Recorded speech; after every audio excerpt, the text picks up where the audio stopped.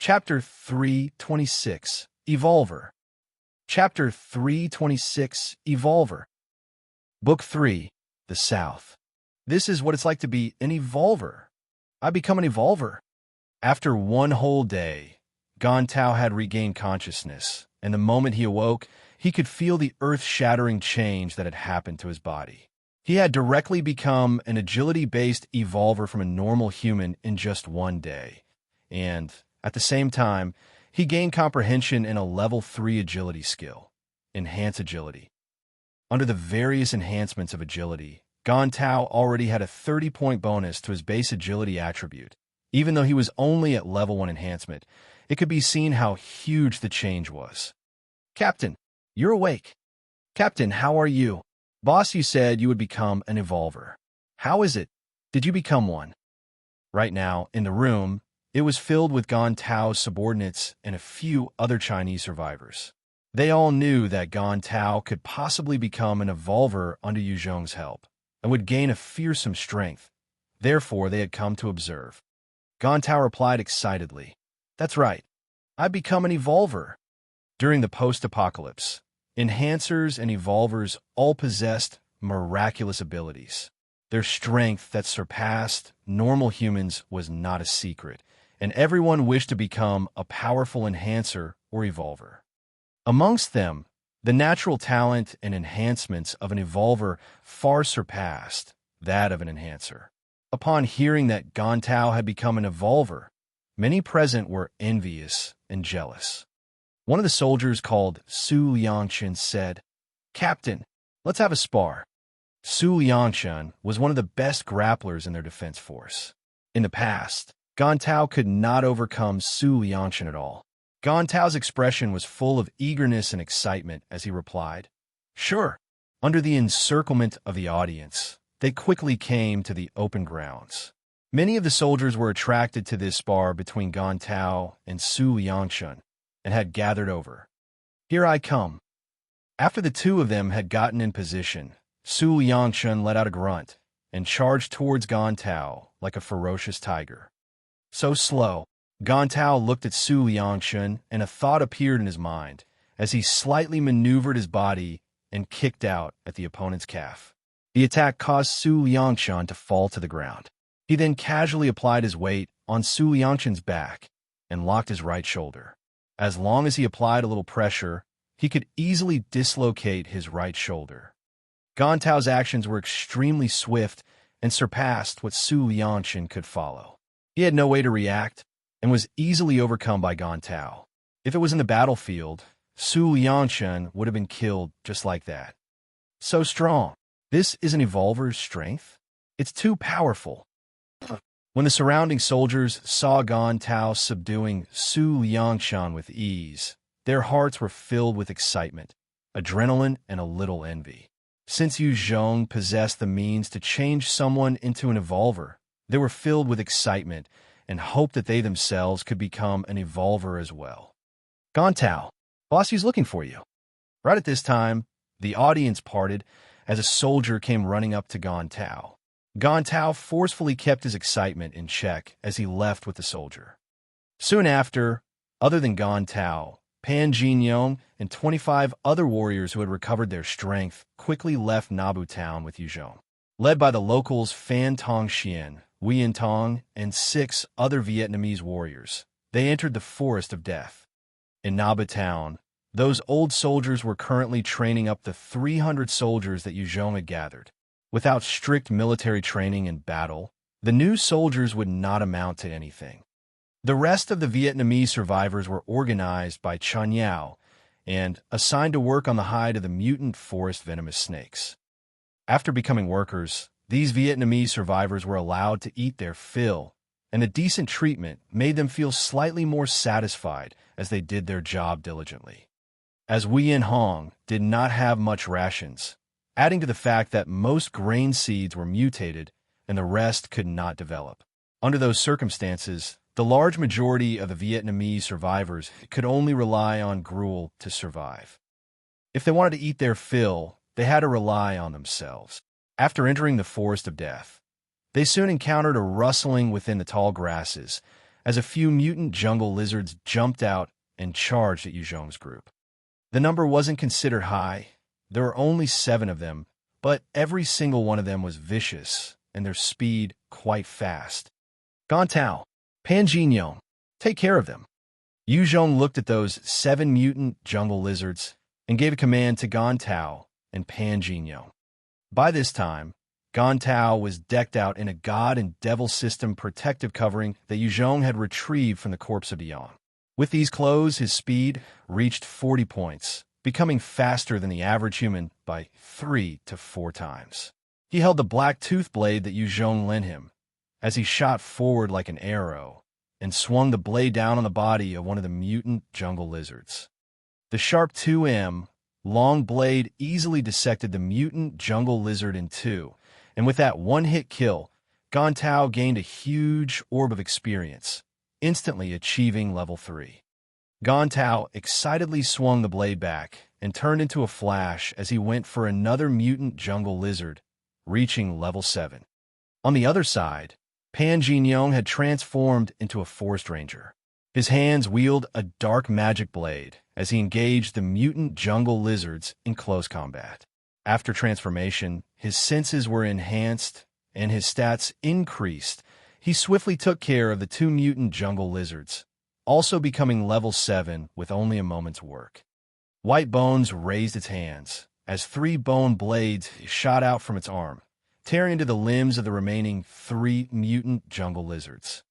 With Yu Zhong's instructions, 3 of the normal soldiers wielding chopping wood knives stepped up and expended some energy to kill the 3 mutant jungle lizards, and also gain some enhancements. However, as it wasn't by their own singular efforts, the EXP was split and they only managed to gain 1 level each. They could not compare to Gontao and Pan Jinyong, who had reached level 7 in 1 shot. Yu Zhong led this small platoon of soldiers as they patrolled about the edge of the forest, hunting down all sorts of mutant beasts, pushing them to become stronger and raising their overall strength. As the Forest of Death had too many huge mutant beasts within its depths, Yu Zhong did not dare venture in too far. Every single type 2 mutant beast was a terrifying existence, and if he wasn't careful, he could cause this small platoon to be wiped out. Yu Zhong led this team of warriors and fought continuously within the Forest of Death for a grueling 7 days. After 7 days of constant battles, the 31-member team lost 2 of their members. As for the rest, they had risen to above level 10 and gained some measure of strength. The ones who experienced the most growth were the Evolver Gontao and Pan Jinyong, who possessed the Forest Ranger transformation skill. Gontao had risen to level 26, while Pan Jinyong had become a level 21 enhancer. After becoming an agility-based evolver, Gontao possessed more potential than the rest. Furthermore, with the equipment Yu Zhong prepared for him, slaughtering ordinary mutant beasts was easy for him. In addition, Gontao was from the military and had received proper military training, and hence he wasn't weak in the first place. That was why he could grow so fast. Evolvers grew faster than ordinary enhancers amidst battles. After raising this team of experts, Yu Zhong could be considered to have an additional trump card. A force consisting of 29 warriors of above level 10 was not to be underestimated. Of course, when compared to Yu Zhong's own special combat force or Wuyan Hong's Wolfang Battalion, they were still far off. Amongst the team, those who could contend with the Wolfang Battalion would at most be the agility-based Evolver Gontao, the Forest Ranger transformation possessing Pan Jinyong, and Chen Yao with her plant manipulation. After 7 days, Yu Zhong led this small team out of the Forest of Death. In order to quickly raise the strength of all of them, they had to venture deeper into the Forest of Death, where the more ferocious beasts reside.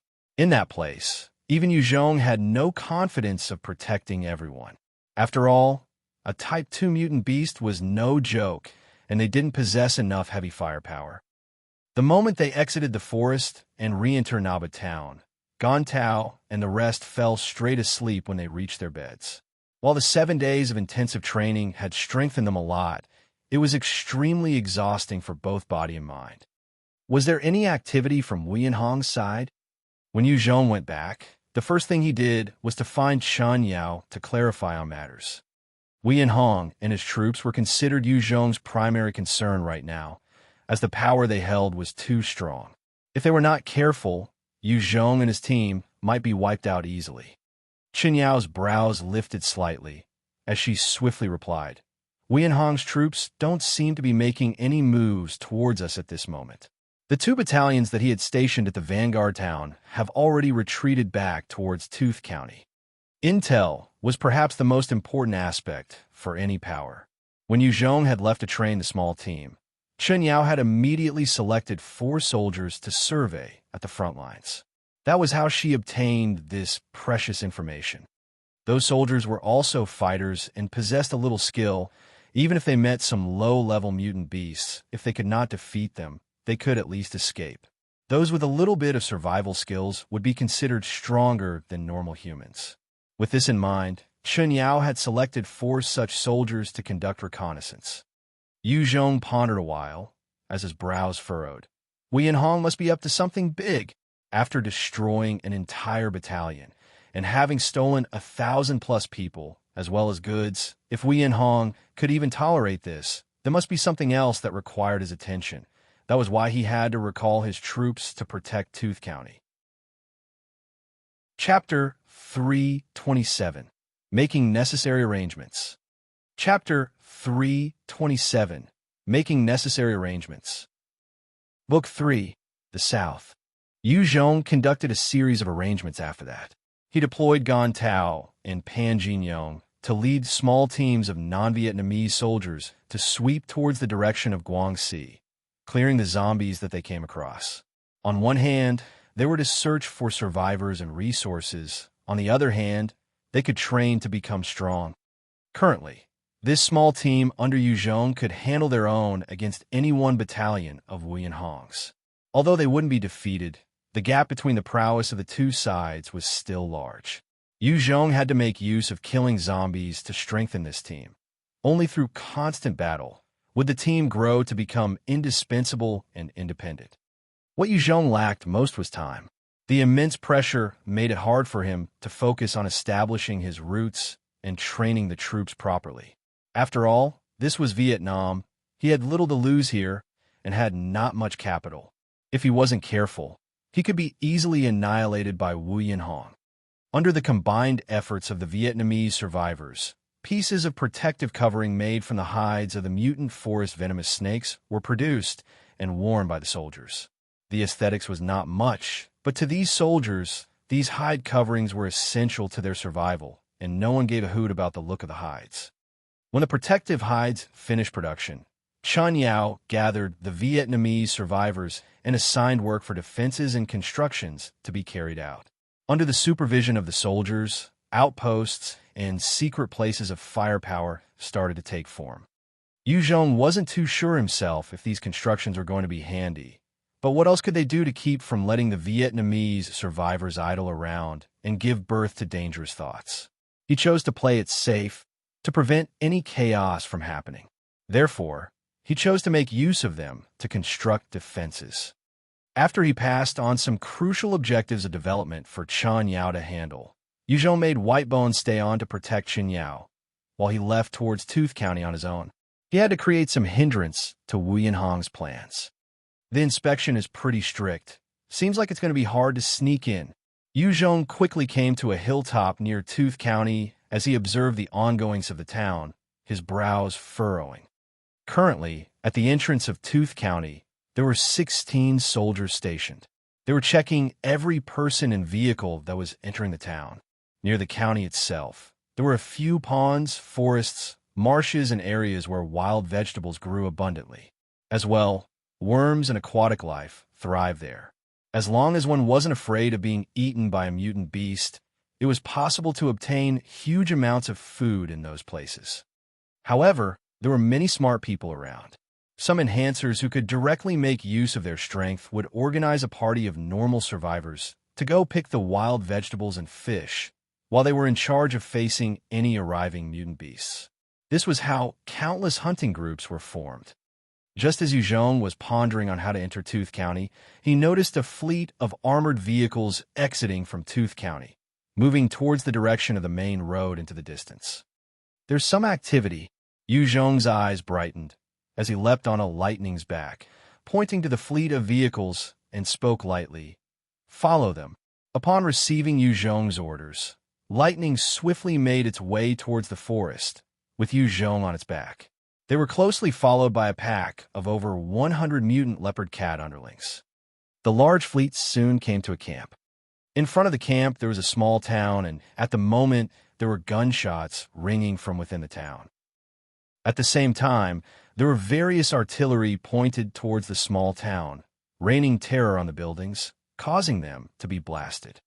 The entire town was engulfed in dancing flames, yet the residents of the town did not seem to be giving up. Instead, they were retaliating with even more ferocity. The gunfire only ceased temporarily when the artillery was raining their rounds. The moment the artillery stopped, the gunfire resumed. The battle within the town was obviously brutal, and the battalion that had just arrived as reinforcements were quickly caught up in the fight. The countless soldiers made their way towards the town in a disorganized fashion. "Good chance. Do it. Lightning, go kill those artillery soldiers." Yu Zhong saw the battalion of soldiers being deployed to enter the fray, and he quickly gave an order to Lightning before taking up his 05 submachine gun and charged toward the battalion of soldiers. Lightning let out a low growl and shot towards the artillery squad like a bolt from the heavens. These artillery soldiers were the most wretched. Because of them, the other party had to struggle very hard. Without the support of the artillery, then the Vietnamese soldiers in the town would have to pay a price 10 times their current losses to achieve the current state of battle. Lightning's speed was way above Yu Zhong even after he had activated his shadow steps, to the point of unbelievable. The 500 m distance was near instantly covered by its movements in a matter of 2 to 3 seconds. *2.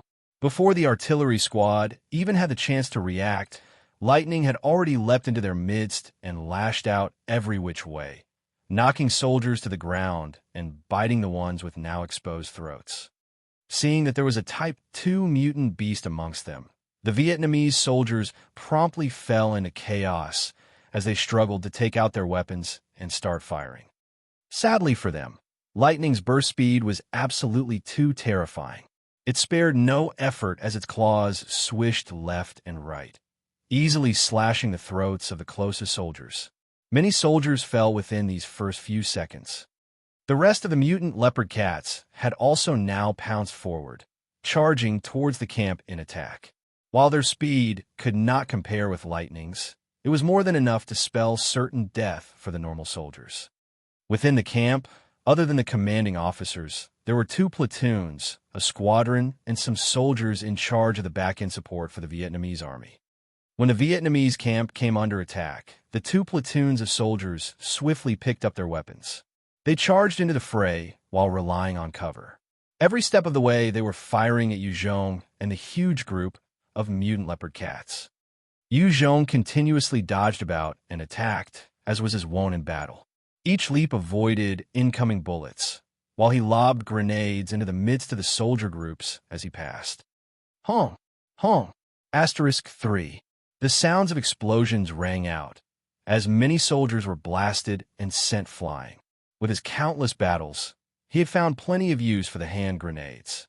So the mutant leopard cats started suffering some wounds amidst the 2 attacking platoons of soldiers, and there were a few casualties already. Near the command center, there were 2 12.7mm heavy machine guns, firing rapidly and causing mass destruction. Under the heavy barrage of firepower, 6 mutant leopard cats were quickly shredded, and 3 others suffered broken vertebrae and lost their combat ability. Just as the 2 heavy machine guns had begun exhibiting their prowess, Yu Zhong appeared from the side. He quickly hoisted a rocket launcher and fired a missile at one of the machine guns. With a flash, the Vietnamese soldier behind the heavy machine gun was blasted to death. After destroying the heavy machine gun, Yu Zhong waved his hand, and a grenade flew over towards the other heavy machine gunner, causing him to face a similar fate, dying together with the exploding machine gun. When the two machine guns were destroyed, and the pressure of the two heavy machine guns was gone, the mutant leopard cats could once again unleash their fury. They suddenly frenzied and engaged in a mad slaughter amongst the soldiers. Facing the ferocious attacks of the mutant leopard cats, the Vietnamese soldiers finally lost their morale and started to abandon their posts as they tried escaping in various directions. They were after all not troops that had gone through many battles, and many of them were still considered normal people. They had only received training for 2 months, and not being able to withstand the attacks of the mutant beasts was extremely normal. Yu Zhong ignored the mutant leopard cats slaughtering the Vietnamese soldiers, his own gaze a chilling cold, as he rushed towards the command center. 30 Vietnamese soldiers quickly rushed out from the command center, 9 of them decked in strange attire. They were either wielding longbows or huge maces, some were even holding large steel shields, their aura very different from the normal soldiers. The 9 of them were experts from the Wolf Fong Battalion, and were specially in charge of protecting the commanders from being killed in any attempts on their lives. The moment the 9 experts appeared, Yu Zhong pulled out his strongest weapon, the PF-98. Without hesitation, he immediately aimed at one of the warriors holding a scepter and fired immediately. With a flash, the rocket landed and exploded on the warriors from the Wolf Fong Battalion, bursting into raging flames. Before that poor guy even got to do anything, he was killed in one shot by Yu Zhong, the scepter in his hands also dropping to the ground. Shit! A huge man bellowed out in rage. Towering at 2M, his hands carrying a huge steel shield that likely weighed a ton, he charged at Yu Zhong like a typical tanker. For other agility-based enhancers also activated their various abilities while running to the sides. They intended to surround him as they started firing their weapons wildly. One of the enhancers activated his Forest Ranger transformation, retrieving the long bow on his back before firing an arrow at Yu Zhong. Even though they weren't in a forest right now, his power was still terrifying even though it wasn't at the max potential. A second enhancer slapped his hands to the ground, activating his earth manipulation skill as sharp spikes exploded out from the ground, aimed at Yu Zhong.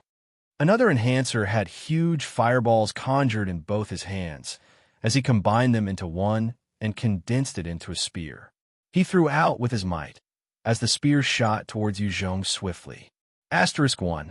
Although Yu Zhong had killed one of their comrades, these 8 experts of above level 30 were absolutely capable of killing a normal level 50 enhancer through their teamwork. Chapter 328, Genuine Ability. Chapter 328, Genuine Ability. Book 3, The South. Yu Zhong activated his shadow steps, his body flashing out of sight. As he dodged the freshly incoming bullets, he zigzagged, evading the numerous earth spikes on the ground. Expertly multitasking, the blade in his hand danced simultaneously and slashed at the oncoming ranger arrow. The destruction of the arrow caused a tremendous repulsive force to explode outwards, sending him 6 to 7 meters back from the point of impact. Thankfully, at the same time, the huge bow and arrow was also destroyed by him. Since Yu Zhong was in the air when the flame spear had flown out in attack, it hit him just as he landed. The blazing spear keenly pierced Yu Zhong in the upper right part of his abdomen before combusting and engulfing Yu Zhong entirely in flames. This explodable flame spear was the true killing move of this small Wolf Fong Battalion team. No one could withstand the flames that could burn everything. Is he dead? The foremost agility-based enhancer threw his spent gun away as he took out a dagger, looking at Yu Zhong consumed by flames, and his heart relaxed a little. The rest of the team also relaxed. Regardless of the expert, facing this team of 9 who worked extremely well together, they had that confidence that the enemy would fall.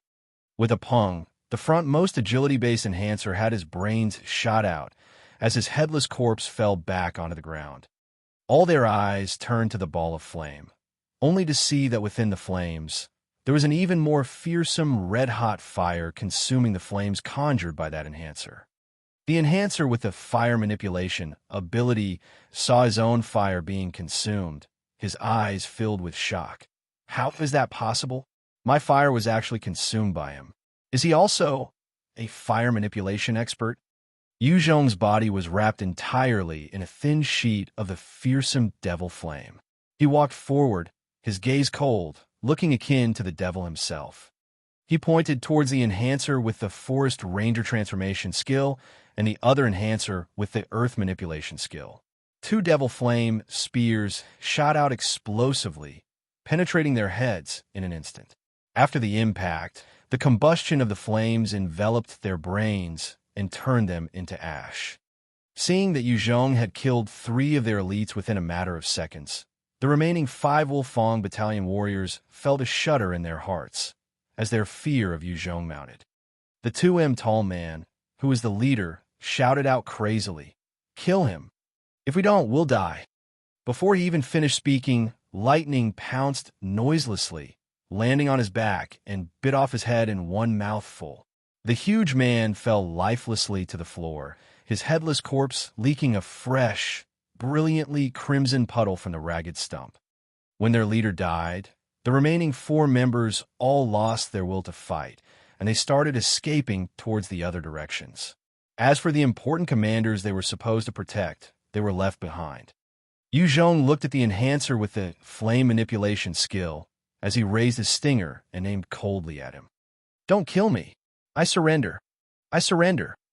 The enhancer felt his heart turn cold as he immediately knelt on the floor and pleaded profusely. Yu Zhong shot 2 of the escaping Wolfang battalion members before coldly gazing at the enhancer with the flame manipulation skill. "Can you speak Chinese? If not, you can go and die." *1. Although Yu Zhong did not understand Vietnamese, the physical act of kneeling and raising hands was universal for surrender. That was why he spared the enhancer at first. Wei Ningwu kneeled and spoke out in haste. Yes, I can speak in Chinese. My name is Wei Ningwu. I am of Chinese-Vietnamese blood, 3/4 Chinese in fact. Please don't kill me." Wei Ningwu was truly a mixed blood of Chinese and Vietnamese descent. Prior to the apocalypse, he was a small-time businessman working on the borders of China and Vietnam. He was extremely glib and well-versed with going with the flow in life. When he had to work for Wuyan, he was a simple Vietnamese. Now facing Yu Zhong, he was suddenly a mixed blood with 3/4 Chinese ancestry. "Follow me." Yu Zhong gazed at him coldly before taking out a .05 submachine gun and charged towards the direction of the Vietnamese commanders. Thoughts raced in Wei Ningwu's mind as he looked towards the corpse of the leader who had been beheaded by lightning in one bite, and his heart trembled before throwing out all the useless thoughts, and he followed Yu Zhong closely. The commanders were mostly normal people, with a few being low-level enhancers. Their escaping speed could not possibly match against Yu Zhong's pursuit, and soon Yu Zhong caught up with them. Yu Zhong did not waste time talking with the commanders and directly used his .05 machine gun and sprayed wildly, killing them all as they fell into pools of their own blood. Wei Ningwu saw how Yu Zhong killed those 20 commanders without batting an eyelid, and his heart turned cold. After killing those 20 commanders, within the entire camp, there were only the mutant leopard cats which were devouring the spoils of war. Yu Zhong brought Wei Ningwu as they walked around the command center, only to discover a small walkie-talkie crackling with an urgent voice. Yu Zhong looked at the walkie-talkie and asked Wei Ningwu, "What are they saying?" Wei Ningwu carefully reported, "Sir, they are from the 7th Battalion. They are currently asking if there are any problems with headquarters." Yu Zhong coldly ordered, "Very good. Tell them now. There are 3 battalions with unknown equipment currently attacking headquarters. Let them all retreat and protect the command center. Otherwise, their retreat will be cut off by these unknown forces." Wei Ningwu's heart trembled. Without any hesitation, he replied, "Yes." After which, Wei Ningwu quickly proceeded to use Vietnamese and spoke frenzily into the walkie-talkie, ordering for the retreat of the 7th Battalion, which was currently attacking the small town. The 7th Battalion had heard the sounds of gunfire and explosions from the command center. Now hearing Wei explanation and order, they had no more doubts. They quickly pulled back from the small town and retreated in a frenzy towards the camp in order to protect their way back. In this small town, Wuyan had deployed a total of 3 battalions of power. The 7th Battalion was the aid sent as reinforcements. The moment they pulled back, the other 2 battalions were thrown into chaos as they panicked and demanded the reason for withdrawal.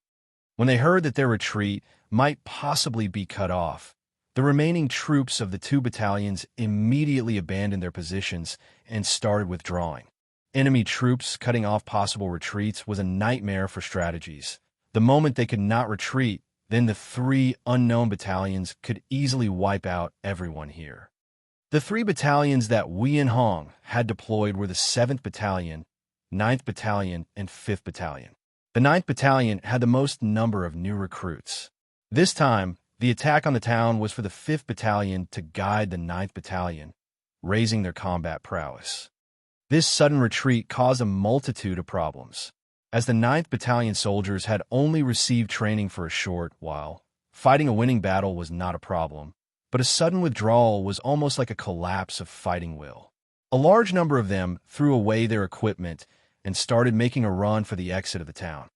When the Vietnamese soldiers were trying their best to escape, the leader in the small town saw his chance and immediately organized 2 platoons of elite soldiers to start their counterattack on the Vietnamese soldiers.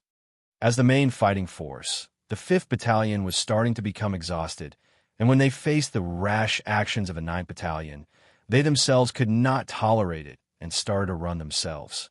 In the end, their retreat was chaotic and lacked all sense of order, as a number of soldiers were killed in their attempt to escape. The remaining soldiers of the 7th Battalion, 9th Battalion, and 5th Battalion abandoned the armored vehicles and ran out of the small town. Just as they had made their way out, Yu Zhong had already summoned White Bones from far away, as he himself activated Shadow Steps and brought lightning and a 100+ mutant leopard cats charging towards the 7th Battalion. When Yu Zhong charged into the midst of the 7th Battalion with his hands wielding his 05 machine gun, he activated his Art of Fear, casting it in a wide radius while firing wildly, and the huge spirit attack blanketed the entire area without restraint.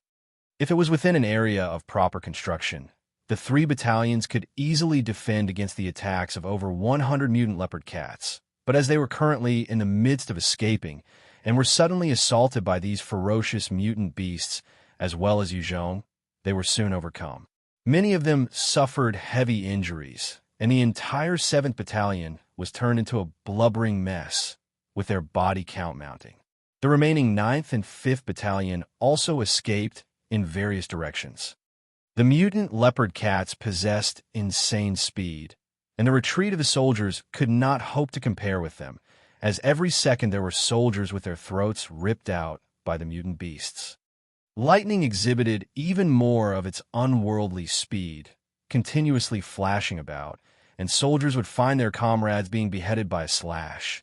After a mere 10 seconds, 15 soldiers had already lost their lives. Lightning's slaughter of the soldiers was at a terrifying speed compared to Yu Zhong. The moment the soldiers of the 7th Battalion collapsed, their remaining soldiers were slaughtered by the mutant beasts.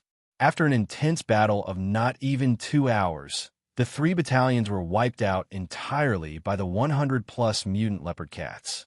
A few fortunate survivors escaped to the forests, surviving the attacks of the mutant leopard cats. Wei Ninghua had been following by Yu Zhong's side, and upon witnessing the utter annihilation of the 900-strong army at the hands of these 100-something mutant leopard cats, he was filled with a renewed fear of Yu Zhong. What is this man? Too scary. How can he command such terrifying mutant beasts? Chapter 329. Eliminate the remaining troops. Chapter 329. Eliminate the remaining troops. Book 3. The South. Yu Zhong led the group of mutant leopard cats and engaged in a thorough slaughter of the 3 battalions before he met with a representative from the town. The middle-aged man walked out from the town and eyed the more than 100 mutant leopard cats behind Yu Zhong. His tone was extremely respectful as he said, "How do you do, sir? I am Zhang Weiyang. Thank you for lending a hand. May I ask how should I address you?" Vietnamese. Hearing Zhang Weiyang's Vietnamese, Yu Zhong frowned, and his face turned cold. He felt a little disappointed as well. In this region, the Vietnamese didn't look at the Chinese kindly, just like there were similar Chinese provinces. Lastly, these Vietnamese that he saved might not be anybody good as well. He felt a little upset and was starting to consider if he should kill all the survivors within the town cleanly to prevent a pointless hate war in advance. In these antagonistic parts, it was hard to convince the Vietnamese to accept Yu Zhong as a leader. He didn't dare to trust them too much as well. Since this was the case, he would consider killing them, rather than allowing them to be absorbed as part of Wuyan Hong's forces. After all, with every increase in strength of Wuyan Hong, it would spell additional trouble for Yu Zhong. Zhang Weiyang heard Yu Zhong's Chinese and immediately replied in fluent Chinese, No, we're Chinese. We're from the Chinese Association." Yu Zhong then relaxed before replying, "I'm Yu Zhong. Is Zheng Chong present? If he is, let him speak to me." Yes, he's here. I'll bring him here now." Zhang Weiyang then heaved a sigh of relief. As long as there was someone familiar to handle things, it would become easier. He was after all an astute person, and he could detect the rising killing intent from Yu Zhong when he had spoken Vietnamese. Zheng Chong walked out of the town quickly soon after, his entire body covered in ash, his eyes bloodshot, and his expression one of exhaustion. The moment he saw Yu Zhong, he became excited. "Yu Zhong, it really is you. Much thanks for your help. If it wasn't for you, I'm afraid the Chinese Association would have been wiped out this time." Zheng Chong then caught sight of the 100-something mutant leopard cats and lightning behind Yu Zhong. His eyes flashed with passion. "Are you controlling these mutant beasts? Holy shit, you're amazing. How did you do it? Can you teach me?" In this part of Vietnam, there were forests, swamps, marshes, and the number of mutant beasts running around rampant was truly terrifying. If one could learn how to tame and control mutant beasts, although it would be hard to claim to that they could subdue the world, one could still have some capital and trump cards. Yu Zhong chuckled before gesturing to Lightning. Lightning let out a snarl before it quickly disappeared into the forest. Its little brothers also followed suit. "That I can't do," Yu Zhong directly rejected, and as he looked at the equipment left behind by the 3 Vietnamese battalions, said to Zheng Chong, "These equipment are mine. Can you get someone to collect them for me? Wei Ningguo, stay here and look after this." Wei Ningguo replied with utmost reverence, "Yes, sir." Zheng Chong blinked as his gaze turned different before speaking softly. "Yu Zhong, this isn't too good, right? We had fought quite hard within the town, and a number of our brothers have died. This equipment, we do deserve to share some, don't you think? What's more, what are you going to do with all this equipment on your own? You can't take them away anyway." There were, after all, armaments, and more left behind by 3 entire battalions. There were even a few heavy artillery. These equipment and weapons were enough to make anybody's eyes go red in these post-apocalyptic times. Yu Zhong just opened his mouth to lay claim on these items, and it didn't sit too well with Zheng Chong. Yu Zhong's expression immediately frosted over, and his tone became overbearingly cold. "Zheng Chong, your words are wrong. If it wasn't for my efforts to save you guys, your Chinese Association may only have had a few experts left this time. In fact, you might not even be alive to try and negotiate with me. Don't tell me that the price for saving all your lives is worth less than these 3 battalions worth of equipment." If he had saved a white wolf, Yu Zhong wouldn't mind using his own knife to kill it if it had no conscience. These 3 battalions worth of equipment could not be given away freely. With this equipment, as long as Yu Zhong found enough survivors, he could start equipping them to enlist into his force. Without equipment, even if he did find people, he could only treat them as cannon fodder. Hearing Yu Zhong's stern lecture, Zheng Chong's face turned ugly. He was not someone who forgot the gratitude of being saved. However, the importance of the equipment was too huge. If the Chinese Association could get their hands on these equipments, it would greatly bolster their fighting strength. In the end, he managed to suppress his greed as he replied in a heavy voice. Yu Zhong, the Chinese Association people are not ungrateful. This equipment belongs to you. I will get someone to help you gather them. Although they could not get the equipment, if they could receive the support of Yu Zhong, who could control mutant beasts, it wasn't too bad of a deal to the Chinese Association. Yu Zhong then revealed a smile. Good. You're a friend worth having. I won't let you guys get the short end of the stick, though. I can give you guys a platoon's worth of equipment. Out of the artillery platforms, I can gift you 2 of them with 20 shells. If you guys can offer me reasonable prices, I don't mind selling more to you guys, but the maximum is a battalion's worth. Zheng Chong's eyes lit up in excitement. Like this? Thanks. Yu Zhong, really, thank you so much. Come with me and have a sit in the town. Our president and the committee would like to meet you. The Chinese Association was really lacking in weapons and equipment. Many of the warriors were still using primitive weapons like knives, watermelon knives, butcher knives, long spears, etc. If it wasn't for the fact that they lacked weapons, they wouldn't have been forced to a corner by Wuyan forces, almost to the point of collapse. The single platoon worth of equipment was really precious to them. Yu Zhong smiled and said, I too would like to meet the heroes of the Chinese Association. A few Chinese survivors walked out from the town, and they started to gather the equipment of the Vietnamese soldiers before packing them together under orders. Wei Ninghua became Yu Zhong's representative to oversee these Chinese survivors. In that small town, within an office, a middle-aged man with a refined temperament, his looks imposing and dashing, bowed towards Yu Zhong, and he spoke with sincerity. How do you do? Yu Zhong, I am Xu Wuyan, the president of the Chinese Association. I'll take it upon my humble self to thank you on behalf of the 1,300 Chinese people within our association. Thank you for lending us a hand in our dire times of need. If it wasn't for you, I'm afraid every single one of our Chinese people here would end up under the whip of Wuyan, that beast. The Chinese Association had no shortage of experts. There were even 2 evolvers amongst them, but they lacked heavy weaponry.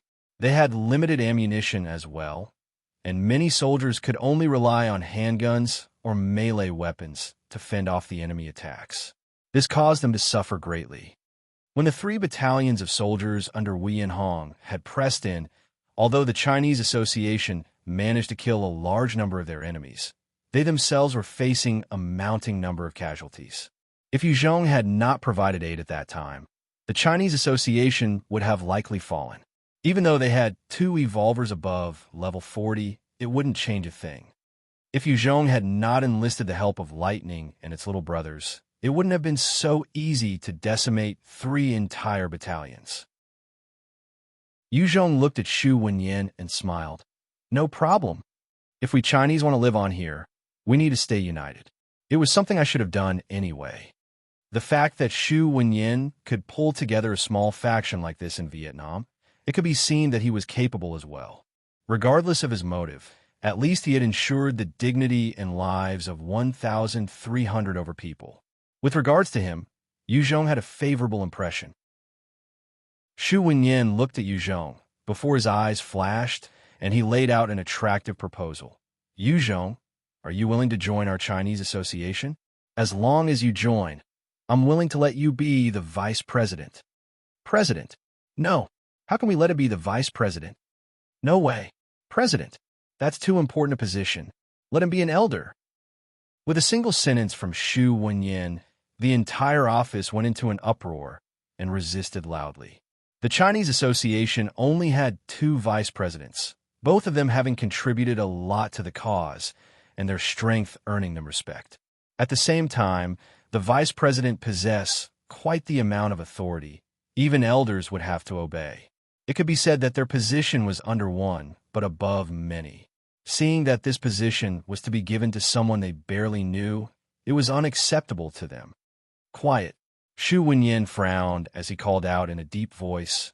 He truly had the prestige. With just a single word, all the upper echelons quieted down. although dissatisfaction could still be seen in their eyes. Xu Wenyan looked to the two vice presidents beside him. Xingchuan, Tiger, what are your thoughts? The Chinese Association had a president and two vice presidents. The president was Xu Wenyan, and the two vice presidents Wang Xingchuan and Tiger Chu. Amongst them, Xu Wenyan and Wang Xingchuan were evolvers and possessed great might. Tiger Chu was also an evolver of above level 40, with countless battles and experience under his belt. He had helped the Chinese Association on many occasions, thus earning merit and rising through the ranks. Xu Wenyan could not ignore their views and just offer the position to Yu Zhong straight away. Wang Xingchuan was a skinny, tanned-looking middle-aged man, his appearance a little wretched. He pondered a while before softly speaking. I'm for Yu Zhong becoming a vice president. Xu Wenyan's gaze then turned to Tiger Chu, a stout and muscular man, with a face full of scars. Chapter 330, The Chinese Association. Chapter 330, The Chinese Association. Book 3, The South. Tiger Chu lifted his head and looked at Yu Zhong as he nodded and said, I also approve of Yu Zhong to be a vice president. When the president and even the vice presidents have agreed for Yu Zhong to be a vice president, the elders could only shut up and look at Yu Zhong with envy. I'm sorry. I don't wish to join the Chinese Association. Let's just remain as allies. Right at this moment, Yu Zhong smiled and declined. If Yu Zhong was to join the Chinese Association, then the 3 battalions of equipment would be handed over to the Chinese Association without any conditions. Furthermore, he did not have enough prestige within the Chinese Association and no subordinates. If he wanted to gain some actual power and authority, it would be an uphill task. If Yu Zhong wanted to control the Chinese Association, he needed to ensure that he first captured the hearts of Xu Wenyan, Tiger Chu, and Wang Xingchuan. To him, this was too troublesome. He would rather remain an ally. That way his position was more carefree, and he could do as he pleased. Zheng Chong had a look of shock as he spoke hastily. Yu Zhong, aren't you going to consider? It is the position of vice president after all. Zheng Chong and Yu Zhong's relationship wasn't too bad, and he wished for Yu Zhong to join the Chinese Association very much. With his strength, joining the Chinese Association would help to bring up the strength of the Chinese Association.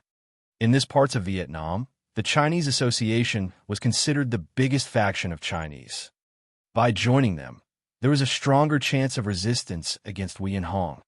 Xu Wenyan's sharp eyebrows raised as he spoke directly. Yu Zhong, do you have any burden? We are after all good brothers here. As long as you join us, I believe we will be able to get along well. Yu Zhong shook his head and insisted. I'm sorry. I'm really not interested in joining. Let's just discuss on the issue with the equipment. I'm willing to sell 3 platoons worth of equipment. President Xu, what will you guys be willing to offer for it? Xu Wenyan broke out into a warm grin and said, Yu Zhong, just call me Wenyan. You're someone worth befriending. Even if you don't want to join us, you're still a good friend of ours. We will never forget the kindness that you've shown by saving our lives today.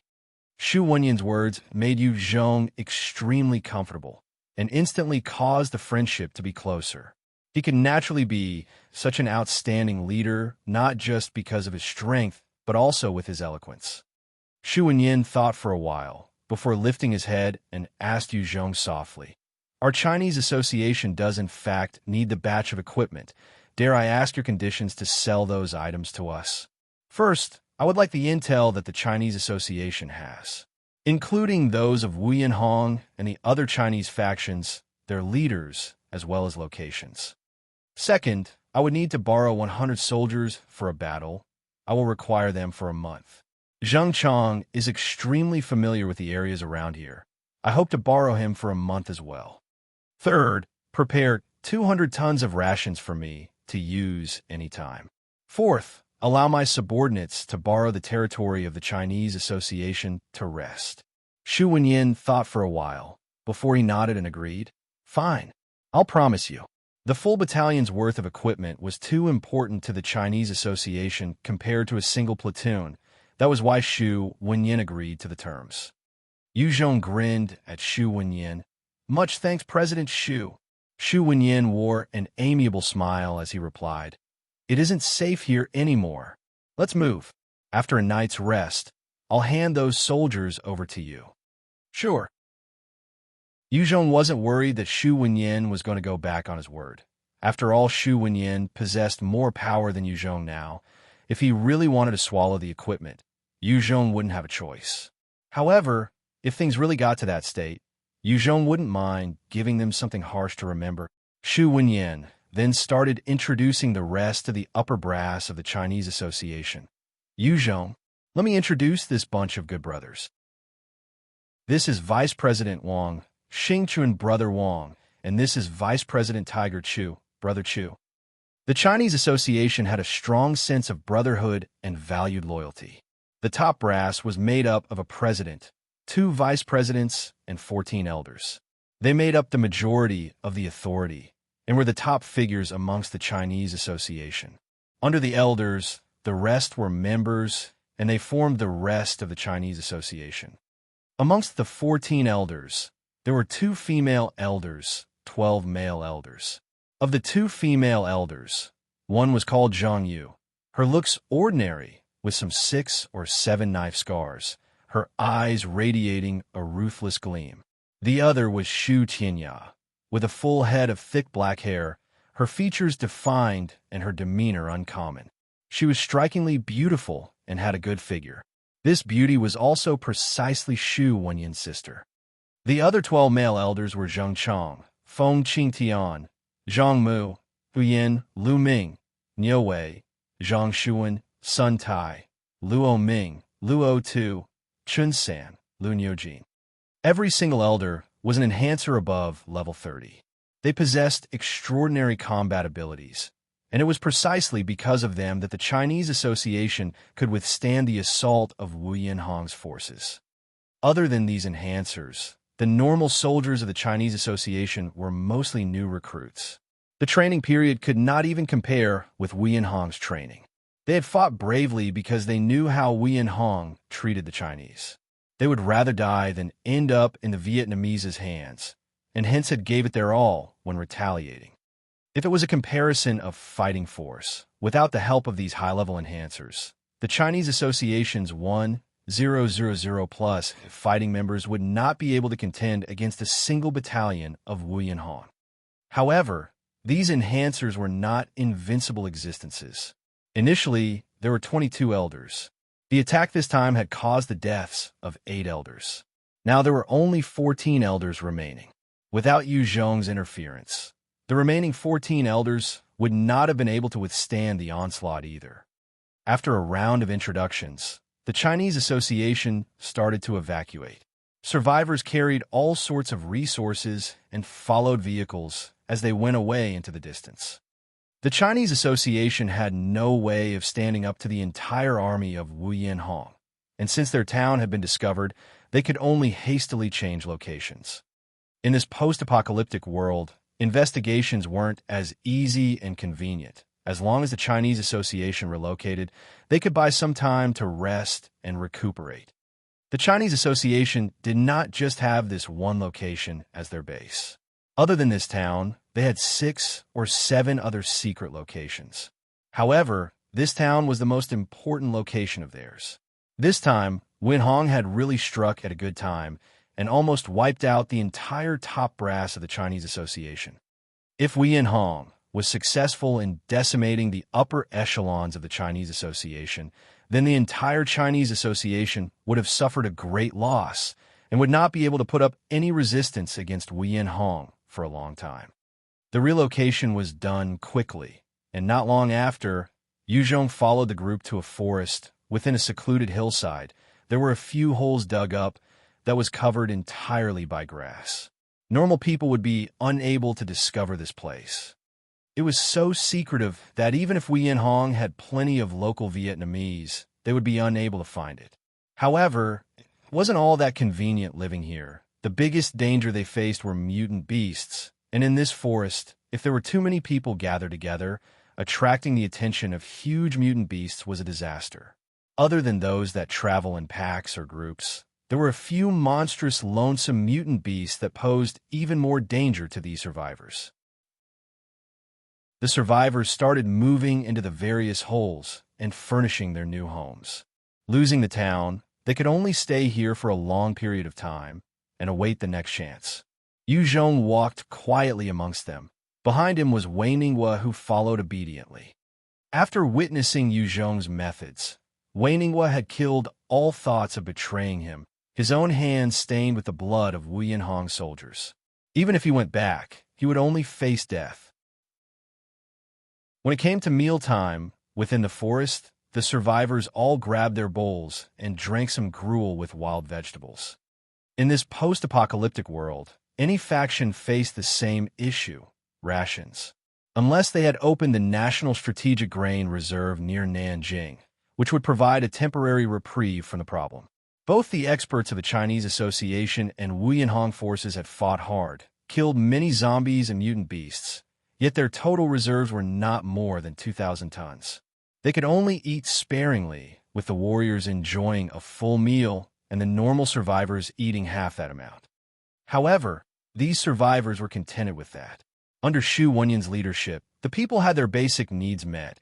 If they were to fall under Wuyan hands, then the males would definitely be tortured and tormented as slaves till death, while the women would be treated like playthings. After being raped and tormented, they would be turned to meat and eaten. When Yu Zhong and Wei Ninghua walked by, those survivors would look at them with a face of envy and respect, not because Yu Zhong was the one who saved them. No one knew who was other than the top brass. Instead, it was that both Yu Zhong and Wei Ninghua were carrying AKs on their back, loaded with bullets. In this post-apocalyptic world, it was many survivors' dream to become a soldier. However, not everyone got to be one. A short figure looked at Yu Zhong and Wei Ninghua as she crept behind stealthily and nimbly stretched out her right hand towards Yu Zhong's pocket. Chapter 331, Thief. Chapter 331, Thief. Book 3, The South. If the target was a normal person, the little shadow would have made off with the contents of the pocket already. However, Yu Zhong was a fearsome person with truly inhuman speed. He casually intercepted the small hand of the thief and coldly said, "What do you think you're doing?" Yu Zhong looked carefully at the little figure, discovering that it was a kid. Her entire face was grimy and covered in ash. Even her hair messy and all over the place, with specks of mud in it, various long strands covering her face. Her clothes were in tattered pieces. Yu Zhong frowned and spoke, "Thief." The kid saw that Yu Zhong had grabbed her right hand, and her eyes flashed with fear as she started struggling and shouted, "Ah, let go of me. I'm not a thief. I'm not a thief." As the child was struggling and protesting, Wei Ninghua pulled out a handgun and pointed it at her head. As he spoke coldly in Chinese, "Shut up. Keep your cool and wait for our boss Yu to handle you. Otherwise, I'll blast your head apart." In these post-apocalyptic times, human lives were really cheap. Be it the elderly, women, or kids, as long as they angered a person of power, forfeiting their lives was a normal occurrence. Concepts like society and juvenile courts didn't really apply anymore. There were even maniacs and perverts out there who enjoyed torturing kids. Wei Ninghua, having been part of the Wolf Fong battalion himself, had never allowed the killing of people to burden him, even the murder of kids. As the child looked at the gun pointing at her head, her expression full of terror, she dared not make any more sounds. She had seen the plight of countless pitiful children. She was clear that some people had gone beyond their rationality, and if this person in front of you was like them, if she was not careful, she might just lose her life. What happened? Following a sweet voice, Shu Tianya, Zhang Shuwen, Wuyan appeared. The voice belonged to the beauty Shu Tianya. Yu Zhong pointed to the dirty little rascal that looked like a beggar and said to Shu Tianya, "Miss Shu, how are you guys doing? I'm not sure how the Chinese Association deals with people who steal. This little fellow here tried to steal my things and was caught red-handed by me." Shu Tianya's gaze immediately turned suspicious as she turned towards the child and asked with an overbearing pressure, Is it true? Did you try to steal his things? The beggar hesitated a while before nodding. Yes. Shu Tinya sighed, and her gaze turned complicated as she looked at Yu Zhong and said, Yu Zhong, here, if a thief is caught, you can choose to beat the thief to death on the spot, or claim him or her as your slave. However, once he or she becomes your slave, rationing will be under your care, and it will no longer have anything to do with the Chinese Association. Yu Zhong frowned lightly as he thought, slave. Things are done like that here? In this post-apocalyptic world, many factions were very harsh on robbers and thieves. If there was such behavior during a battle, if one was caught, he would immediately be executed. If it was during a lull period, Yu Zhong's first cause of action would be to throw the person into the scum battalion, leaving the person's fate to dying in battle or fighting in enough battles to regain his freedom. The way things were handled here were slightly different, the fate being left to the hands of the master. In the eyes of the people within the Chinese Association, this punishment was extremely harsh already. After all, there was no way of making things worse than it already was in this post-apocalyptic world. Yu Zhong frowned as he took a look at the little rascal again, like as if he was looking at a burden. A child could only bring more trouble for a faction that does not have too much of a support. Unless the child happened to be like Yao Yao, a natural agility-based evolver. The kid looked at Yu Zhong, gazing down with a frowning expression, and immediately kneeled down in fright, hugging Yu Zhong's legs and begged, Don't kill me, please. Please, uncle, I'm willing to be your slave. Don't kill me. Yu Zhong took one more hard look at the little rascal grabbing his leg, and he waved his hands at Weningwa. All right, I'm accept you then. From today on, you're under me. Weningwa received the order and took out the bag behind him, before pulling out a few small cakes and a bottle of milk for the little kid. The moment the kid received the cake and milk, she unceremoniously ripped the packaging open and started to take big bites and gulps. The cake and milk were extremely luxurious items in the new world, and if one wasn't careful, it would be snatched away. When the various kids of the Chinese Association saw that the thief was able to eat such good stuff when she became Yu Zhong's slave, their eyes went red. They wanted to eat cake and drink milk too. The kids walking about started to converge towards Yu Zhong's location. Yu Zhong looked at the kids, and he smiled at Shu Tinya. Miss Shu, I'll leave you to handle these guys. Shu Tinya's eyes flashed with a strange gaze as she looked at Yu Zhong and replied coyly, Yu Zhong, if you continue to call me Miss Shu, it's too polite. Call me Tinya, or I'll take it that you don't see me as a friend. Yu Zhong chuckled. Fine, Tinya, I'll trouble you with them then. Hearing Yu Zhong calling Shu Tinya by a first-name basis, Zhang Shuwen and Wuyan both felt incredibly jealous. Both had been pursuing Shu Tinya for a long time, and they were clear only those who she viewed capable of her standards could call her by name.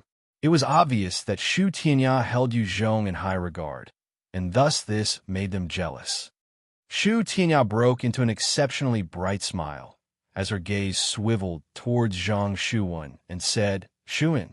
Zhang Shuwen immediately pulled out a gun as he pointed it at those kids, his expression stern and fearsome.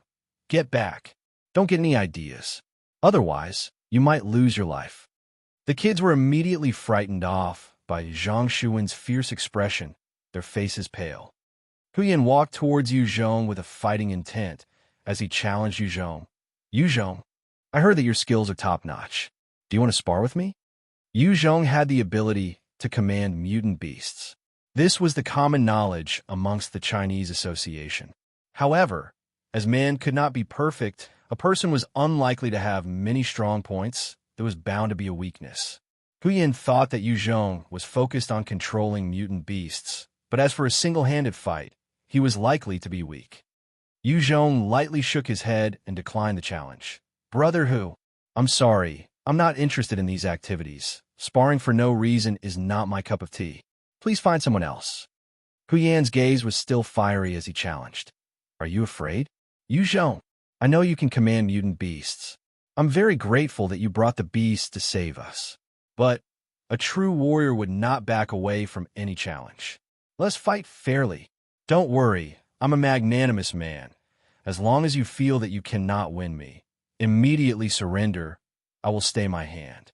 I would definitely not do any despicable thing. Wuyan truly felt grateful that Yu Zhong brought the beast to save them. However, he was even more adamant on proving his worth in front of Shu Tianya, and showed that he was definitely above Yu Zhong. Yu Zhong was at most lucky and managed to gain the ability to control mutant beasts. Yu Zhong laughed mildly before casually replying, "All right, I admit defeat. It's your win, brother Hu." Yu Zhong really did not want to waste his energy on this type of aimless fight. Hearing Yu Zhong's indifferent dismissal, his face turned red, and he gripped his fists tightly, till even the veins could be seen, his body trembling with rage. Hearing Yu Zhong's declination, even Shu Tianya felt a huge disappointment. She was extremely curious about this young hero who could command over 100 mutant beasts, and was commended by Zheng Chang as though he was a god. Now that Yu Zhong had refused, she was extremely let down. Zhang Shuan eyed Yu Zhong and asked softly, "Yu Zhong, just now you said that you're not interested in a challenge without any aim. Why don't we do it like this? As long as you can win Wuyan, then he and I will listen to you for an entire month. If you lose to him, then the 300 tons of rations offered to you by the Chinese Association will be reduced to 200 tons. How about that?" Zhang Shuan was smarter than Wuyan and saw through Yu Zhong's words, and hence decided to offer some terms to test Yu Zhong. Zhang Shuan and Wuyan were both enhancers above level 30 and possessed battle experience. If Yu Zhong could gain them as his followers for a month, he could accomplish a lot more. Yu Zhong pondered for a while before agreeing, "Fine, I accept. Brother Hu, are you okay with this suggestion?" Wuyan was extremely confident as he proposed his own conditions. "I accept, but you cannot use the mutant beasts you command. If you command them to attack me, I am not a match for the Type 2 leopard cat." Yu Zhong replied deeply, "Not a problem. I won't use any mutant beasts." Wuyan replied, "Good, let's go." Yu Zhong followed Wuyan towards a location which was specifically set up for training. This arena was meant for the different experts within the Chinese Association to exchange pointers. Many of them would challenge each other and raise their own abilities and discover more skills. Yu Zhong and Wuyan spar soon garnered the interest of the people nearby, and the experts all gather around to spectate. Shu Wenyin looked at the two of them within the arena as he asked his vice president Wang Xingchuan, "Xingchuan, who do you think will win this match?" Wang Xingchuan looked at the two of them as he evaluated silently, before saying, "Wuyan is the most likely victor. If Yu Zhong doesn't use his ability to command mutant beasts, he most definitely isn't Wuyan's match."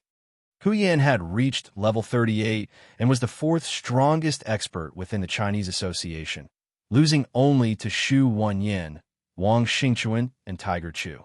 He had his close combat skills enhanced to level 3, and within this arena, even Shu Wenyin would lose to him if he wasn't careful. Chapter 332, Ready for War. Chapter 332, Ready for War. Book 3, The South. The arena was simply too small. Exchanging moves in such a location was extremely advantageous for close combat specialists. As for those summoners, magic and abilities-based enhancers, they would be at a disadvantage. An enhancer with this sniper specialization would be able to take down a close combat specialist from a distance of 2 kilometers. However, in this arena, it would take only a second for the reverse to happen. Shu Wenyin and Wang Xingchuan acknowledged Yu Zhong's abilities, but they didn't think that Yu Zhong would stand a chance against Wuyan. Shu Wenyin then asked Tiger Chu, "Tiger, what do you think?" Tiger Chu was also, after all, one of the mainstays of the Chinese Association, and he had the experience and eyesight to discern potential. Tiger Chu thought for a while, and a strange gleam appeared in his eyes as he said, "I feel that Yu Zhong would most likely win." Shu Wenyin frowned slightly and kept his thoughts to himself. Around the arena, people had gathered and everyone's eyes were on them. "Watch out, Yu Zhong!" Wuyan roared out, as a strange glint appeared in his eyes, and he started executing a strange set of footwork towards Yuzhong. Originally, Wuyan possessed an impressive speed of 70 points, but through his footwork, he suddenly appeared right in front of Yuzhong like a lightning bolt out of a blue sky, as his hands reached viciously towards Yuzhong's arms. Wuyan's speed was swift and decisive, to the point of abnormal. The moment one was caught by him, he could dislocate the joints of the person just by exerting extra strength. Even the President Xu Wenyan had to admit defeat when facing this move. Just as Wuyan appeared in front of Yuzhong, Yuzhong's eyes flashed, and he activated the Art of Fear skill in an intense spirit attack assaulted Wuyan. At that instant, Wuyan felt himself entering hell, as countless heat waves rose from the ground and his body was splattered by boiling oil, causing his skin to suffer numerous burns. This is an illusion. Wuyan was also a warrior with a stout heart and countless experience, and he maintained his calm during his pain. He bit down on his tongue, and with the help of the pain, he managed to extract himself from the illusion. "You've lost." Wuyan had just opened his eyes and heard Yuzhong's cold voice, whose hands were placed on his neck. As long as Yuzhong decided to squeeze, Wuyan would find his windpipe choked. "I admit defeat." Wuyan had a look of disbelief as he said. If it were a life-and-death battle, he would have been killed on the spot. Although he loved to battle, he wasn't a hothead who didn't know when to retreat. If he insisted on continuing, things would just get ugly. All the experts present saw Wuyan pouncing towards Yuzhong, and just as he had almost grabbed his hands, he suddenly stopped moving, and his throat was easily grabbed by Yuzhong. With Wuyan's skills, it should have been easy for him to dodge Yuzhong's move and still engage in a counterattack, but no one expected for him to stand there without resisting, causing everyone to be shocked. What power! Truly fearsome. Who knows how many other trump cards he's hiding? When all the experts of Chinese Association saw that Wuyan was so readily subdued by Yuzhong, their hearts were all filled with shock. Wuyan's close-quarter combat skills were renowned amongst them, having been enhanced thrice. Now that he actually lost to Yuzhong, their fear and admiration for Yuzhong's strength grew. It appeared Yuzhong could command mutant beasts, and his own fighting capabilities were terrifying as well. He was simply an untoppable existence. Xu Wenyan took a long look at Yuzhong, and his eyes contracted as his expression was one of regret. If this expert could be used by him, the Chinese Association would grow 3 times in power. Wuyan called out with a little dejection, "I'm willing to admit my loss. From now, Zhang Shuwen and I will listen to your commands for a month." "Good." Yuzhong nodded lightly. In this month, he will have 4 enhancers, including Pan Jingyong and Wei Ninghua, above level 30, as well as 100 warriors of the Chinese Association. It was a decent-sized power, and with it, Yuzhong could utilize them to cause problems for Wuyan Hong. After an entire month, Gantao should have trained up a batch of soldiers after grueling combat against the zombies. By then, Yuzhong wouldn't be fighting a battle against Wuyan Hong alone anymore. After defeating Wuyan, Yuzhong brought the little kid and Wei Ninghua back to where they were staying. In this forest, even though Yuzhong was a distinguished guest of the Chinese Association, he could only bring them into a hole that was made in the mountain. There was a stone bed and some simple essential life tools within the cave. On the stone bed, there was a layer of straw to act as a mattress. It was considered an extremely decent treatment as compared to the rest. The other normal survivors could only curl up in a patch of grass. Not many could get to use a stone bed.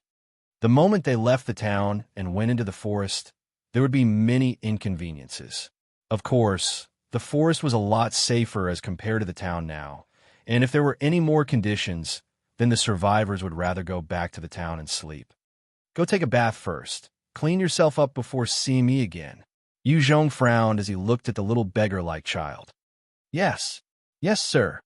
The child looked at Yuzhong a little timidly, before going over to where a few buckets of water was prepared for bathing purposes and started to wash herself. Yuzhong then stared at Wei Ninghua and asked directly, "Wei Ninghua, tell me all you know about Wuyan Hong and his troops." Wei Ninghua replied respectfully, "Yes, sir. I will tell you everything I know. Wei Ningguo was after all an elite of the Wolf Fang Battalion, and knew much more than most common people. Yu Zhong also had Li Bingyan back at the base with him, just that he didn't know if he could trust her intelligence. As for the things that Wu Tong knew, it could not compare to someone who was in the know like Wei Ningguo. Sir, I'm done. Right as Wei Ningguo was explaining about the situation vividly, a bright sound came from the side. Yu Zhong turned around, only to see a small petite little girl, with a lush head of hair, exquisite features, and slightly yellow skin standing in front of him. Yu Zhong was a little taken aback as he asked, "What's your name? And how old are you?" Yu Zhong never imagined that this little dirty thief with such guts to steal from him was actually just a cute little girl. "I'm called Ming Jiejia. I am 12 this year. After December, I'll be 13. My parents are Chinese. I know how to speak Vietnamese, and I know how to read as well. I can wash clothes, cook, and help to massage. From today, I'm your slave. I will listen to you well. Whatever you require of me, I'll do to the best of my abilities." Ming Jiejia spoke out docilely as she presented her worth. In this post-apocalypse world, those with no value would be eliminated quickly. Ming Jiejia was clear on the rules of the current world now. Even if it was under the leadership of Shu Wuyan, the harsh realities of the world still existed. Only when a new prim and proper order was established and new systems and laws were in place could the law of the jungle be replaced. Yu Zhong hesitated before asking warmly, "Ming Jiejia, I will rescind your status as a slave and allow you to go back. How about that?" Ming Jiejia was just a little girl with no combat power. She could not be put to use, and without a stable place, bringing her along would create problems. Yu Zhong had taken her in because he did not want to kill her for no reason. Yu Zhong was after all molded into a decisive and ruthless leader. He was not someone who spared his enemies, regardless of who they were. Yet he was not an animal that killed without reason, and he could not bear to allow a young life to be wiped away in front of his eyes. Ming Jiejia immediately quivered and kneeled in front of Yu Zhong, her eyes filled with tears as she begged, "Sir, what did Jiejia do wrong? Please don't chase Jiejia away. If Jiejia leaves Master, Jiejia will die. Please, please, Master, keep Jiejia. Jiejia will give her all to serve you." Yu Zhong had just given her cake and milk, and she did not want to leave such a generous master.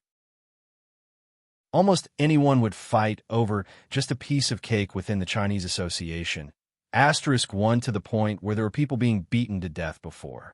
Yu Zhong looked at the pitiful Ming Jiejia, and his gaze softened. All right, from now on, you're my maid and secretary. Come over here." "Thank you, Master." Ming Jiejia sobbed as she thanked him, before jumping onto the stone bed and started massaging his legs. Wei Ningguo looked at Yu Zhong and Ming Jiejia as he respectfully dismissed himself. "Sir, I'll take my leave." In this post-apocalyptic times, where order had collapsed, there were many types of people present. Wei Ningguo did not want to intrude on Yu Zhong's matters and intentions. Yu Zhong was speechless when he saw what Wei Ningguo thought of him. He wasn't at liberty to explain himself as well, and he just waved his hands to dismiss him. The Freemasons were very different from the Freemasons in history. This was just one of the small Chinese factions within Vietnam, and the current leader was called Peng Lingbo, and he was an expert at level 25. He controlled a small village between Lang Sun City and Gaoping City, and had over 100 Chinese survivors dependent on him, with 300 other Vietnamese survivors. He alone ruled and enjoyed his current lifestyle. Chapter 333, Breakthrough. Chapter 333, Breakthrough. Book 3, The South. A somewhat skinny middle-aged man, with hands full of calluses and a face with a huge scar, was speaking to Peng Lingbo. He was precisely the vice-head of the Freemasons, Zheng Mingyi. "Leader, the Chinese Association has sent people once again to invite us. They want us to join them and resist Wuyan Hong's attacks." Peng Lingbo, whose features were well-defined, good-looking, and had a respectable look, snorted coldly. "Ignore them. We're currently having the time of our lives here, if we go over there, we would just become cannon fodder. They only have a few hundred guns. How are they going to fight against Wuyan Hong, who has over 1,000 troops? Isn't that just throwing an egg against a stone? A hint of apprehension appeared in Zheng Mingyi's eyes as he continued to advise. But leader, if the Chinese association were to fall, Wuyan Hong's next target will most likely be us. He's such a vicious and cruel person and has killed so many Chinese. If this beast really sets his sights on us, we'll be in trouble. Peng Lingbo laughed shamelessly and said, Mingyi, you're overthinking this. True, Wuyan Hong's strength isn't a joke. Even if all the Chinese joined hands to deal with him, we would not be a match for him. However, this is the forests of Vietnam. There are so many. As long as we make for the forests, regardless of his strength, he wouldn't be able to do anything at all. After Wuyan Hong establishes some form of order, he won't necessarily kill any more Chinese. Look at the case with Indonesia. Didn't they kill so many, but after a certain point, they stopped? Once we wait till the rest are killed, we can come out of hiding and offer help to him. Peng Lingbo knew he wasn't Wuyan Hong's opponent, and hence decided to take another route. Instead of facing him head-on, he would wait till the slaughter was over, before trying to gain favor with Wuyan Hong. The Chinese in Southeast Asia had strong economic sense, but in the eyes of the leaders of those factions, they were like pigs and dogs. If they wanted to kill them, that would be it. At most, they would be condemned verbally for their actions, like that was going to help or something. Furthermore, after slaughtering the Chinese, they would gain the help of some heavenly assistance. There was no pressure in killing the Chinese. In each slaughter, all the wealth and possessions would be taken away and split between the other leaders and factions. As for the dead, no one gave a damn. Asterisk 1. Under these circumstances, whenever the Chinese met such events, they could only run. Those with the capabilities would escape to America or other Western countries. Those who couldn't could only hide in the mountains or wait for death. Peng Lingbo's intention to hide it out and wait for things to blow over before coming out was shared by many other, similarly smaller factions. Most groups' primary motivation was just that they had the opportunity to take over all of the goodies and positions of the other Chinese that would die. Zheng Mingyi gripped his fists tightly, his veins bulging out, and the scar on his face seemed twisted. He lowered his head and suppressed the fury in his heart with great difficulty. Even though he had great hatred for the Vietnamese, within the Freemasons, he was only the vice leader, and therefore could not commandeer the entire faction to fight against Wuyan Hong. Right at this time, one of the warriors walked over and reported to Peng Lingbo, Leader, the people from the Chinese Association are here again. They would like to meet you. They say it's to discuss a deal, that they would like to use a batch of firepower to exchange for those Vietnamese under us to be used as coolies. Peng Lingbo eyes lit up as he quickly asked, Firepower? What firepower? In this post-apocalyptic world, nothing was as precious as firepower. Peng Lingbo had already set his mind on selling himself to Wuyan Hong. However, in order to do that, he needed to have capital, and for that, he needed to ensure that his capital was decent enough. The warrior spoke a little excitedly. It's rifles. They're intending to use rifles to buy over the few hundred Vietnamese as coolies. Peng Lingbo only had a few rifles. The rest of his arsenal consisted of various other handguns. Hearing that the Chinese Association were going to use rifles to exchange for Vietnamese, Peng Lingbo grew a little excited.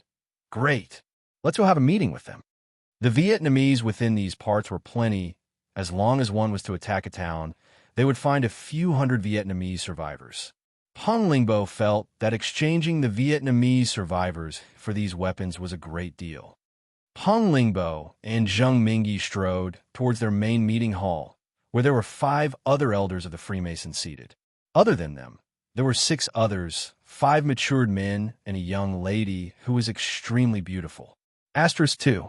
The moment Peng Lingbo entered the meeting hall, his expression had switched to that of a smiling visage as he welcomed the visitors. Esteemed friends from the Chinese Association, I am the leader of the Freemasons, Peng Lingbo. How should I address you guys? Yu Zhong eyed Peng Lingbo and spoke out indifferently. I'm called Yu Zhong.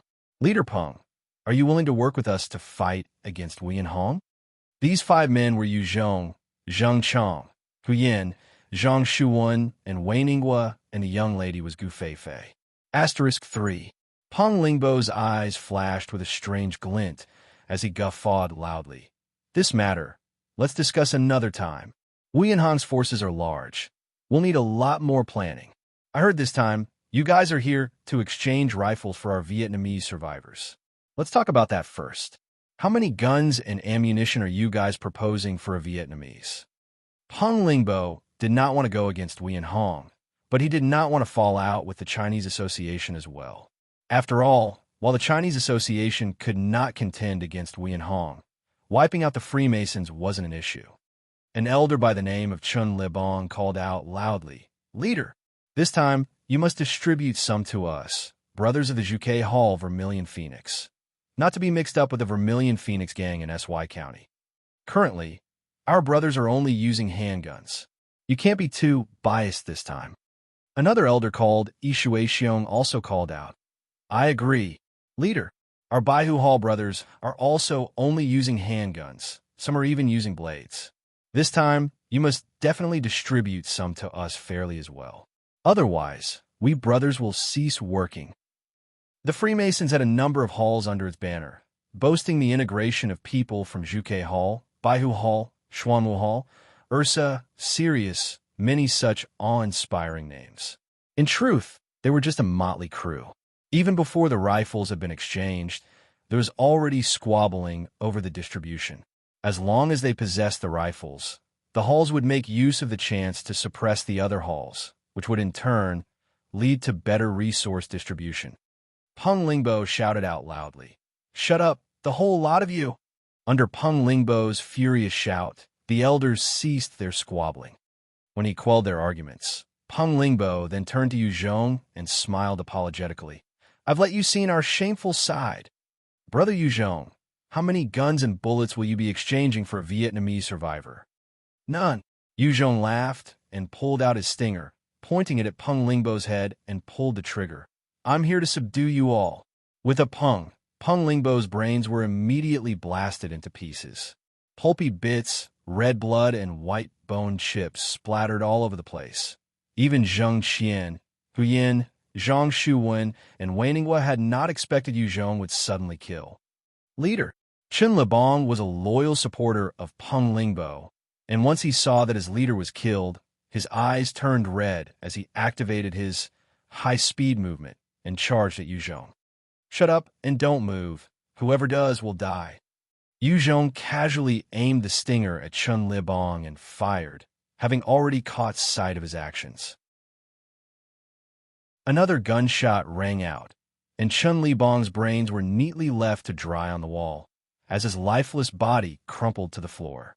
Yu Zhong had killed 2 people just like that within a short span of time.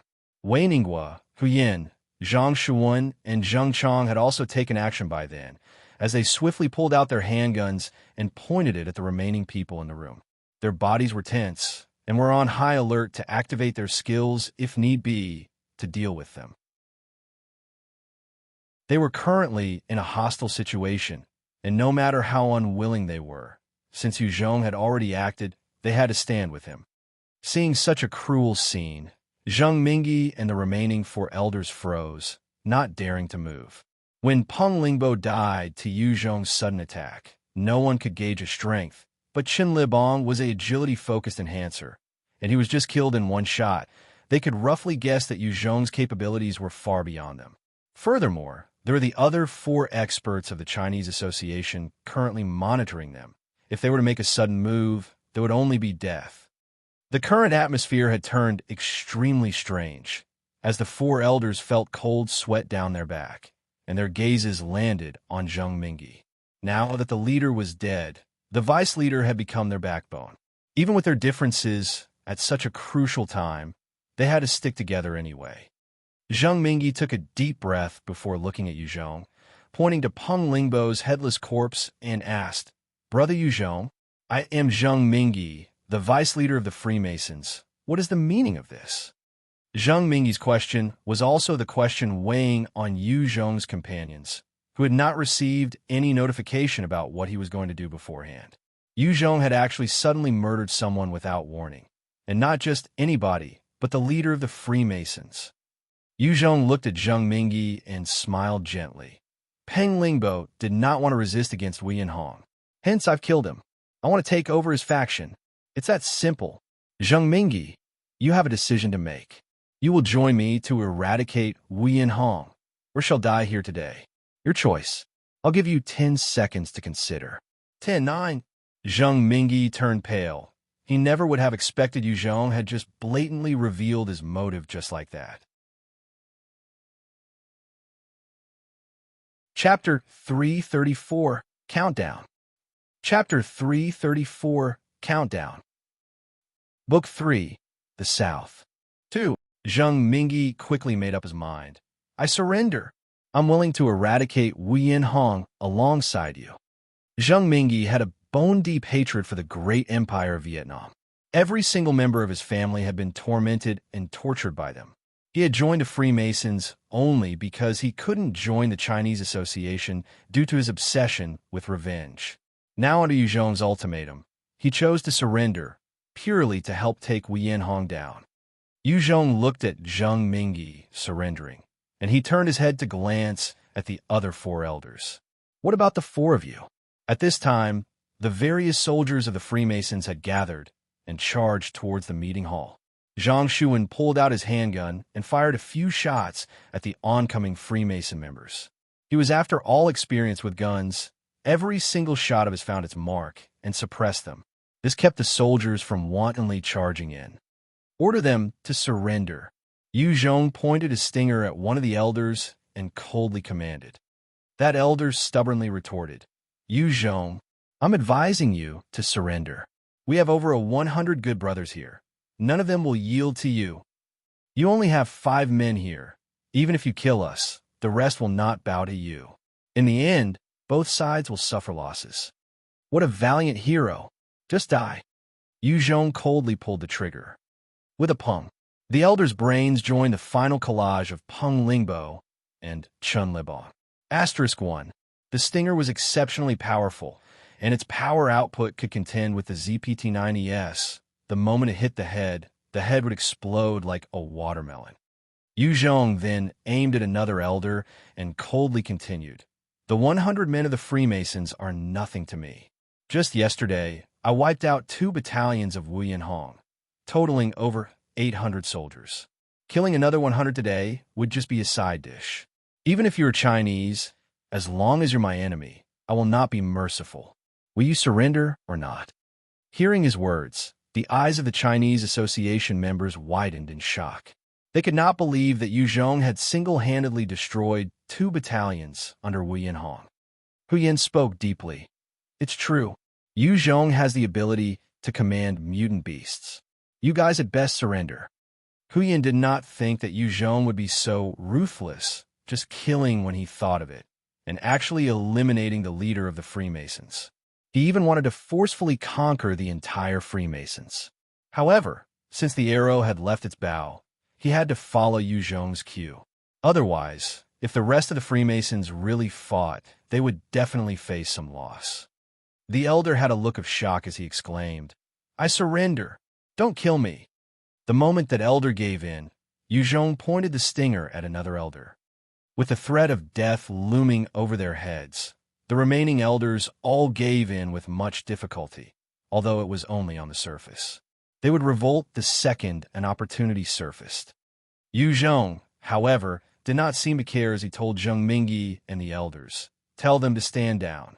Zheng Mingyi immediately went to the exit of the hall and shouted loudly, It's me, *2, Zheng Mingyi. Stop immediately. I'm ordering you guys to stop your attack. That's the vice leader. Hearing Zheng Mingyi's command, the soldiers outside were at a loss on what to do. The gunshots stopped. The head of the security, Kai Hengbo, had a grim look as he held his gun and hollered towards the hall. So what if you're the vice leader? We are all men of the leader. We only listen to his command. Those inside listen up. Let the leader come out, otherwise we'll kill every single one of you. Yu Zhong stepped out of the meeting hall, and pointing the stinger at Kai Hengbo's head, immediately fired and expertly displayed Kai Hengbo's thought organ on the nearby wall. He then coldly spoke to the rest. Your leader has died in my hands. The vice leader and all the elders have already surrendered. The whole lot of you better surrender. I can still let you live. If you want to continue and resist, I'll give you death. Your wives and kids will be treated as slaves, belonging to only the victors. Surrender or death, you choose. Kill him. He's alone. Everyone kill him and seek revenge for our leader. One of the loyal supporters of Peng Lingbo shouted out in agitation. The soldiers of the Freemasons hesitated. Some started to fire at Yuzhong. There were also some who held back and hid as they watched the show. Countless bullets were flying towards Yuzhong. He frowned as his body flashed away from his position, and he let out a single furious howl towards the sky. At a nearby forest, lightning heard Yuzhong's call and replied with a howl of its own, as it led more than 100 Type 2 mutant leopard cats towards the territory of the Freemasons. The speed of the mutant leopard cats was extremely fast, and pretty soon they surrounded the village as lightning entered the village on its own and shot towards the current gathering spot like an arrow. Mutant beast! Attack! Attack! When the warriors of the Freemasons saw lightning, their expressions all turned to one of horror as they shouted amongst themselves. The majority of the guns changed their aim towards it. Lightning's speed was incredibly fast. Not only did it dodge the bullets with ease, evading the attacks, but with every flash of its speed, a few soldiers would lose their heads. Lightning had just killed about 4 or 5 soldiers when the soldiers started losing their morale and ran for their lives. They were just a bunch of untrained warriors after all, not even comparable to the Chinese Association.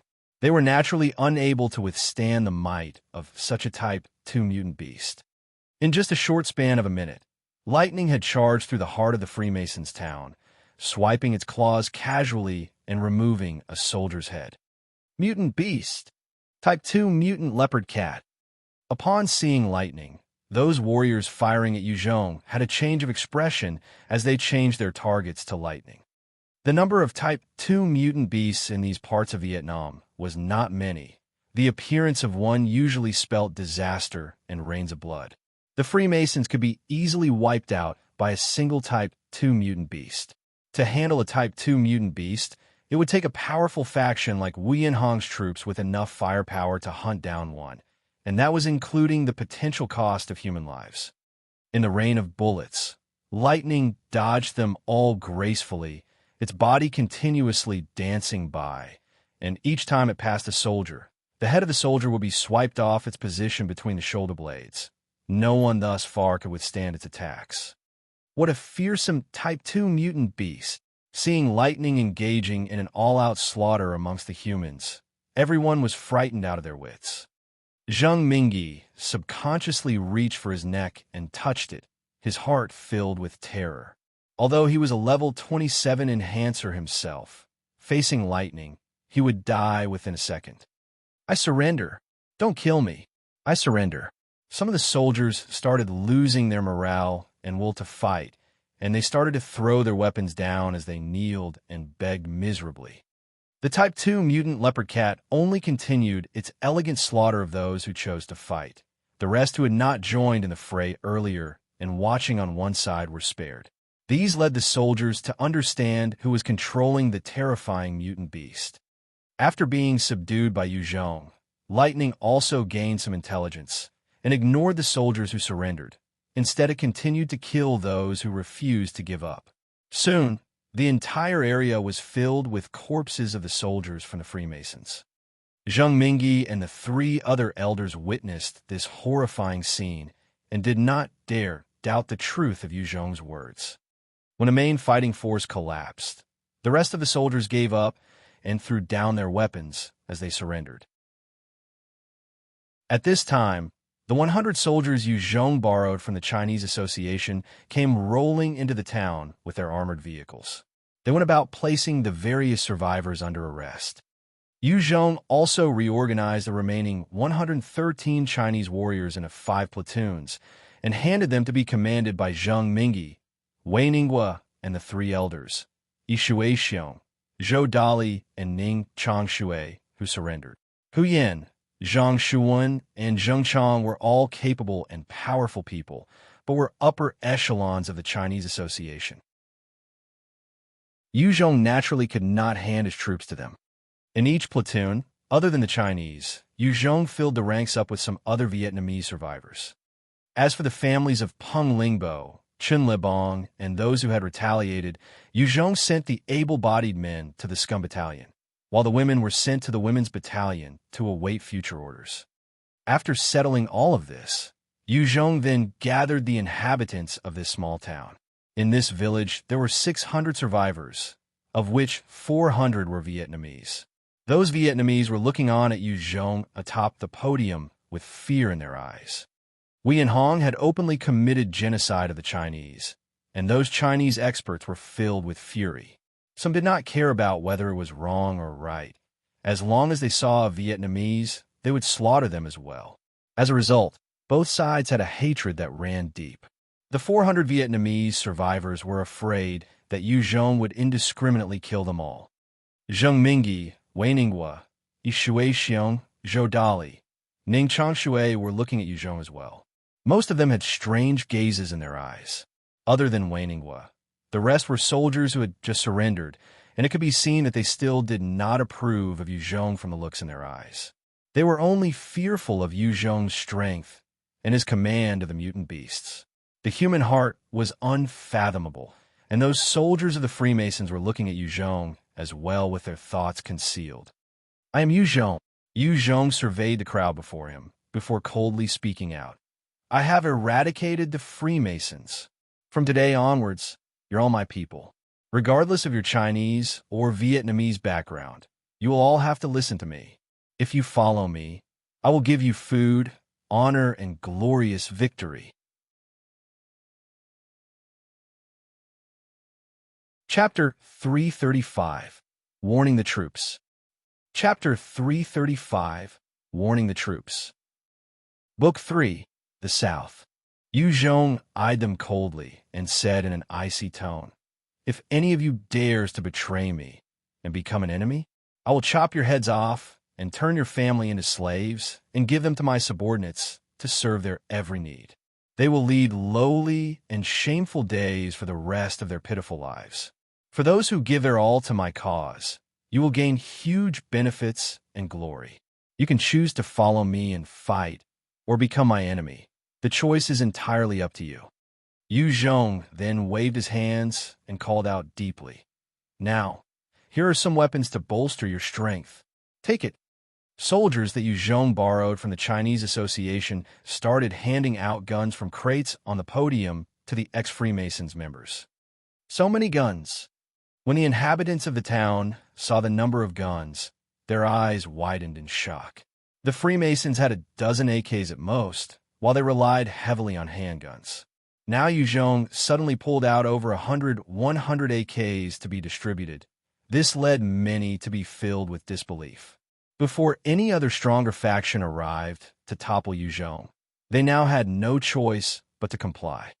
Those soldiers who had just recently came under Yu Zhong's control started to feel their hearts surge with pride and joy, their happiness being worn on their faces. In this post-apocalyptic world, only the strong could lead good lives. With a single AK, these soldiers could each become a fearsome existence to normal survivors. Seeing that the weapons were distributed, Yu Zhong called out loudly, "Now, let us go hunt our first prey. Come with me.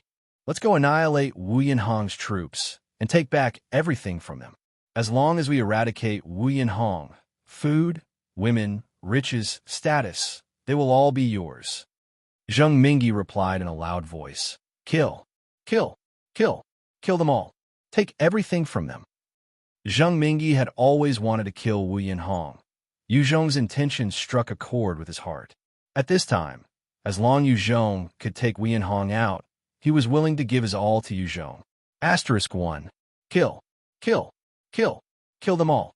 The soldiers all called out in response, clearly riled up by that powerful speech. As their chants got louder, and with that rising morale, their inner fighting instincts were released. They released angry howls as though they were wolves. "Move out," Yu Zhong commanded coldly. This entire troop that had just been subdued by Yu Zhong was motivated and led to advance towards their enemies in such a short time. As for the defense of the town, Yu Zhong left it to Hu Yin, Zhang Shuwen, and Zheng Chong, the 3 elders of the Chinese Association, as well as the 100 soldiers he borrowed. So when Yin had lent those soldiers to Yu Zhong with conditions, if there were deaths, within acceptable range of 10 people, Yu Zhong did not need to be responsible. Beyond that, for every soldier that died, Yu Zhong would be required to fill the ranks with 2 Chinese. Hence Yu Zhong had only intended for them to guard the town and maintain security and order. Zheng Mingyi was an agility-based enhancer and used to be a recon soldier. Therefore, he brought a few other passionate soldiers along with him to scout the road ahead, providing intelligence. Those soldiers had wives and children back at the village, and Yu Zhong wasn't worried that they would escape. In fact, Yu Zhong had chosen those Vietnamese soldiers as they also had families, and if they dared revolt, Yu Zhong would not be merciful. Zheng Mingyi was currently maneuvering within the forest, his body covered entirely in a weird mutant tree sap, giving him an extremely foul stench. However, it helped ward off ants. The other 4 soldiers did the same, otherwise the venomous bugs in the forest could easily take their lives. As they were scouting, Zheng Mingyi heard the sudden roar of a vehicle engine. His brows furrowed, and swiftly brought his men as they made their way towards the direction of the noise. Zheng Mingyi quickly climbed atop a small hill and looked towards a highway below, only to discover a huge fleet of vehicles currently making for the distance. The huge vehicle fleet was made out of various transportation trucks, and from the top of the hill, Zheng Mingyi could discern that the trucks were filled to the brim with haggard survivors. Those huge transportation trucks were flanked by a battalion's worth of fully equipped soldiers, and they were marching anxiously. In this post-apocalyptic world, most vehicle fleets required the protection of soldiers. Otherwise, the mutant beasts of the forest would be attracted by the sounds of the vehicles and attack them. What a huge catch! Too bad it's a bit too big and too thorny. I wonder how Yu Zhong would deal with this. Zheng Mingyi looked at the fleet below, as a glint appeared in his eyes, and he brought out the walkie-talkie and reported what he had seen to Yu Zhong. "It's a battalion without heavy weapons. It really is a huge catch. Let's kill them all." Yu Zhong heard the intel report from Zheng Mingyi, and his eyes flashed with a resolute gaze. The fleet was currently making its way towards Yu Zhong and his troops. Yu Zhong quickly got his men to choose a small hill to hide. The vehicle fleet continued unaware as it made its way into Yu Zhong's trap. Attack! Yu Zhong immediately pulled out a heavy machine gun and rained bullets on the vehicle fleet. As the bullets penetrated the surrounding soldiers, piercing holes in their bodies and causing their innards to fall out. Wei Ningguo, Yi Shuixiong, Zhou Dali, and Ning Changshui brought their own men as they got on the ground and fired their own guns at the soldiers. In just a matter of seconds, 30 men from the battalion had been killed. "Ambush! Ambush!" The commander of the battalion shouted out in fright and horror. He never imagined that they would fall into a trap here. However, the battalion of soldiers protecting the fleet were not elite soldiers, and they were just a bunch of untrained soldiers who had not undergone training. The moment they were ambushed, their formation collapsed. Many of them threw down their weapons, while some heeded the commands of their leader. After using the vehicles as cover, they started counterattacking. Yu Zhong saw that half the battalion had lost their composure and their will to fight. He felt excited and immediately let out a howl to the skies. Lightning, who was waiting nearby with a bunch of its brothers, replied with its own howl and led them towards the battalion, their speed sending them past the defenses of the soldiers in a matter of seconds. The 100 over mutant leopard cats were truly fearless under the leadership of Lightning, as they continuously knocked the soldiers onto the ground and ripped their throats out. "Damn beasts! There were 3 enhancers above level 30 within the battalion, and they were there specifically to deal with mutant beasts. Upon seeing those mutant leopard cats, they charged out. Amongst the 3 level 30 enhancers, one was a strength-based enhancer. He wielded a huge shield in one hand and a huge hammer in the other. Both added up to reach 700 gene, and that huge hammer could easily flatten a small jeep. The massive shield could even withstand the firepower from heavy weapons, just that it wasn't something that normal people could casually carry. Another was an agility-based enhancer, who was wielding a pale blue dagger, his figure dodging through the crowd. The last one was an enhancer with the ice manipulation ability, and he pointed to one mutant leopard cat, as 8 ice shards were conjured out of thin air, piercing into the body of the mutant leopard cat, before suddenly exploding, causing the blood of the mutant leopard cat to freeze instantly as it fell to the ground dead. Lightning had already noticed the presence of these 3 enhancers at the first moment. It leapt into the air before suddenly appearing in front of the agility-based enhancer and swiped its claws out. In that instant, Lightning had caused his body to be snapped in 2. After taking out the agility-based enhancer, it immediately made its way towards the strength-based enhancer while evading countless bullets. The shield-wielding enhancer caught a glimpse of Lightning, and his face fell. Type 2 mutant leopard cat. Damn it, why would there be a Type 2 mutant beast here? His eyes glossed over as Lightning disappeared from his sights, and in the next instant, an extremely sharp claw had slashed from behind him, causing his head to be lopped off easily. The ice manipulation enhancer looked at Lightning with shock and dread as he immediately turned to flee toward the jeep. It was definitely impossible for him to deal with a Type 2 mutant beast on his own, and retreating was the only way to ensure his survival. Pong! A gunshot rang out, and a new hole was made in the head of that remaining enhancer as he crumpled to the floor as a lifeless corpse. Yu Zhong eyed the corpse of the ice manipulation enhancer as he put down the Bartlett sniper, switched to his heavy machine gun, and continued firing wildly at the soldiers. Surrender, and you'll be spared. Throw down your weapons. Surrender, and you'll be spared. Zheng Mingyi shouted loudly. Surrender, and you'll be spared. Throw down your weapons. Surrender, and you'll be spared. The entire clearing was filled with triumphant shouts. This type of jeering to force the enemy to succumb was extremely gratifying.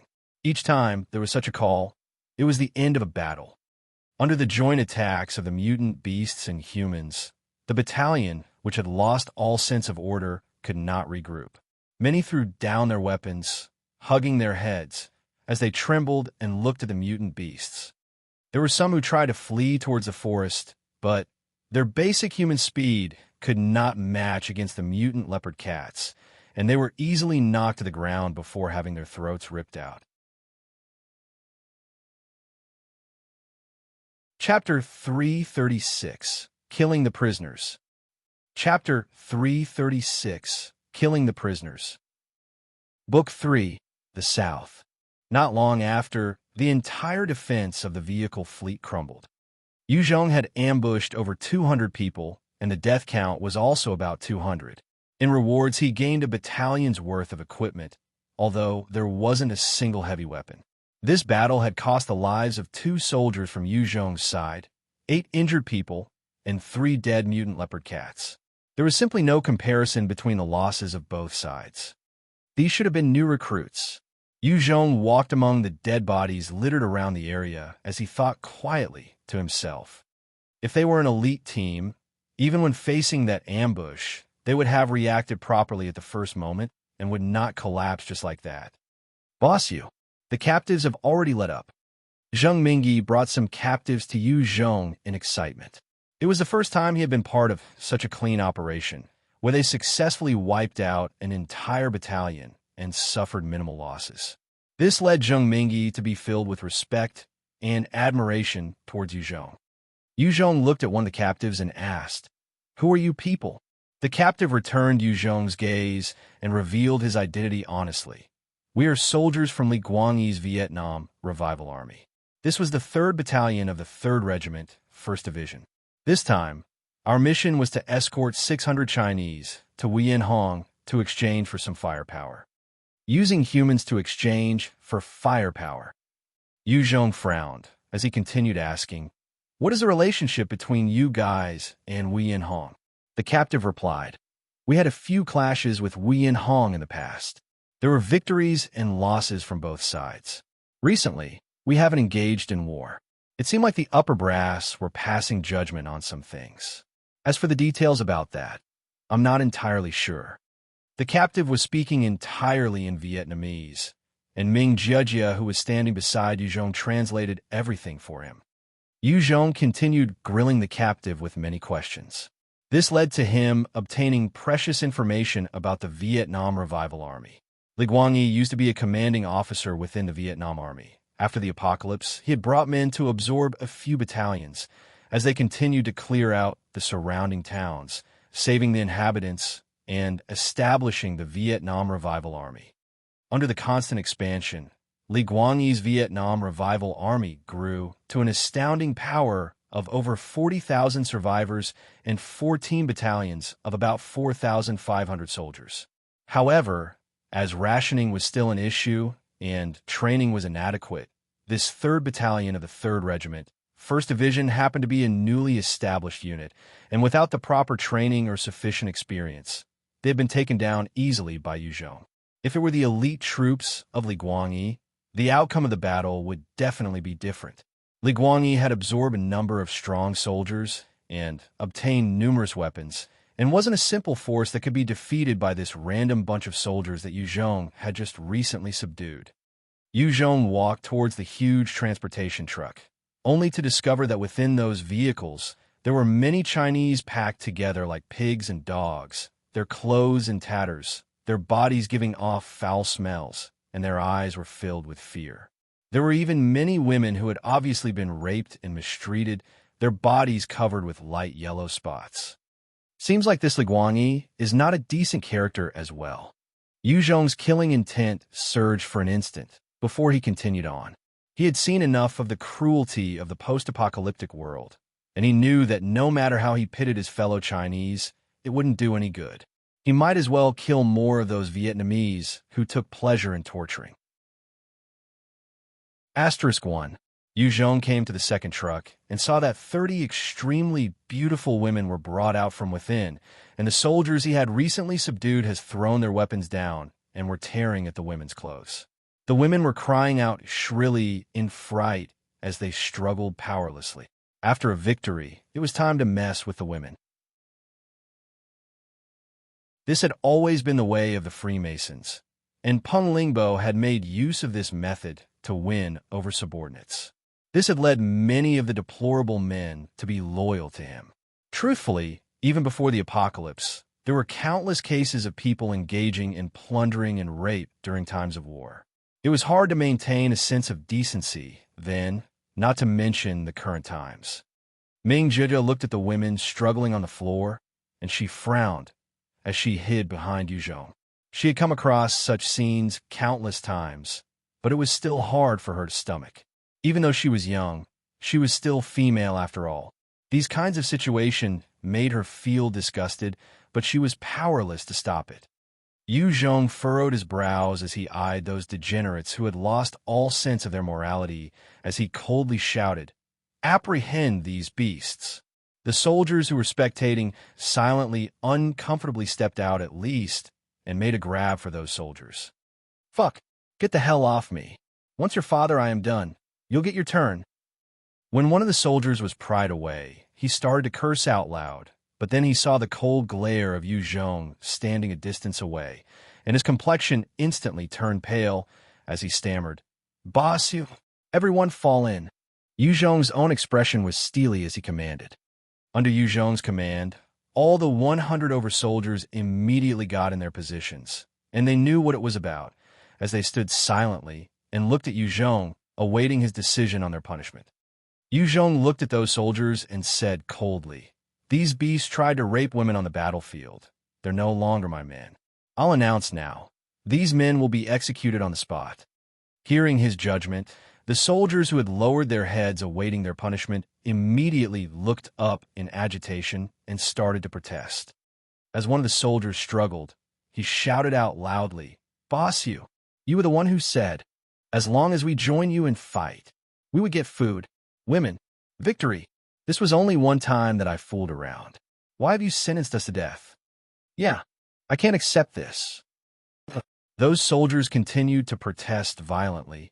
They wanted to fight for a chance at survival. Yu Zhong silenced them with a look. "I gave you strength, not the right to rape and humiliate your fellow countrymen. If you want women, I will give them to you. If you were normal civilians, I would have just thrown you into the scum battalion. However, this is the battlefield. You are all soldiers. Soldiers who forget themselves and throw their weapons down just to enjoy themselves deserve the death penalty." Yu Ziechenji looked at Zheng Mingyi as he coldly ordered, "Commence the execution." Zheng Mingyi felt a chill in his heart and knew Yu Zhong was forcing him to decide. If he executed the order, his position would drop amongst the soldiers that used to be part of the Freemasons. After all, these were previously Freemasons members. However, if he did not execute the order, Yu Zhong would immediately sentence him to death as well. Zheng Mingyi did not hesitate any further and ordered harshly, "Open fire! Pum! Pum!"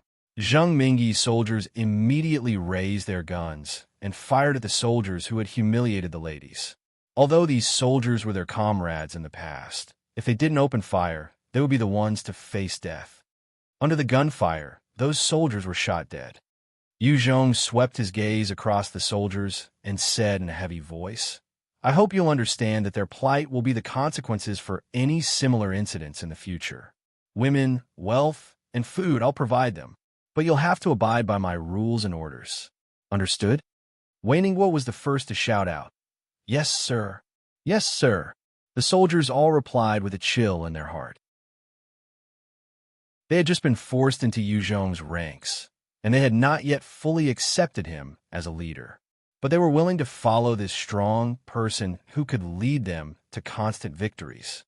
As long as he could lead them to win battle after battle, their loyalty and morale will naturally grow. However, the moment he failed, this group would instantly scatter. Yu Zhong next coldly ordered, "Take our fellow countrymen. Let them pinpoint those amongst the captives who had taken part in slaughter or tormented the Chinese in any way. Execute those offenders." Zheng Mingyi's heart went cold instantly, and his fiery passion arose as he replied in a loud voice, "Yes, sir." "Wait!" Right at this moment, Wei Ningguo suddenly exclaimed. Yu Zhong's gaze turned icy as he looked at Wei Ningguo. Wei Ningguo's back broke out in cold sweat, yet he hardened his skin and told Yu Zhong, "Boss Yu, killing the captives won't be too good. Furthermore, if this matter is to travel out, there will be lesser people willing to surrender." Since time immemorial, there were few powers who executed their captives. It was not because they were kind or merciful, but the moment news were to spread, fewer enemies would be willing to surrender. Instead, they might fight it out. Wei Ningguo was hoping that Yu Zhong would become an overlord and continue being a big tree that he could rely on. Hearing Wei Ningguo's words, Zheng Mingyi also faltered as he looked to Yu Zhong. Yu Zhong replied indifferently, "Carry on." Zheng Mingyi nodded and immediately brought men to lead the survivors out of the vehicles as they went to identify the culprits. The Vietnamese captives were not any decent people themselves, as under the identification of the enraged Chinese survivors, various captives were pointed out and pulled from the holding place and immediately subjected to execution. "Don't kill me. I was wrong. Don't kill me. I've already surrendered." Amidst cries and shouts, many of the Chinese survivors saw their tormentors and torturers getting their just desserts, and they could not help but sob in relief. It was truly a venting of their grievances and frustrations. Many of the Chinese survivors immediately kneeled towards Yu Zhong as they kowtowed repeatedly. Yu Zhong had slaughtered their hated enemies, and in an instant, won their support and goodwill. Yu Zhong pointed to those Chinese survivors and told Wei Ningguo, "See that? After killing the scum, I've gained their favor. If I kept them, then those scum might not even be loyal anyway. I'm Chinese after all, and considering the situation, I would still want to seek revenge for my countrymen, regardless of the consequences. Otherwise, the road in the future would definitely be tougher. 2. Asterisk Ulamog. Removing the root of the weed to prevent further growth before worrying about the holes in the lawn later. Who's to say if this is right or wrong? But in an apocalyptic world, you don't make decisions lightly, I should think. Asterisk 2 Ulamog. 2 ideas being expressed here. Number 1, he plans to use a mostly Chinese fighting force in the long run in these lands. Number 2, by removing the Chinese rapists and Vietnamese who were torturers and racists, he hashtag 2A. Chinese rapists' deaths. Establishes firm authority, decisiveness in decision-making, and a very clear gain and loss system. Yu Zhong giveth, and Yu Zhong taketh away. In part hashtag 2B. Racist Vietnamese prisoners' death. Establishes relief from inner hatred amongst mistreated Chinese survivors. Establishes mass gratitude for resolving something they themselves never could. Showcases personal power and determination in his decisions once more, and removed a later thorn which could cause the whole group to fail if hatred and racism between Chinese and Vietnamese were to spring up among his forces. Which it would. Ever seen someone who really hates one particular race? They can't be reasoned with. Their reasoning for hatred is usually flimsy, and it's a thoughtless, irrational rage/hate that manifests itself simply from being in the same vicinity. Uneasy face. Chapter 337, Pearl Fruit. Chapter 337, Pearl Fruit. Book 3, The South. After hearing Yu Zhong's words, Waning-Well lowered his head in silence for a while, before nodding slightly. With over 500 Chinese survivors who supported him, Yu Zhong's position was consolidated further. Although in the long run, killing the captives was not auspicious.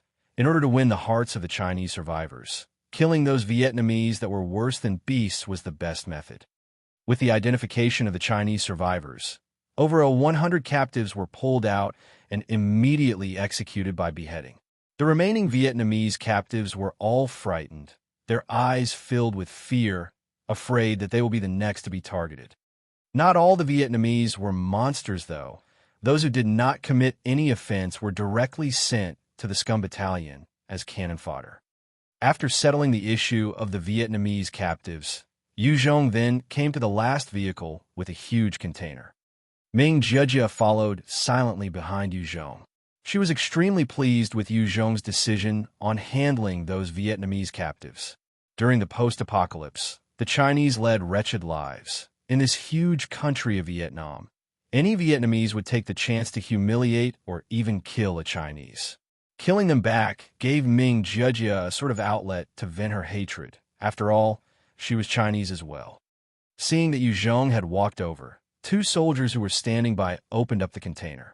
They discovered that there was a small tree contained within, with numerous green leaves, its height about 1 m, and there were 8 small pearl-like fruits that were snow white in color growing on that tree.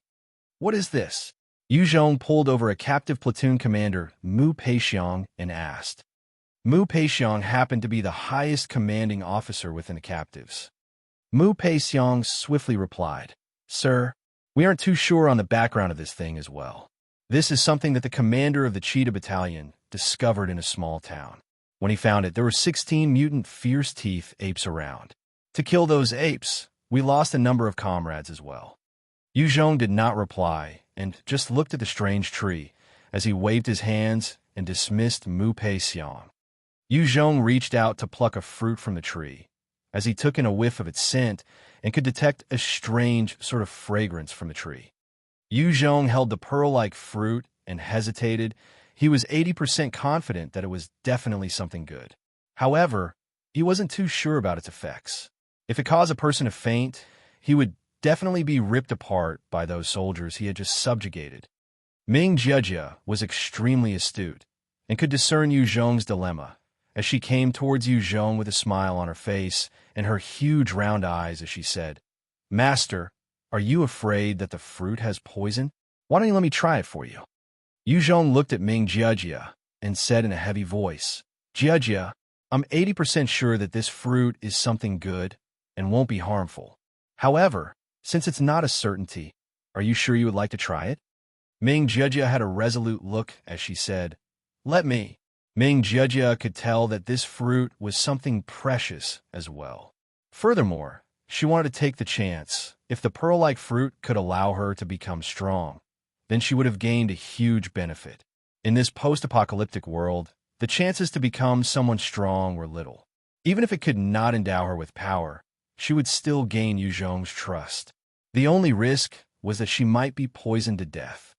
Yu Zhong looked at Ming Jiejie and her determined expression and threw the pearl-like fruit to her. Okay, take it. When Ming Jiejie received it, she did not even take a moment of hesitation and directly swallowed the fruit into her stomach. When the fruit entered Ming Jiejie's stomach, it turned into a cool stream of energy that flowed within her body as it nourished her limbs and nerves. The cool energy rotated within her body for a few rounds before solidifying. Ming Jiejie's face then took a greenish hue as she opened her mouth slightly and spat out a mouthful of baleful air. Her frail little body shivered nonstop like a helpless bird as she looked at Yu Zhong. Yu Zhong immediately grabbed her into his embrace and found that the little lowly was as cold as a block of ice. Yu Zhong observed the trembling Ming Jiejie and came to a conclusion. The side effects of this fruit are still unknown, but it definitely has some benefit in terms of enhancement. Yu Zhong chose not to take the fruit himself. Instead, he got his men to seal the container after seeing Ming Jiejie's plight. Right at this time, Wei Ningguo came up to Yu Zhong and asked respectfully, Boss Yu, are we still attacking Nandu Town? Nandu Town was Yu Zhong's intended target this time. There was a platoon of Wuyan Han's forces guarding the town, and within the town, there were about 1,300 survivors, of which 200 Chinese were being treated as slaves. Yu Zhong had decided to ambush Li Guangyi's forces from the Vietnam Revival Army on the spur of the moment. He gained a number of captives and Chinese survivors as a stroke of luck. Of course, Yu Zhong activated his summon skeleton skill, and White Bones stepped out of thin air. Yu Zhong pointed to White Bones and said, Wei Ningguo, this is my trusted aide, White Bones. He represents my will. You must follow his orders. Yes. Wei Ningguo felt shock and amazement as he replied. It was the first time he actually saw a life form appearing out of thin air. Yu Zhong eyes Wei Ningguo and said in a low voice, Wei Ningguo, bring them back to base. If anyone makes any funny moves, you can tell White Bones, and it will help you take care of the situation. Yes, sir. Wei Ningguo felt a chill. He knew this was a test and the hidden meaning behind it. If he himself were to try anything funny, this White Bones would execute him at the first moment it could. Yu Zhong had just gained control over his troops for too short a time and had used extreme force to subdue them. He had not won their loyalty yet, and if he wasn't there was a possibility of a revolt. However, with the existence of White Bones, which was impervious to bullets and knives, and even the heavy firepower of a 12.7mm machine gun, suppressing this mob would not be hard. Yu Zhong would then be rest assured to lead his men to launch an assault on Nandu Town.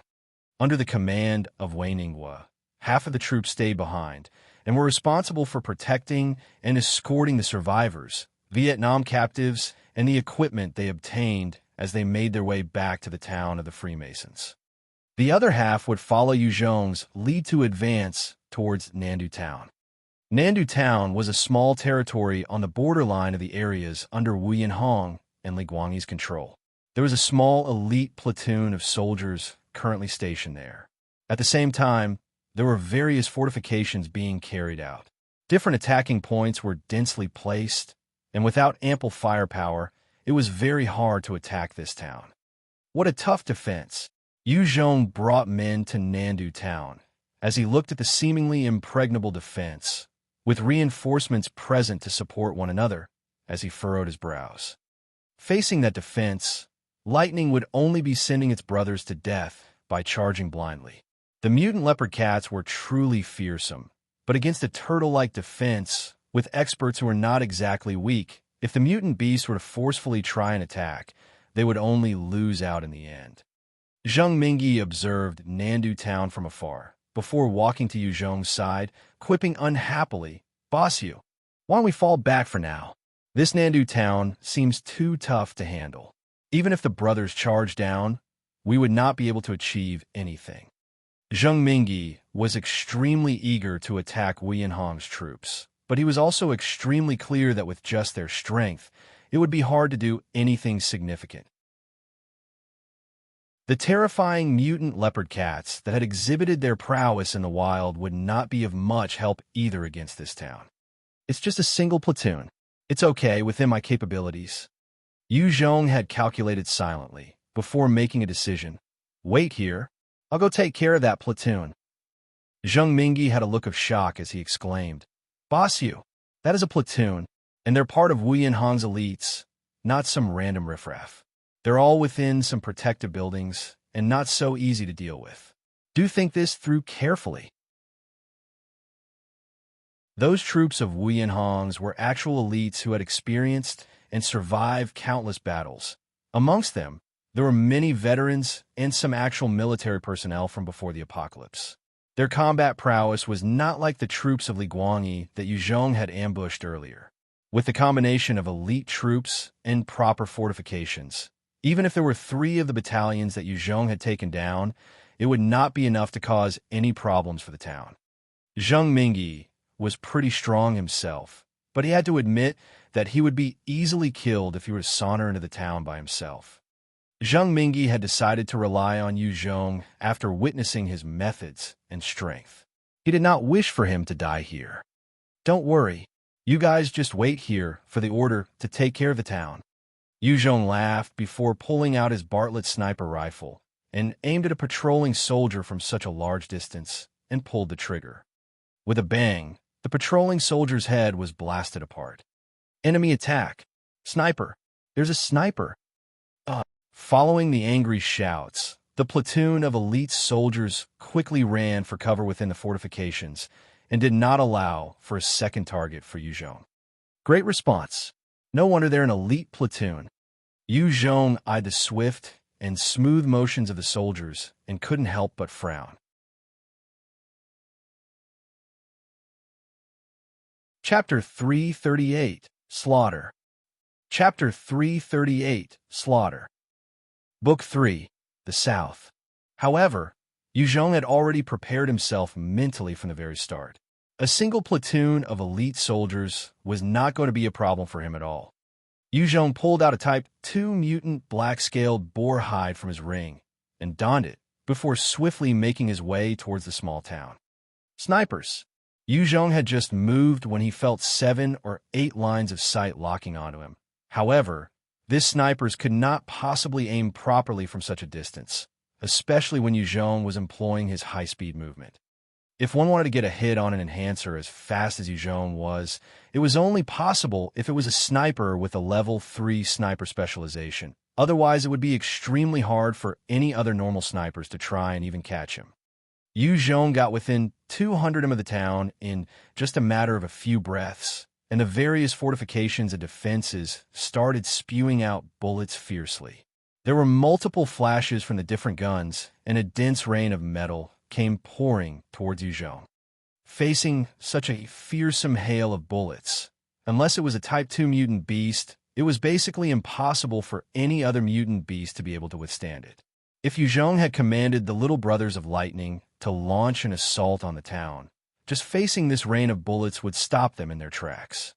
In that dense barrage of bullets, Yu Zhong activated his shadow steps as he constantly flashed about, not staying in a single location for more than a second. The area within 200 of the town had been cleared of everything. There was not a single scrap of cover available. If Yu Zhong wanted to push forward on his charge, he could only do so under the blanket of bullets. In that town, there was no shortage of the bullets from the 12.7mm heavy machine guns. Even if the bullets could not damage Yu Zhong's defenses, the force of the impact would still cause him some injuries. After all, His body's resilience was still not as tough as a Type 2 mutant beast yet. As Yu Zhong was running, his eyes were constantly darting about, taking in every single detail about the town and the locations of all the fortifications and defenses. He pointed to a part of the town, and 10 balls of devil flame the size of his fingers appeared and shot towards 10 of the defense points. On impact, the 10 locations combusted and were caught in flames, with 30 of the elite soldiers under Wuyan instantly burned to death. The fearsome devil flame also caused the weapons to catch fire, before exploding and adding further to the blazing flames within the defenses. In just a single moment, the platoon of elite soldiers were all incinerated by one move from Yu Zhong, although it had caused him 20 points in spirit as well. This kind of result was only possible by having the Devil Flame skill enhanced thrice, as well as having all 6 attributes exceeding that of a standard person. Only someone like Yu Zhong could pull it off. As someone who is also an enhancer with flame manipulation, Waning would at most be able to conjure 8 spheres of flame, but to cause such destruction, he would need to expend over 40 points of spirit, which would most likely drain him after a single attack. When those 10 defensive positions were destroyed, 80% of the firepower of the town had been neutralized. Yu Zhong's eyes flashed with a glint as he retrieved the 05 submachine gun from his back and charged toward the town. When the 10 defensive locations were decimated, the 8 snipers hiding within the town did not stop firing at Yu Zhong. However, while those snipers were considered experts in their own right, trying to snipe Yu Zhong, who had exponentially faster speed than a normal human, was just impossible. Their bullets could only land on his shadows, not even ruffling his clothes. The remaining troops saw Yu Zhong charging forth all by himself, and they quickly retreated towards the second line of defense in an orderly fashion. A few mortar personnel started firing rounds at Yu Zhong's direction, causing myriad explosions all around him. Yu Zhong reacted by conjuring even more devil flame spheres all around him. As he created them, they flew to the different defensive locations and exploded, causing numerous Vietnamese soldiers to be incinerated. Pretty soon, there were various fire traps burning all around the town, and the elite soldiers of the platoon under Wuyan were burnt to death by Yu Zhong's devil flame, turning into ash. When the commander of the elite troops, Xiaoli, saw Yu Zhong making his way around town killing the various soldiers, his eyes showed a hint of shock. Too scary. This damned fellow is too frightening. He must be an evolver that is similar to the Emperor. He's not someone who we can handle. A staff officer came up to Xiaoli and asked, "Commander, what do we do now? We have already lost half of our brothers to that guy." Xiaoli's eyes flashed coldly as he gave the order. "Evacuate. Transmit my order. Everyone is to evacuate from the town. Let all the survivors escape from here now." Xiaoli also gave an extremely cruel order before the staff officer left. "Before we leave, kill all the Chinese." Under such dire circumstances, Xiaoli could not even ensure the total evacuation of the Vietnamese survivors, not to mention the Chinese who were like pigs and dogs to him. Every Chinese survivor had been subjected to torment and torture under Wuyan camps. The moment they were given a chance, they would become enemies dead set on seeking revenge. Xiaoli was a cruel man, and he would naturally not allow such a plight to cause problems in the future. The staff officer trembled and hesitated a while before asking, "What about the Chinese women? Do we kill them all as well?" In a small town, there were a number of Chinese beauties who were just sent here. The staff officer could not bear to kill those women when they haven't got the chance to play with them. Xiaoli stared at the staff officer coldly and barked, "Kill them all." "Yes, sir." The staff officer could detect the unhappiness from Xiaoli, and he quickly replied, before dismissing himself swiftly. The staff officer quickly came to the holding cell of the Chinese survivors and conveyed Xiaoli's orders to the Vietnamese soldiers standing guard outside the jail. The door of the jail cell was then opened up, and from within, numerous Chinese survivors walked out, their clothes in tatters, their faces devoid of expression or color, and their bodies emitting a foul smell. These Chinese captives were all used as slaves to construct fortifications and defenses by the troops of Wuyan, and they ate only the worst available food. There was no freedom, and they could only move around like zombies. Quick, Chinese dogs, get the hell out here. Faster. A Vietnamese soldier knocked the head of one of the Chinese captives viciously, causing his head to bleed and blood to drip on the floor. Damn it, useless shit. Go and die. The Vietnamese soldier cursed out before aiming his gun and firing at the Chinese captive. With a pung, the Chinese captive had a new hole in his head as he slumped to the floor lifelessly. When the rest of the captives witnessed this, their eyes flashed with fear, but they did not dare make any moves. Those who had dared retaliate had been killed long ago. The various Chinese survivors were quickly ushered to a huge clearing, in which there were 3 heavy machine guns mounted, and 12 Vietnamese soldiers decked in military uniform were standing there. When the Chinese were herded into their positions, the platoon commander in charge of the execution barked out, "Open fire!" In an instant, the 3 heavy machine guns spat out a line of fire as a dense rain of bullets tore through the Chinese survivors, causing them to be turned into sieves, fresh blood dyeing the ground. "Don't kill me. I don't want to die. I'm begging you, please don't kill me." When the rest of the Chinese on the other side witnessed this, their eyes filled with fear, and many started to beg pitifully. "What the fuck are you being noisy for, Chinese dogs? Shut up." The miserable pleading of the Chinese infuriated the Vietnamese, and their eyes turned grim before pulling out their handguns and fired at some of the Chinese. Under the various gunshots ringing out, those Chinese captives who were wailing were immediately executed. Seeing this cruel and harsh scene, all the Chinese captives knew that it was futile and desolation could be seen in their eyes.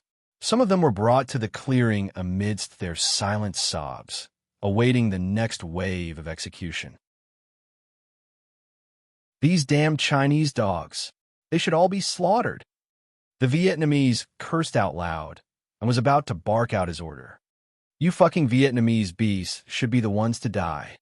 Following Yu Zhong's chilly voice that affected one to the bones, the stinger was placed at the temple of the platoon commander. With a pung, the head of the platoon commander who had been giving orders to execute the Chinese exploded, blood and brain matter splattering on the ground together.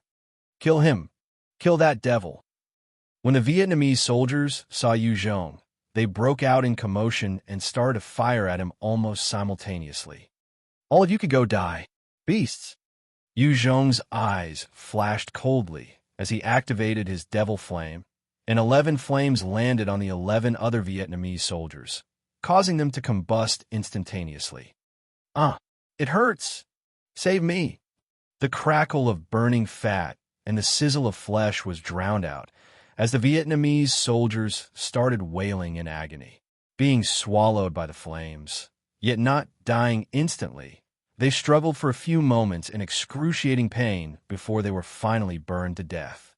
Burning slowly to death was one of the most cruel ways of punishment, and Yu Zhong had gained a substantial amount of control over his devil flame. Now, he could control the power output. He could cause it to kill immediately or to cause them to suffer in pain. "Bunch of beasts! Wuyan, you fucking beast! Everyone under him are just like him. He doesn't deserve to live." After killing those soldiers, Yu Zhong took in the surrounding, and his fury and killing intent billowed as he saw the numerous bodies of the Chinese that were just executed. Chapter 339. Eradicating Xiaoli's Troops. Chapter 339. Eradicating Xiaoli's Troops. Book 3. The South. Yu Zhong suppressed the fury he had and fired a signal into the skies. "Boss Yu has released the signal. Follow me."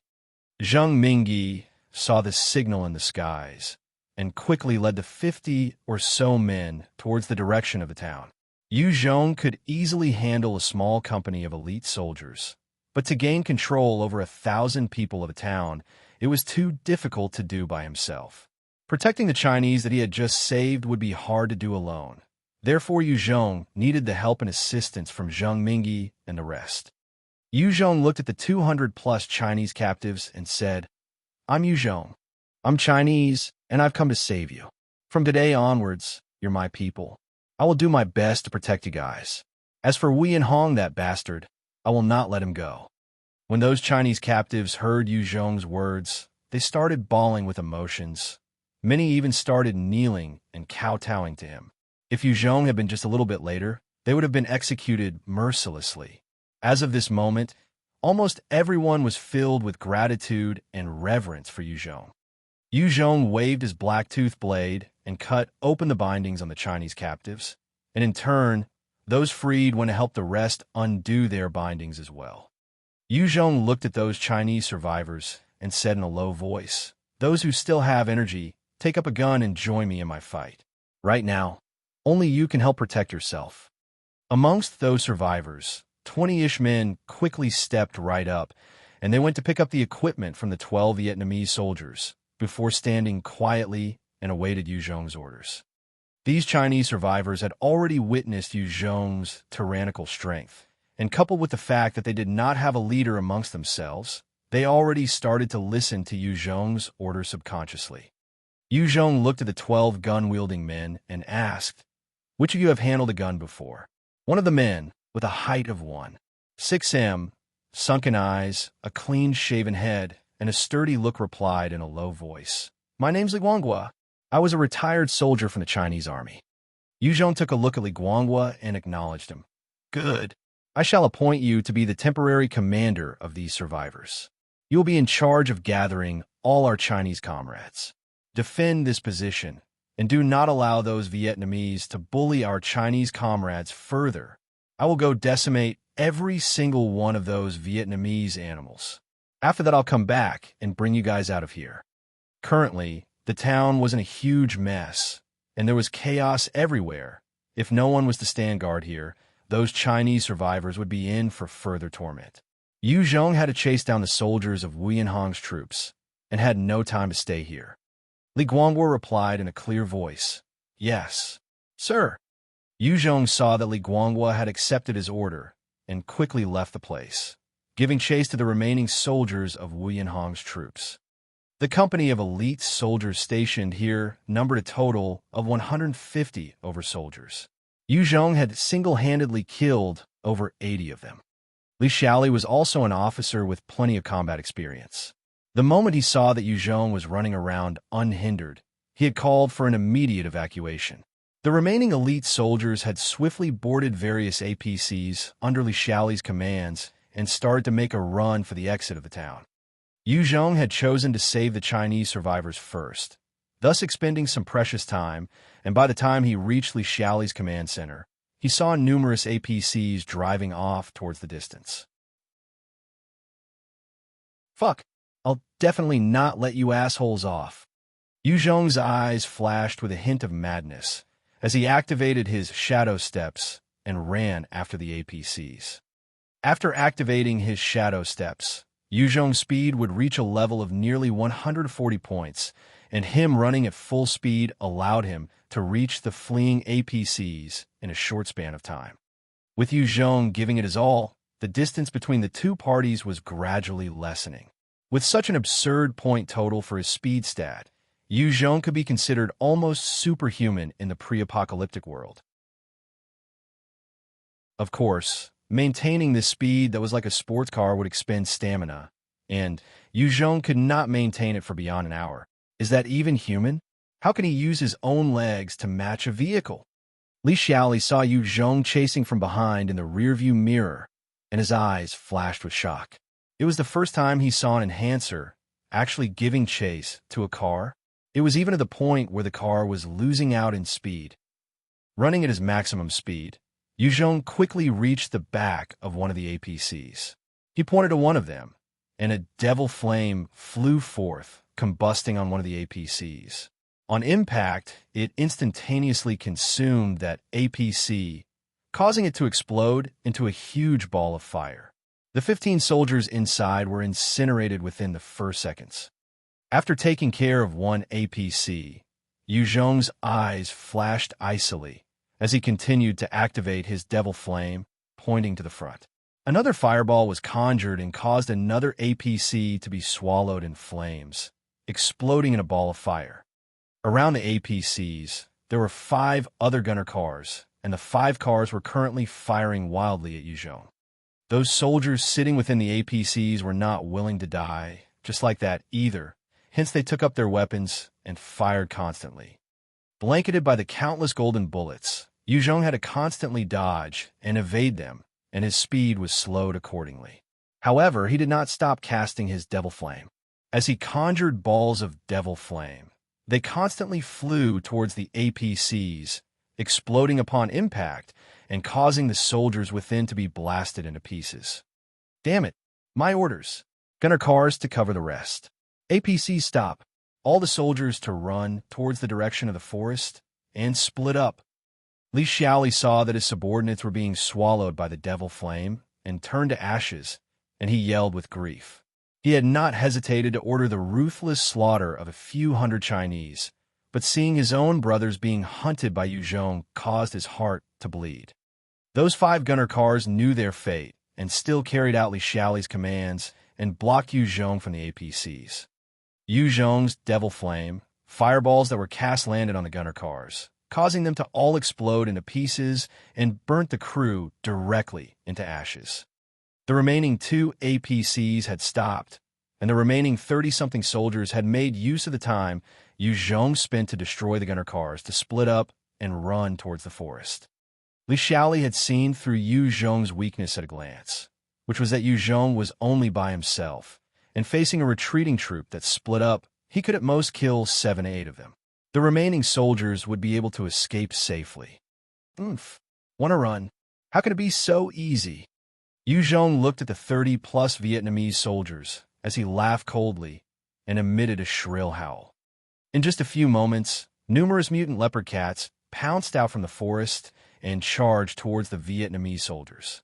Those Vietnamese soldiers were elite soldiers, and if they had the backing of cover and fortified defenses, then it would be a piece of cake for them to deal with 100 mutant leopard cats. However, this was a place with no fortifications, and they were simply no match for these mutant leopard cats. They easily pounced over and knocked the soldiers to the ground before ripping their throats out. Beasts! Damn beasts! I'll not let you live. Xiaoli saw his elite subordinates being pounced on and having their throats ripped out. His eyes turned red. He was, after all, a level 20 enhancer, and he activated his own high-speed movement as he dashed madly towards Yuzhong. Yuzhong did not understand Xiaoli's Vietnamese, and as he looked at him charging towards himself, his brows furrowed, and he lifted his stinger and pointed it at Xiaoli. With a pung, Xiaoli had not even reached Yuzhong when his brains were blasted apart. Kill them all. Leave not a single one behind. Yuzhong's icy gaze swept across the Vietnamese soldiers as he commanded lightning. He had not a shred of goodwill towards these Vietnamese beasts who had slaughtered a huge number of Chinese and naturally did not want to leave anybody alive. Upon receiving his order, lightning, whose innate beast savagery ran through its blood, felt extremely excited and immediately led its brothers to slaughter the remaining soldiers, before helping themselves to a feast. Yuzhong then collected all the equipment that was left behind into one of the APCs, leaving the ground full of dead bodies, and drove the APC back to town. By this time, the entire town was engulfed in chaos. Under Xiaoli's orders previously, there were many Vietnamese mobs and Vietnamese survivors who just wanted to escape from the town. When Yuzhong led Zheng Mingyi and Li Guanghua to subdue the town and cleanse it of all the troublemakers, ensuring that everything had quieted down, there were only 200-plus Chinese survivors and 600-plus Vietnamese survivors. When the situation had been contained, Yuzhong then brought them to leave the town. Before he did, he even released a fire in the town, causing it to be burnt down cleanly, leaving nothing behind. The most luxurious villa in Tooth County had been converted to the main living quarters of the great empire of Vietnam, and all the commands were given out from here. Within the villa, in a meeting hall, There was a man of about 27 years old, his body burly, his features defined, and had a head of long hair that reached his shoulders. He had a fierce expression on his face as he was looking at another middle-aged man kneeling in front of him as he asked, "What?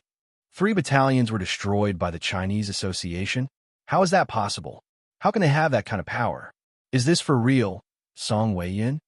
Song Weiyun's back broke out in cold sweat, and he dared not reply slowly. "It's true, my liege. From the reports of those soldiers who made it back alive, they were ambushed by an enhancer that could command a large group of mutant beasts. He even had a Type 2 mutant beast with him." The young man with a fierce aura between his brows was precisely the leader of the great empire of Vietnam, Wuyan Hong. He had just returned from hunting mutant beasts in the forest and had received news of the demise of 3 of his battalions, causing him to be enraged.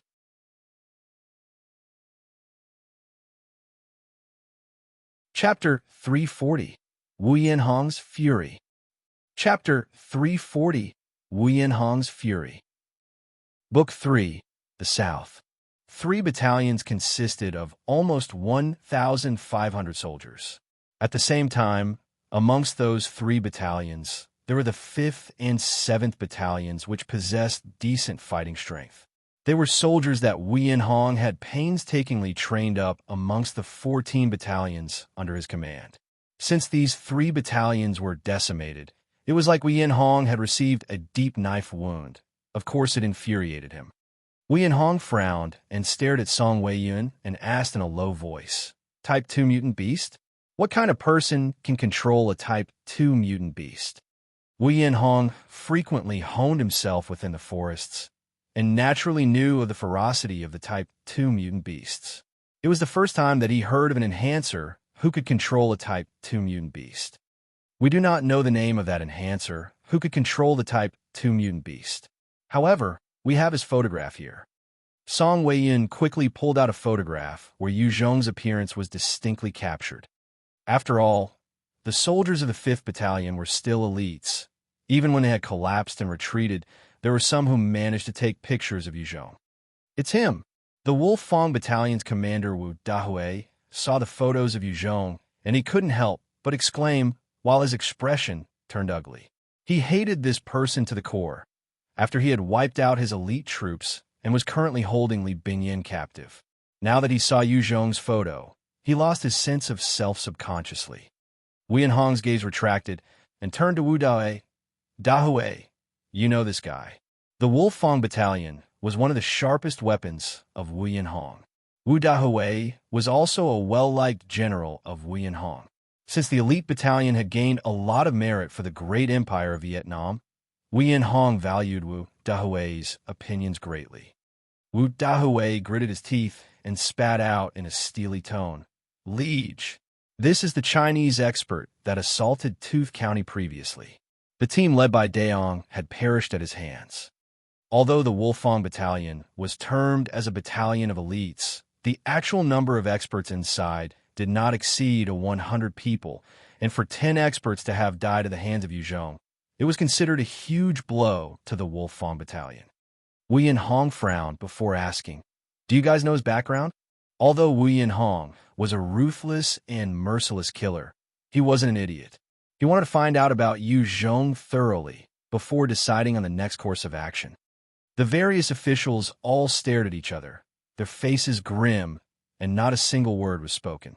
Yu Zhong had been transported by the Nether Beast only recently. No one had even heard of him. If it wasn't for the fact that he had committed such huge acts one after another successively, no one would know about him. Furthermore, collecting intelligence in this post-apocalyptic era was not like in the past, and it took much longer to gather enough information to make a detailed judgment about a person. Wuyan Hong looked at his officials keeping silent, and he couldn't suppress his anger anymore, as he lashed out. "Rice buckets. A bunch of useless rice buckets. Asterisk. One, this Chinese dog has killed so many of our brothers. So many days have passed, yet you useless pricks have not been able to get a hold of any information on him. Not even his name. I've really kept you guys around me for nothing." The great empire of Vietnam was coined by Wuyan Hong himself, and he took pride in it as his very own nation. Prior to the apocalypse, he was only an ordinary Vietnamese citizen, albeit with extremist and racist views. He did not possess any etiquette or charm. The moment this self-appointed emperor got angry, the words that came out of his mouth were definitely curses.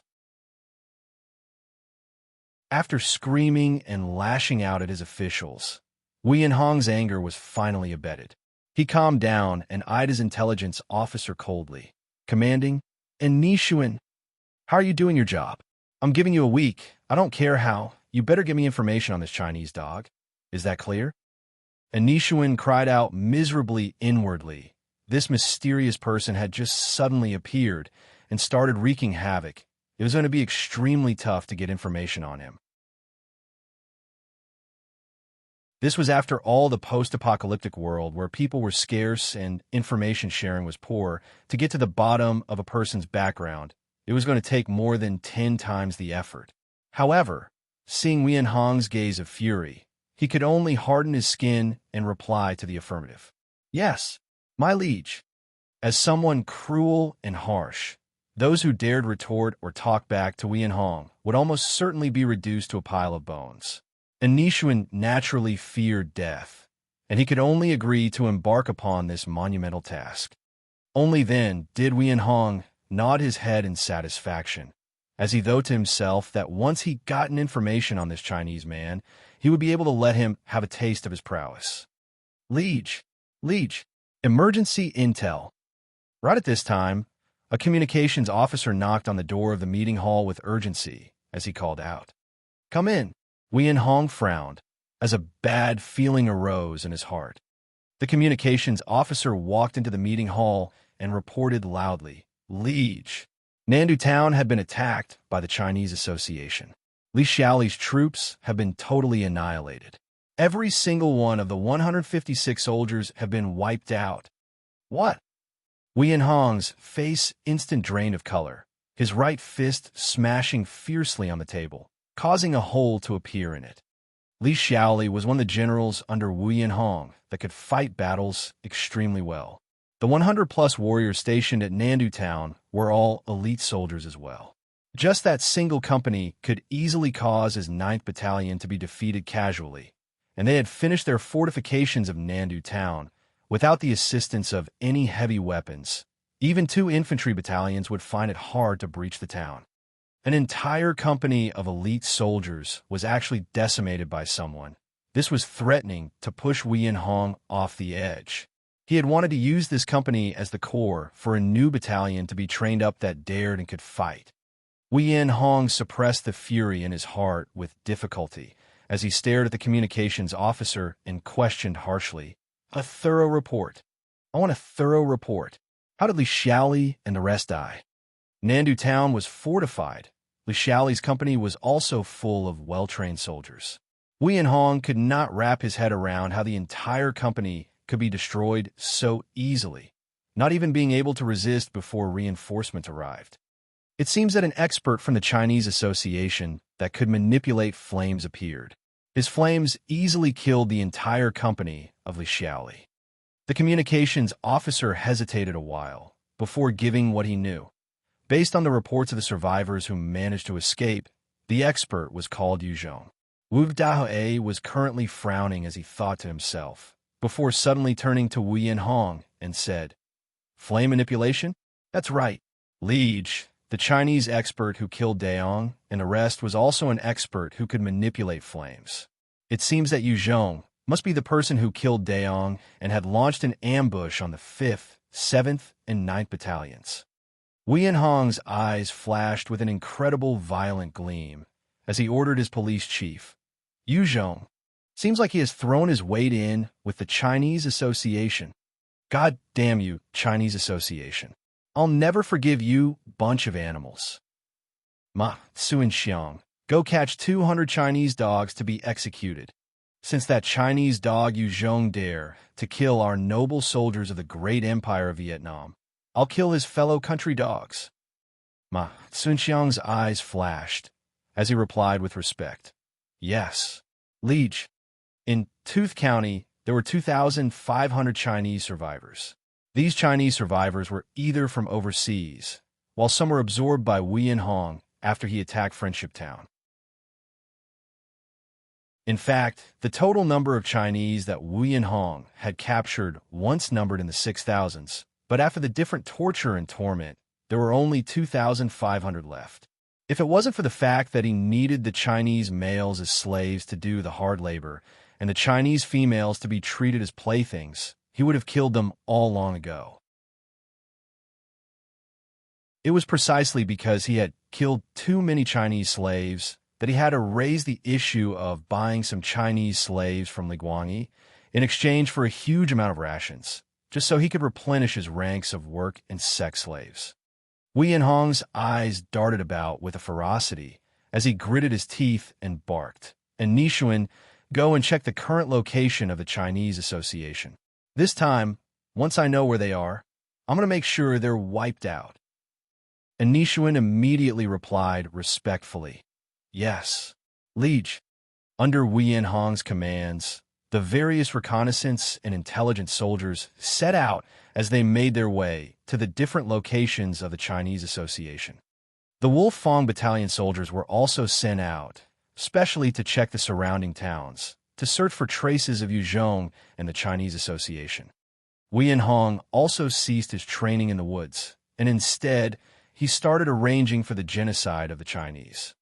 Under the pressure and forceful suppression of the great empire of Vietnam, the surrounding Chinese factions were smashed. The Chinese survivors were all captured and became Wuyan's slaves. The difference in power of both sides were too great. Up against an absolute power, the Chinese had no way of retaliating. As for Yu Zhong, who had conquered Nandu Town and exterminated the troops of Xiaoli, he brought the spoils of war and survivors out and joined the rest of Wei Ningguo's troop. After that, they abandoned the small town of the Freemasons, and everyone headed north, entering the forest to join with the Chinese Association. You're awake. How do you feel? After concussing for 3 days, she finally blinked her eyes open and immediately saw Yu Zhong beside her.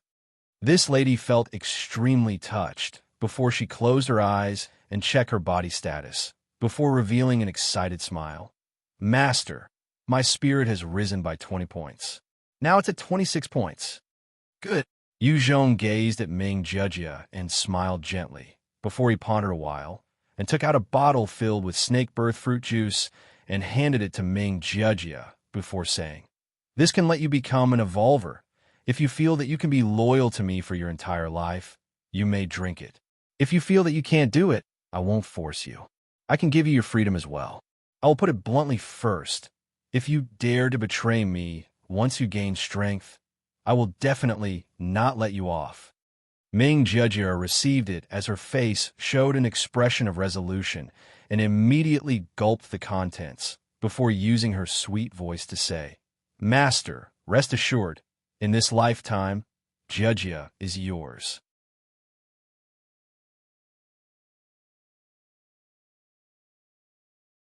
Chapter 341, Chinese Association's Conclave Meeting. Chapter 341, Chinese Association's Conclave Meeting. Book 3, The South.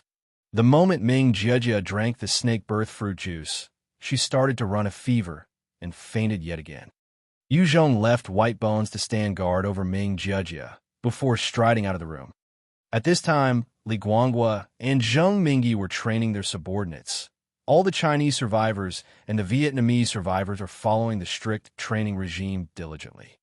Yu Zhong was Chinese, and in this foreign land where ethnicity was important, he could only find it in himself to trust his fellow Chinese. Therefore, every single one of the 700-plus survivors, regardless of their gender, were drafted into his army and were undergoing the strict training.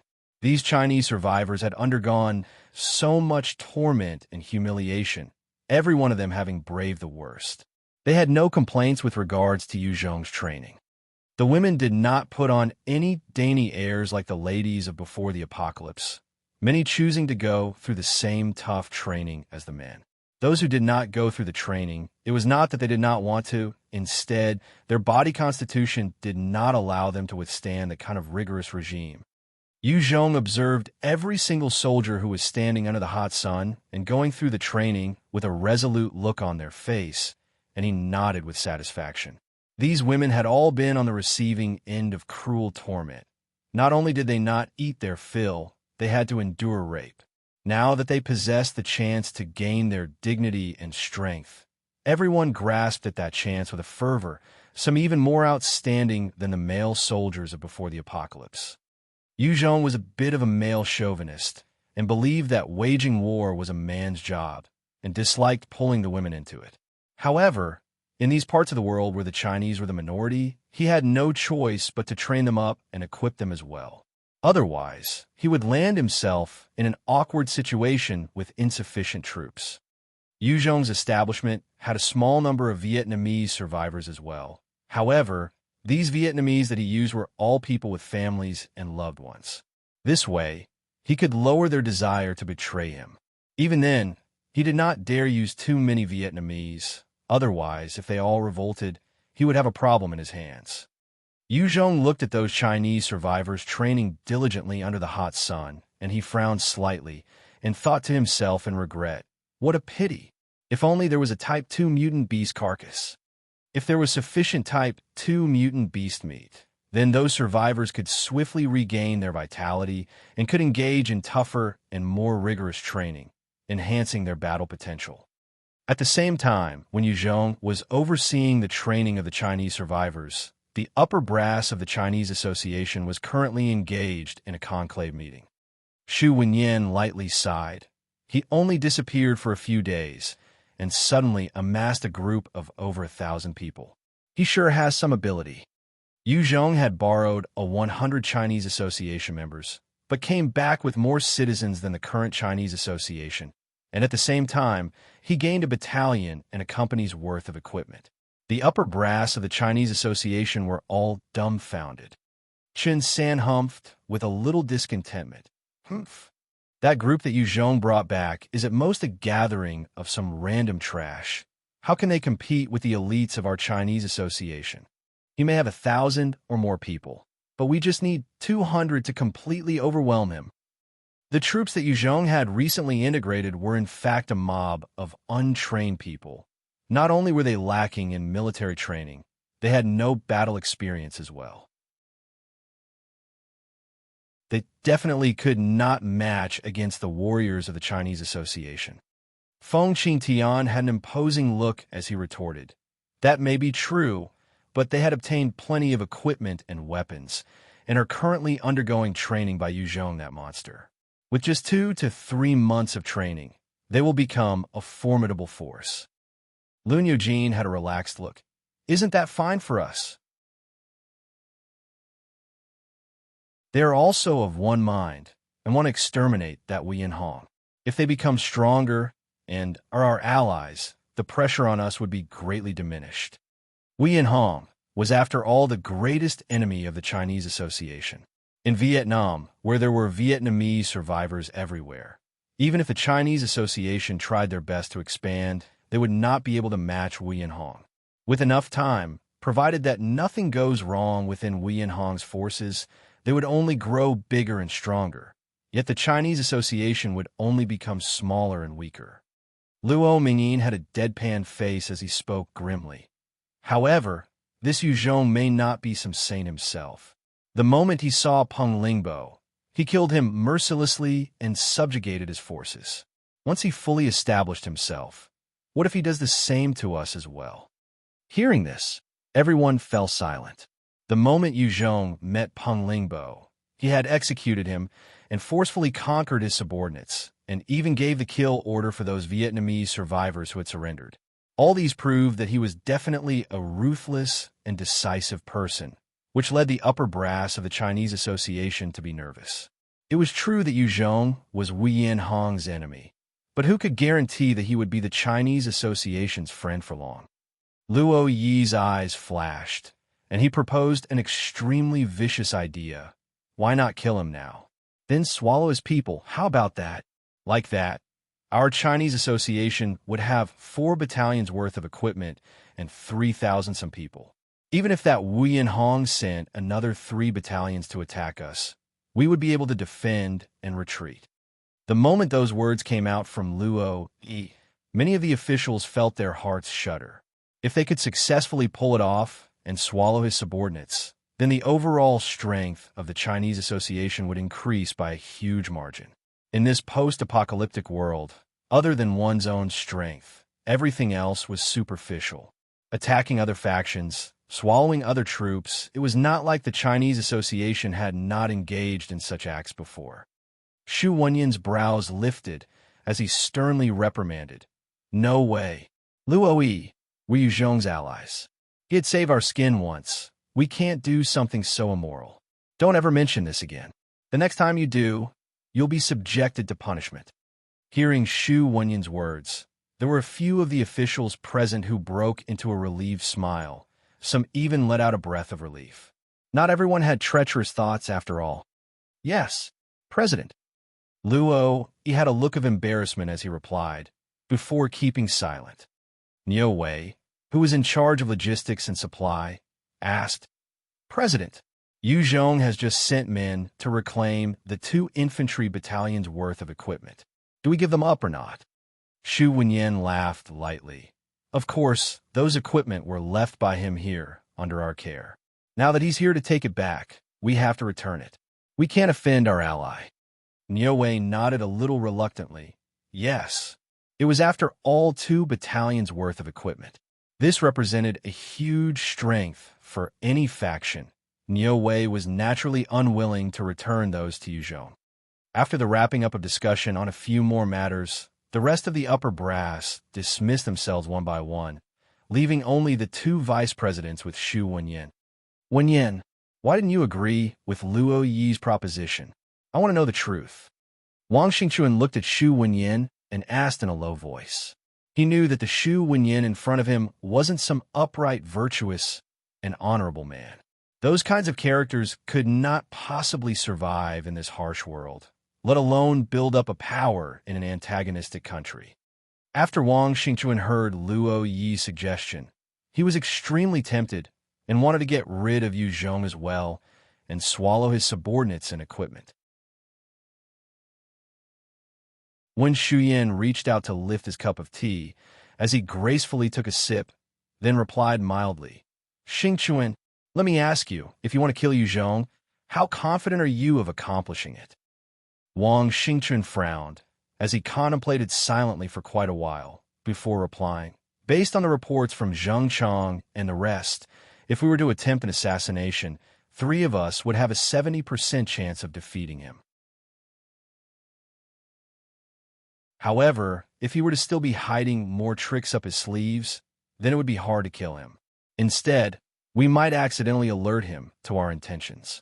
If it were a frontal confrontation, if we want to kill him, we don't stand a chance. Precisely. Defeating him may be easy, but killing him would definitely be extremely difficult. If we're unable to kill him successfully, then he would become our Chinese Association's strongest enemy. Right now, we share a common enemy, Wuyan. Killing between ourselves will only benefit that Vietnamese beast. Yu Zhong's troops are still weak. If you want to deal with Wuyan, he also requires working hand in hand with us. Within the near future, he definitely would not do anything to us. Unless we're weak like the Freemasons and not willing to fight against Wuyan. Therefore, at least until Wuyan is wiped out, our allied relationship would definitely be sturdy. Xu Wenyan's eyes flashed with a strange glint as he presented his conjecture on Yu Zhong's thinking. In fact, Yu Zhong had not any designs on the Chinese Association, simply because the pressure of Wuyan's forces was too huge. He needed a strong ally who could fight to attract the attention of Wuyan. Peng Lingbo and his Freemasons was practically a joke. There was no use for them in the bigger picture. Therefore, he had casually exterminated them and swallowed their forces. Tiger Chu suddenly asked, what if Wuyan is truly wiped out by Yu Zhong? Xu Wenyan smiled dumbly. If he could really exterminate Wuyan, then our Chinese Association can just rely on him. This is Vietnam we're talking about. If Yu Zhong wants to take command of this place, he would need to rely on us Chinese. When we first established the Chinese Association, It was to fight for us Chinese to retain our dignity and livelihood. If he can do it better than us, then there's nothing wrong with throwing in with him. Tiger Chu and Wang Xingchuan pondered silently before nodding in agreement. If Yu Zhong could really exterminate Wuyan Hong, continuing to fight against Yu Zhong would be like a mantis trying to stop a car. Furthermore, Yu Zhong was Chinese. Having another Chinese person as a leader, there was nothing wrong with that. Of course, this was all based on the assumption that Yu Zhong did have the capabilities to take Wuyan Hong down. If not, they would not rely on a useless character as well. After the meeting of the upper brass of the Chinese Association, they returned the items to Yu Zhong without much ado. Even the 300 tons of rations were sent to Yu Zhong quickly. With such handling, Yu Zhong felt a little taken aback. He had thought that there would be delays, even to the point of having to exercise some force to get them back. After an entire day, Ming Jejia was finally starting to stir from her coma. "How's your condition now?" Yu Zhong sat at the window in Ming Jejia's room. He looked at her who had just woken up, asking in a concerned tone.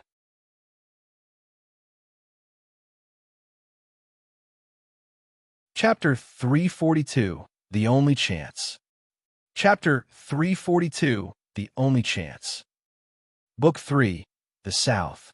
Ming Jejia lifted her head to see Yu Zhong sitting beside her, and her heart leapt with joy before she closed her eyes to sense the changes in her body. She then quickly said, "Master, the 6 attributes are now like this: Strength 12, Agility 11, Spirit 43, Stamina 10, Endurance 10, Vitality 11. I become a spirit-based evolver, and have learnt the level 3 skill Summon Shadow Wolf, and the level 3 passive skill Affinity. After becoming an evolver, every part of the body's constitution would gain enhancements. Even if it's a child, after turning into an evolver, her current constitution would be better than other normal people. It was the case for Yao Yao then, and is the same case for Ming Jejia now. They both possess bodies stronger than even an adult. When Yu Zhong heard that Ming Jejia had obtained 2 skills, his eyes shined with delight. Obviously, Ming Jejia was a genius who possessed some potential as well. That was how she managed to comprehend 2 skills at once.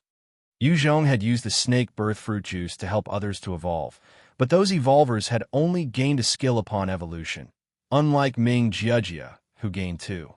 Yu Zhong's eyes retracted and he said, "Oh, let's summon out your beast to have a look." "Yes," Ming Jejia replied docilely, before waving her little hands, and activated her Summon Shadow Wolf. A demon wolf appeared noiselessly out of thin air, its fur entirely black as night, as it stared at Yu Zhong silently while it stood beside Ming Jejia, giving off an impression that it would snap any time. Yu Zhong looked at the Shadow Wolf and asked Ming Jejia, "What are its abilities?" While walking in the shadows, it's hard for people to detect it. It also has the Pursuit ability. Ming Jejia thought for a while, before waving her hand at the Shadow Wolf. The Shadow Wolf and Ming Jejia were connected through thought, and it walked to the shadows at a corner. The moment it came into contact with the shadow, its body seemed to twist and meld into the shadow on the wall. Yu Zhong had kept his eyes focused on the Shadow Wolf, and even though he thought he was mentally prepared, he still could not see the Shadow Wolf.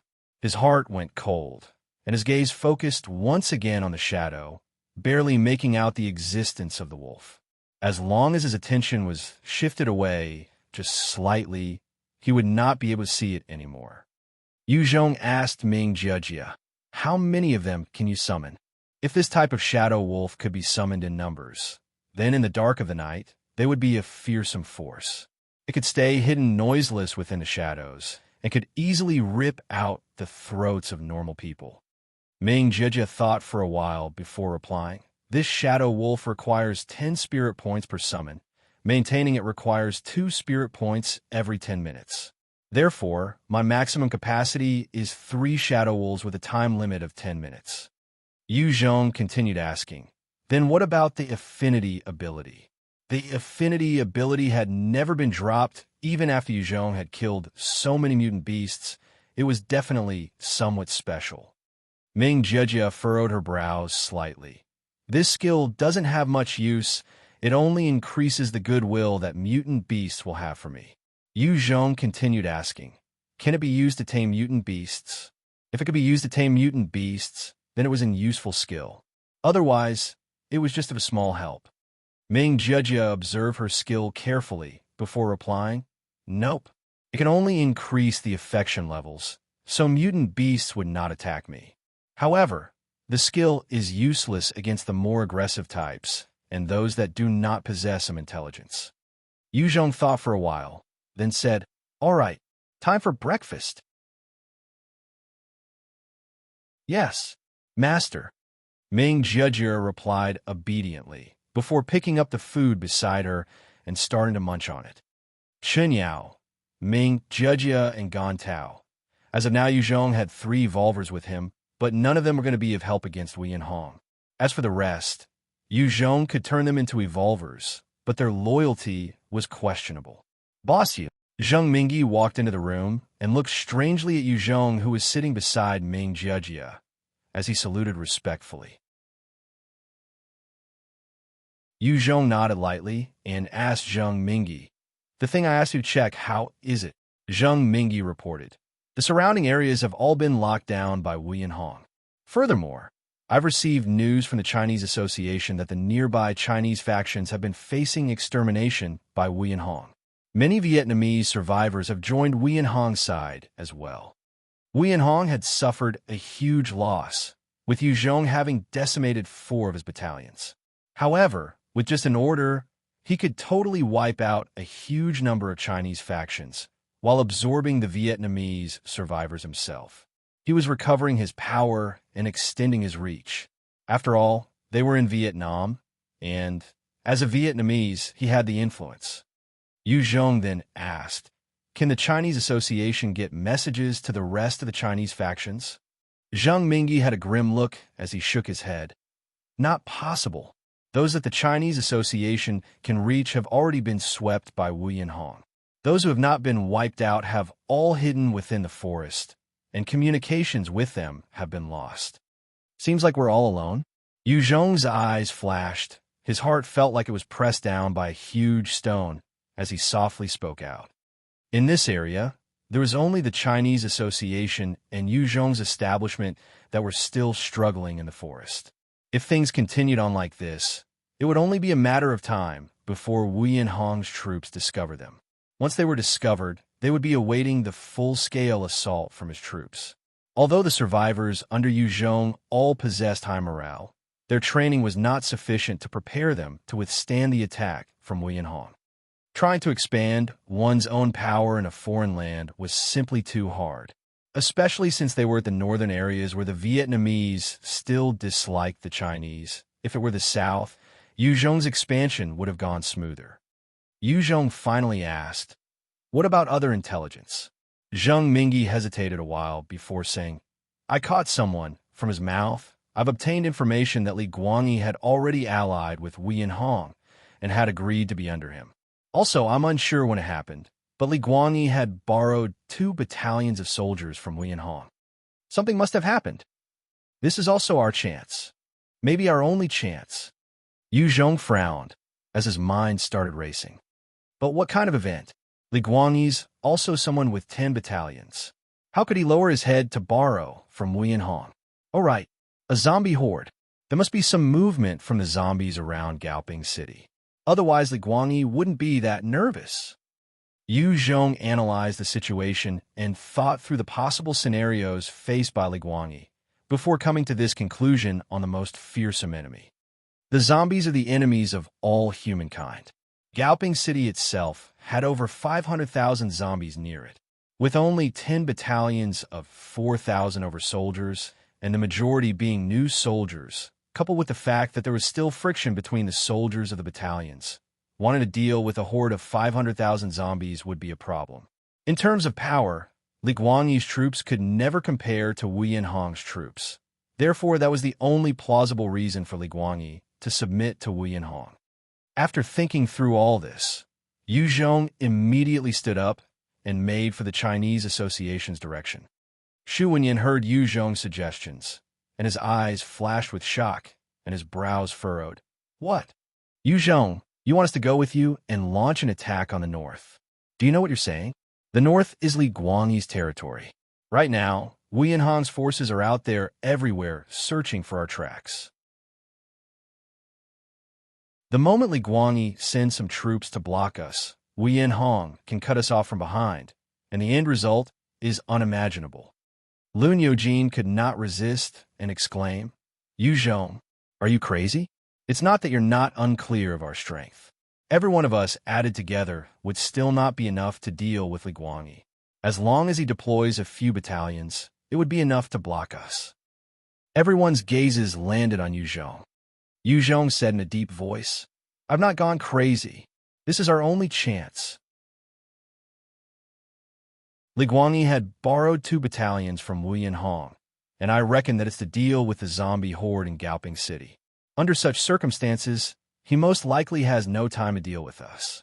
As long as we can eradicate the forces sent by Wuyan Han, we can break out of this encirclement and make for Guangxi from Gaoping City.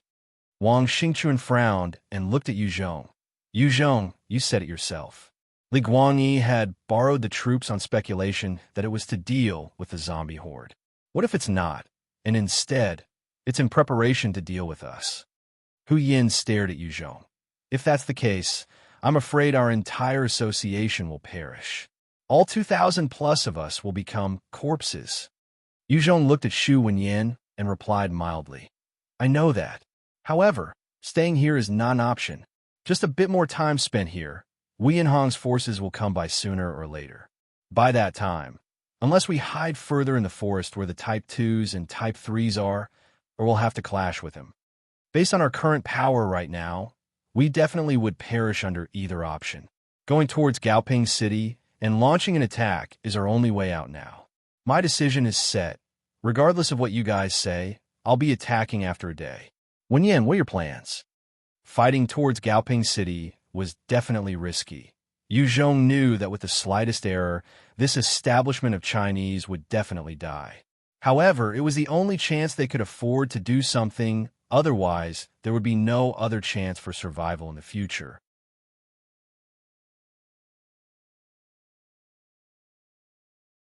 Chapter 343, Risky Infiltration. Chapter 343, Risky Infiltration. Book 3, The South. Xu Wenyan frowned, pondering silently before replying. Yu Zhong, your suggestion is too risky. I would like to consider it a few days before giving you a firm answer. Yu Zhong laughed indifferently. A few days? Sure. Once you're done thinking, you can let me know. But I'll be leaving tomorrow. You best be giving me an answer tonight. Yu Zhong didn't like dragging things on. Since he had already made a decision on doing something, he wanted to do it well. The moment he left the Chinese Association's meeting location, he had already ordered for his men to prepare to evacuate and attack towards the north. As for the different people in the Chinese Association, Yu Zhong knew that it was hard to convince them without enough evidence. After all, this operation to attack Gaoping City was indeed a risky one. It could be said that it was a gamble. If he won this gamble, then he could escape from this quicksand that was Vietnam and gain access to the other side, which was home. If he lost the bet, then those survivors that were following him would die. The moment Yu Zhong left, Wang Xingchuan directly asked Xu Wenyan. Wenyan, seems like he had already made up his mind to attack Gaoping City. What do we do? Are we going to risk it together with him? Xu Wenyan contemplated a while before replying. Let's wait and see. The Chinese Association was not willing to bear such a huge risk on a gamble. After all, it was a lot safer here. Evening, Yu Zhong had just finished his dinner and was taking a stroll in the nearby woods with Ming Jiajia. Come out. Yu Zhong suddenly looked to a dark corner within the forest and called out. How did you do that? That's twice you've discovered me. Zheng Chong was slightly annoyed as he walked out of that dark spot, walking towards Yu Zhong as he asked curiously. Yu Zhong chuckled and changed the topic. How is it? The Chinese Association ought to have come to a decision yet? Is it to fight or to stay? Zheng Chong stared at Yu Zhong a while, before replying in a solemn tone. Yu Zhong, you're really unsure if there's a zombie horde at Gaoping City right now. Yu Zhong looked calmly at Zheng Chong and replied, I'm not a god. How can I confirm what the situation is like over there right now? I've only come to a conclusion based on the available information. Zheng Chong had an earnest look as he tried to appeal to Yu Zhong. Let's go scout the place out now. You have the Type 2 mutant beast as a mount. We can check the situation out in just a single night. Yu Zhong thought for a while before rejecting it. No way. I need to conserve enough stamina and spirit to deal with the fight tomorrow. Zheng Chong's suggestion was pretty decent, but he neglected one point, which was Yu Zhong did not trust the Chinese Association. If Yu Zhong left to conduct reconnaissance, it was likely that the Chinese Association will swallow his subordinates. If he came back, he wouldn't be able to do anything. He couldn't possibly kill the members of the Chinese Association. These days, Yu Zhong did not step too far away from his people because of his concerns. Zheng Chong was a little disappointed, but he continued trying to plead with Yu Zhong. Then Yu Zhong, shall we wait till we confirm the intelligence before taking action? As long as we can confirm the authenticity of the situation, we'll set out together, and our forces will be stronger together. Yu Zhong shook his head and extended his olive branch. Speed is vital. Who knows what might happen after today? I need to grab hold of this chance. Otherwise, we'll definitely be wiped out if we stay here. Zheng Chong, why don't you come with me? Zheng Chong rejected him straight away. No, I can't do that. The president has treated me well. I can't abandon him at this time. I'll follow you. Right at this time, the beautiful Shu Tianya stepped out. Yu Zhong looked towards Shu Tianya with a questioning gaze. Based on his abilities, Shu Tianya had actually gotten so close before being discovered by him. She was obviously not simple. In this post-apocalypse, women had a disadvantage at survival. However, those who possessed authority and power, not one was a simple character. Shu Tianya had risen to an elder position. This was entirely due to her own strengths. Shu Tianya smiled coyly at Yu Zhong. Why? Am I not welcomed? Yu Zhong looked at that absolute beauty and replied with his own smile. How is that possible? Tianya, you're really coming with me? Have you obtained your brother's approval? Shu Tianya replied in a bright voice. He is he. I am my own person. The things I decide, why should I seek his approval? What you said earlier today, I do see your point and agree with it. Since it's going to be like this, why not try giving it a shot? When should we wait till? The enemy is stronger than me. Only by a miracle can we break out of this. Shu Tianya was a woman with strong views and did not just agree with everything her brother said. During the establishment of the Chinese Association, Shu Tianya had helped lay quite the foundation. Yu Zhong laughed and said, Great. Then let's work hand in hand to slaughter our way out. Other than Shu Tianya, the Chinese Association had no one else willing to take the risk with Yu Zhong. The second morning, Yu Zhong led his 1,000-strong force, all having done with their preparations, as they started marching towards the north. Shu Tianya led her own force of 46 female soldiers as they joined Yu Zhong in their northbound march. Within the forest, there were 6 camouflage soldiers, their faces smeared with mud, and they donned helmets covered in green as they made their way carefully along the main paths and searched. They were elite soldiers deployed by Wuyan, and they were specifically gathering information on the Chinese Association and Yu Zhong. These 6 were experienced, and as they searched the forest carefully, they were meticulous to not leave their own traces. Having searched extensively, they crossed this huge tree when suddenly a hail of bullets were fired downwards, causing 3 of the reconnaissance soldiers to die immediately. The remaining 3 soldiers immediately dodged towards the side as they ran for cover and raised their own guns to fire back up the tree. It's no use. There's no point in a useless struggle. Since you've been revealed, there's only one path left for you, death. Zheng Mingyi jumped down from the tree, dodging the bullets, and swiftly threw a hand grenade towards one of the soldiers. With a huge explosion, the grenade exploded and blasted the recon soldier into bits and pieces. The faces of the other 2 soldiers immediately fell as they started firing like their lives depended on it. As they were spraying their bullets, a shadow wolf suddenly appeared from the shadows and immediately snapped its jaws around the throat of one of the soldiers, snapping his windpipe. After killing the soldier in a single bite, the shadow wolf did not pause and instantly pounced on the other soldier, ripping his throat off as well.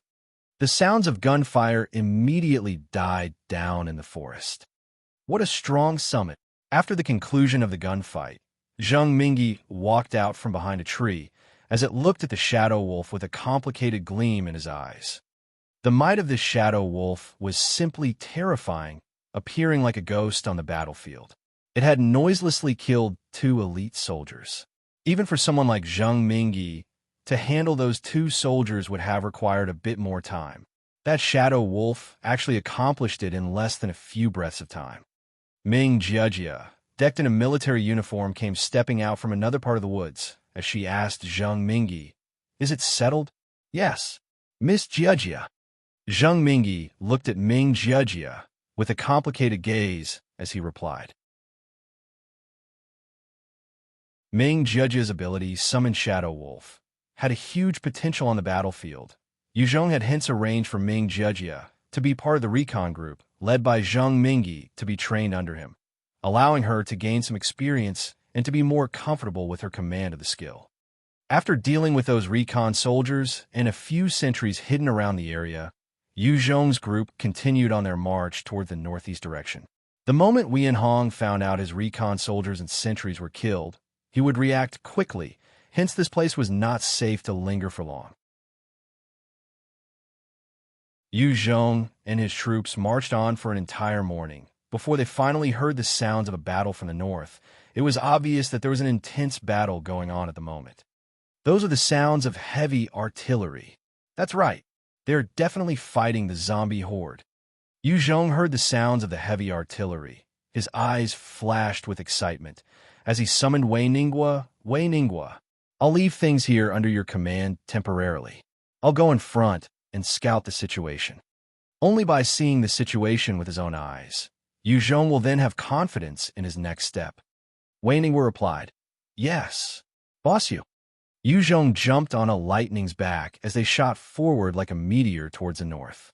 Lightning's running speed at its maximum was far beyond that of a sports car, and Yu Zhong came to the front lines in a few breaths, only to discover that the zombie horde had surrounded Gaoping City, not leaving even space for water to trickle past, as the densely packed horde of zombies were engaging in a fierce assault on the walls.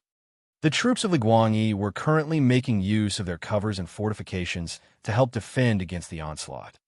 The horde of over 500,000 zombies was pretty fearsome, even with the defenses and fortifications. Under the constant attacks of the zombie horde, there were a few important bases that were overrun. Damn it, the bridge is jammed. Yu Zhong rode on Lightning as they circled one time, at the same time killing a few zombies, as they discovered that the bridge towards Gaoping City had been blocked by the zombie horde. The horde of 500,000 were simply too many, stretching for miles. The commanding Z-type had also split the horde in two, one half moving towards the east, the other moving towards the west, as they both launched a two-prong attack on Gaoping City. By this time, the zombies and humans were engaged in an intense battle. The numbers of the zombies massive. There were even evolved ones within the mix. The humans had the aid of fortifications and powerful modern weaponry. A large number of the zombies were being picked off under the heavy assault from the Guangyi's troops. Although they had gained some ground, they didn't kill that many either.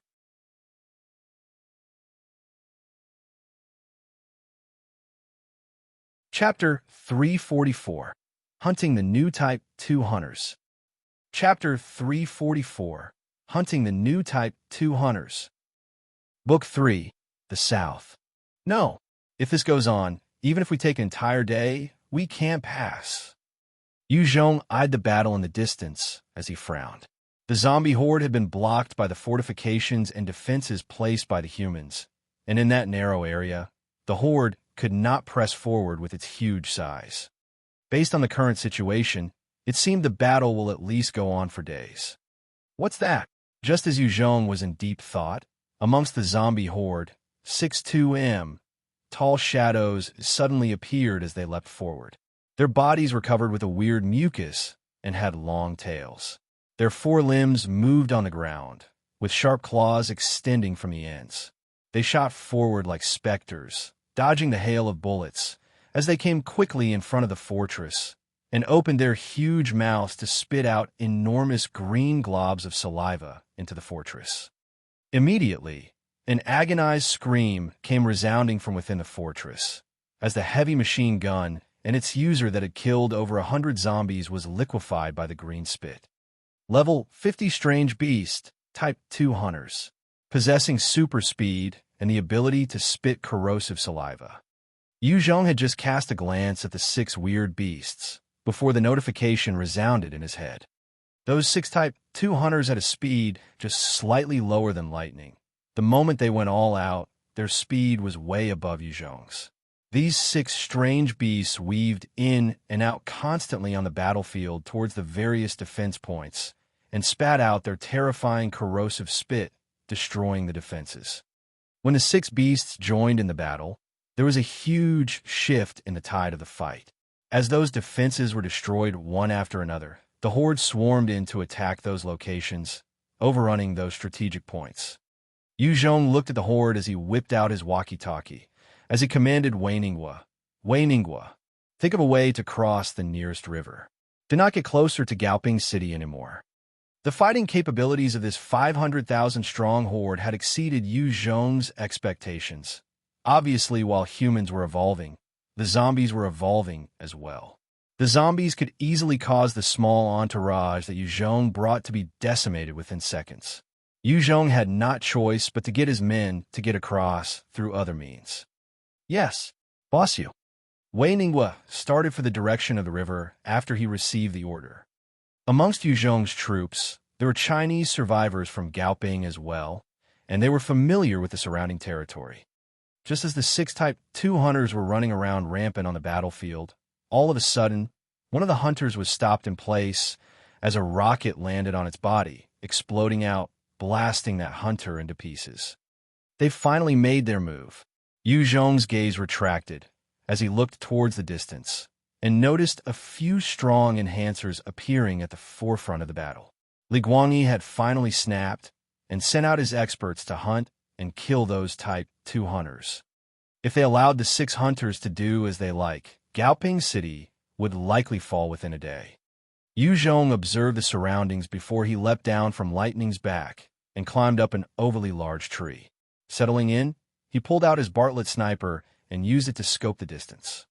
From the scope, Yu Zhong could clearly see about 15 enhancers currently engaged in a fierce battle with the remaining 5 Type 2 Hunters. Flames, ice spears, ground spikes, all sorts of enhanced abilities were being casted as they were directed at the Type 2 Hunters. Under those explosive attacks, the 5 Type 2 Hunters were reduced by 1 more. However, near those hunters, there were over 100 S2S. After 2 of the Type 2 Hunters had been killed, the S2S started charging towards those 15 enhancers as well. As they were caught off guard and 2 of their comrades were killed, the remaining 4 Type 2 Hunters started to give off an intense killing aura. One of them leapt forth in a frenzy, appearing behind one of the enhancers as it shot out its tongue and pierced through the head of the enhancer, pinning him to the ground dead. Another of the hunter jumped on top of a wall and ran with all its speed, suddenly appearing in front of a summoning enhancer as it spat out its corrosive spit to envelope the enhancer, causing the enhancer to be melted into a pile of bones. The 4 Type 2 Hunters had instantly retaliated and killed a few of the experts under Li Guangyi. However, the forces of Li Guangyi still remained steadfast. The leader of this band of experts was called Lei Kawang, an evolver of level 42. His entire body was encased in a thick armor of more than 10 centimeters. He moved like a tank as he charged towards those Type 2 Hunters, as he surrounded himself with 8 pieces of sawtooth rotating at high speed, killing any unfortunate S2S that got too close to him. Another hunter shot out its tongue to pierce the brains of another enhancer, and after it retracted its long tongue, it opened up its huge mouth to spit its green corrosive saliva at Lei Kawang. Lei Kawang's eyes flashed as the surrounding metal plates shot towards the green spit. The moment the green spit landed on those metal plates, they caused some holes to be corroded through, forming a puddle on the ground. Lei Kawang charged towards the hunter without any decrease in his momentum, and along the way, the 8 metal plates still surrounded him and rotated extremely fast, mincing the S2S all around him. When the Type 2 hunter saw that Lei Kawang was charging towards it, its body flashed, and in one leap, it had jumped to the top of a building as it quickly ran, before appearing behind Lei Kawang, and it shot its tongue towards him. The tongue of these Type 2 hunters could easily pierce a vehicle, but facing Lei Kawang, with such an impregnable defense, it only managed to create a huge dent in his armor. Lei Kawang was knocked back a few meters after receiving that blow from the Type 2 hunter, but at the same time, he slashed at the air towards the Type 2 hunter in a claw-like gesture. In that instant, steel beams exploded out from the building the hunter was on, as they pierced into the Type 2 hunter. The 8 metal shards that were rotating around Lei Kawang shot towards the head of the hunter, shredding it into minced meat, causing blood to splatter everywhere.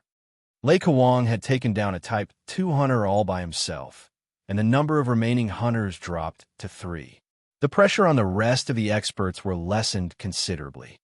After Lei Kawang had killed that Type 2 hunter, he also heaved a sigh of relief. As long as they expended a little more effort, they would be able to bring down the remaining 3 hunters. Pung! The gunshot rang out, just as Lei Kawang had relaxed, as one of the strength-based enhancers found a new hole in his brain as he dropped to the ground lifelessly. Sniper! Damn! Lei Kawang saw his subordinate's brains blow apart and could not help but curse out loud. Pung! The gunshot rang out again. This time, an enhancer with plant manipulation who was holding his own against 7S2S died. After having 2 of their enhancers sniped, Lei Kawang led his team to quickly search for cover as they retreated hastily. The moment the team of experts retreated, they lost their control of the battle, and the attacks of the remaining 3 hunters became even more ferocious. They charged forward at an insane speed, appearing behind those fleeing enhancers as they shot out their tongues and pierced the humans' brains. A large number of those enhancers could not withstand the blows from the Type 2 hunters, and they were hunted like flies by the joint attacks from the hunters and S2S. Damn it, everybody, give your all to kill those 3 Type 2 hunters. Lei Kawang had a desperate look as he hollered out madly, before charging towards one of the Type 2 hunters.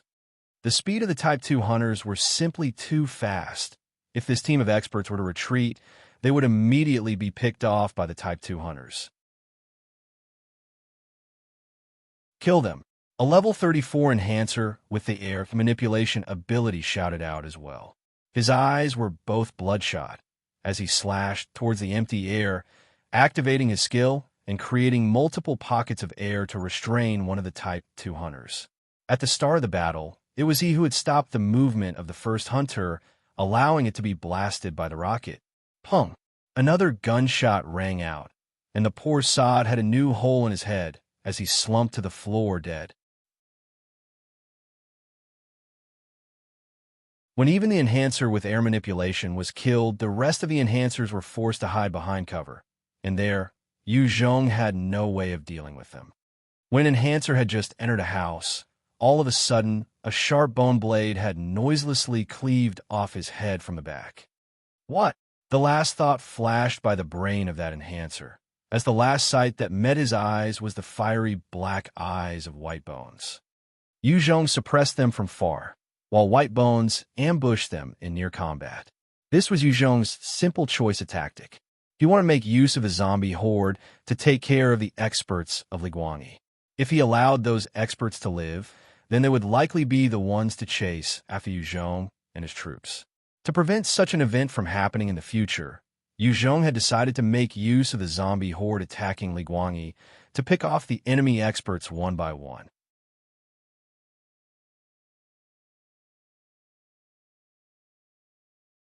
Chapter 345. Using enemy monsters to slay them. Chapter 345. using enemy monsters to slay them. Book 3, The South. Two of the enhancers retreated to a small room, only to face one of the hunters that smashed through the window. It leapt to the wall, defying all sense of physics, and began climbing around the room. Out of the two enhancers, one was a level 34 strength-based enhancer, the other a level 32 agility-based enhancer. The agility-based enhancer looked at the Type 2 hunter with shock as he hastily pulled out a gun and fired rapidly at it. Agility-based enhancers tend to prefer to use submachine guns, handguns, and blades to attack. With their superior speed and reaction, they could exhibit the prowess of such weapons to the fullest. However, this agility-based enhancer discovered that even when pushing himself to the limits, he could not catch up with the speed of the Type 2 hunter. Countless bullets hit only the shadows of the Type 2 hunter. None of them found their target. In the midst of its constant jumping about, the Type 2 hunter shot out its tongue, penetrating the head of the agility-based enhancer and pulling his body away. It then landed and appeared behind a strength-based enhancer before slashing viciously at his back. The enhancer was knocked down as he roared in pain. Pouncing and piercing through the mutant beast hide that the enhancer was wearing, the Type 2 hunter quickly dug out his heart. The enhancers were no more. The Type 2 hunter gobbled up the heart of the strength-based enhancer in a single mouthful and leapt out of the room, following its instincts to go hunt down another enhancer. 3 Type 2 hunters, with over 100 S2S, were currently encircling the elite troop of Liguangi as the experts fell one by one. Pung! Following the sound of that gunshot, Lei Kawang received a bullet in his right leg, and even though he had such a thick armor protecting him, he was still affected by the intense impact. Lei Kawang rolled once on the ground before standing up swiftly. However, the moment he stood up, a huge axe came swinging down towards him, breaking the sound barrier. Lei Kawang's face turned pale as he raised both his hands, and shards of metal came flying from his back and formed a barrier in front of him. When that huge axe landed on his shield, it caused a huge booming sound, and the shield was also hacked apart. After the shield was split in two, the might of the bone axe had been expended and could not drive itself further towards Lei Kawang. Lei Kawang raised his eyes only to discover White Bones staring at him with its white bone axe. Lei Kawang had just seen White Bones before two extremely sharp bone spikes sprouted out from its chest and pierced him squarely on the chest, causing two huge 1 centimeter deep indents and sending him flying. If it wasn't for the protection of that flying metal armor, he would have been killed right then. Lei Kawang swiftly stood up, only to hear a pung sound as a sniper bullet hit him right on the head, causing him to fly back again for another 3 meters as he crashed to the ground. White Bones shot forwards like an arrow, its huge axe swinging viciously down on Lei Kawang. Those bone spikes from its body could not deal any life-threatening blows to Lei Kawang, and hence it could only rely on its huge axe. Lei Kawang looked at White Bones charging towards him and forcefully repressed the shock waves caused from the previous blow to his head as he raised his hands towards White Bones, and a few metal shards shot towards White Bones like rain. Those metal shards could easily shred a person into pieces, and as they landed on White Bones, they caused bits and pieces of bone to be chipped away. However, under the onslaught of those metal shards, White Bones did find it somewhat hard to advance. Lei Kawang seized his chance to jump to his feet and dodged behind some nearby cover. Although Yu Zhong's sniping could not kill Lei Kawang, it was enough to wear away at his spirit and stamina. To Lei Kawang, Yu Zhong was also a huge threat. White Bones blocked the assault of those metal shards before quickly pouncing towards the place where Lei Kawang went for cover. Lei Kawang's eyes turned frosty as he waved his hands, and the 8 metal shards once again shot towards White Bones. White Bones saw the high-speed rotation of those metal shards, and it waved its huge axe down, causing 2 of the shards to be flicked away. At the same time, 6 bone spikes shot out from its body at the remaining 6 metal shards, also knocking them away. When the 8 metal shards were sent flying, They rotated one round in mid-air before shooting towards White Bones again under the control of Lei Kawang. Atop the huge tree, Yu Zhong was still aiming at Lei Kawang's position with his Bartlett sniper, not moving even a single inch. He, together with White Bones, had locked down Lei Kawang and prevented him from stepping out to save his other comrades. As long as they could block him from saving the others, the Type 2 hunters and S2S would be able to deal with the team of experts. At this time, various positions were beginning to fall, and Lei Kawang's position would soon be surrounded by countless zombies, which would cause him to expend more energy, after which it would be easier for Yu Zhong to deal with him. After clashing for a while, Lei Kawang bellowed out with a mixture of Vietnamese, English, and Chinese with some anxiety. "Friend from afar, I am Lei Kawang. Do you know what you're doing? Inside Gaoping City, there are 400,000 lives. Your actions are going to endanger the lives of those 400,000 people. If you still have some humanity in you, let me leave." Li Guangyi wasn't any good man as well. Although he did not engage in open slaughter of the Chinese like Wuyan Hong, those Chinese and foreigners under him did not lead a better life. He had caused the deaths of various families and naturally had plenty of enemies. As he did not know which race this enemy of Li Guangyi was from, he could only use all three languages to shout. Yu Zhong's tone became icy as he yelled, "For 100,000 people? Aren't they all beasts? Lei Kawang, your lot is already thrown in with Wuyan Hong, right? Then to me, your 400,000 lives are worth that of animals. Just go and die." Wuyan Hong was simply too strong. If he gained these 400,000 survivors from Li Guangyi, he would expand even faster. If there was a chance, Yu Zhong would definitely not allow this to happen, as long as it was to spoil Wuyan Hong's plans. Even if he had to send 400,000 people to their deaths, he would not hesitate to do so. Hard times required harder choices, but if he wanted to go home, there were things he had to do. Lei Kawang heard the words, and his heart fell. He knew that things were not looking good. Wuyan Hong had caused so many Chinese to die. His enemies were literally everywhere. Wanting to convince an enemy full of vengeance to give some leeway was not going to be easy. Lei Kawang fell silent for a moment, before he used a righteous tone to converse in Chinese. "Friend, your grudge with Wuyan Hong, that's between the both of you. You can't send 400,000 lives into the hands of the zombies just because of some hatred, right? That's 400,000 people. They're not pigs or dogs, but like you and me, they're human beings. For this small grudge, you want to send 400,000 people to their deaths. Don't tell me you don't have a single shred of conscience or humanity." Lei Kawang wanted to use the righteousness and conscience to sway Yu Zhong and get him to change his mind. Under these circumstances, it was likely that the 400,000 people would fall to the zombie horde soon. Yu Zhong responded coldly, "Conscience and humanity. You bastards dare to speak of this? How did you fuckers treat the Chinese? You guys know it. So you can go and die." Yu Zhong was resolute enough to not let such words easily sway his decision. Lei Kawang immediately fell silent again. It was true, they had treated the Chinese like pigs and dogs.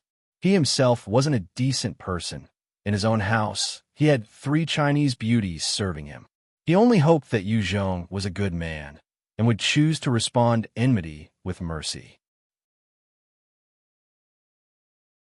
Seeing that his righteous words had no effect on Yu Zhong, he changed the direction of his appeal. "Friend, amongst the 400,000 survivors, there are about 2,400 Chinese. They are your fellow countrymen after all. The moment the city is breached, they will face certain death too. Are you heartless enough to watch your countrymen die at the hands of the zombies?" Yu Zhong contemplated a while before replying calmly. "Then too bad for them. Can't blame others for their shitty luck. Yu Zhong was not a god. *1. He had no way ensuring that the zombies could wipe the entire Gaoping city and still be able to save his fellow countrymen. "You goddamned crazy lunatic!" Lei Kawang cursed out loud. At the same time, he saw the 3 Type 2 hunters leaping out from rooms, covered in blood. Seeing this, Lei Kawang felt like his heart was stabbed by a knife. He He had brought almost two-thirds of the experts under Li Guangyi to deal with this. As of now, other than him, the rest of the experts had been killed by those Type 2 hunters and S2S. Their operation was a huge failure. Lei Kawang sighed deeply and leapt out from behind his cover as he ran into the distance. The speed of Lei Kawang was pretty fast as well, such that two shots from Yu Zhong did not manage to hit him. The distance between them was truly too far. However, out of all the experts that came out to the forefront, two-thirds had been killed, and the remaining experts could only make use of the fortifications and covers to hold their position and defend. Under the intense assault by the three Type 2 hunters, the rest of the defenses were soon wasted. With the ceasefire, the zombies started to push in and enveloped the forces of Li Guangyi. With that fearsome, coordinated zombie charge, the newer recruits of Li Guangyi's troops collapsed as they threw their weapons away and ran for their lives towards the other directions. One by one, the various battalions collapsed and broke away from their positions as they ran towards the west side of Gaoping City. If there were still experts remaining, with the protection of the defenses and fortifications, they could still maintain a defensive stance. However, now that experts have been eradicated, they had no more confidence or will to fight on. After all, they were new recruits, and their training had not even exceeded 3 months. Few of them actually had any experience on a true battlefield.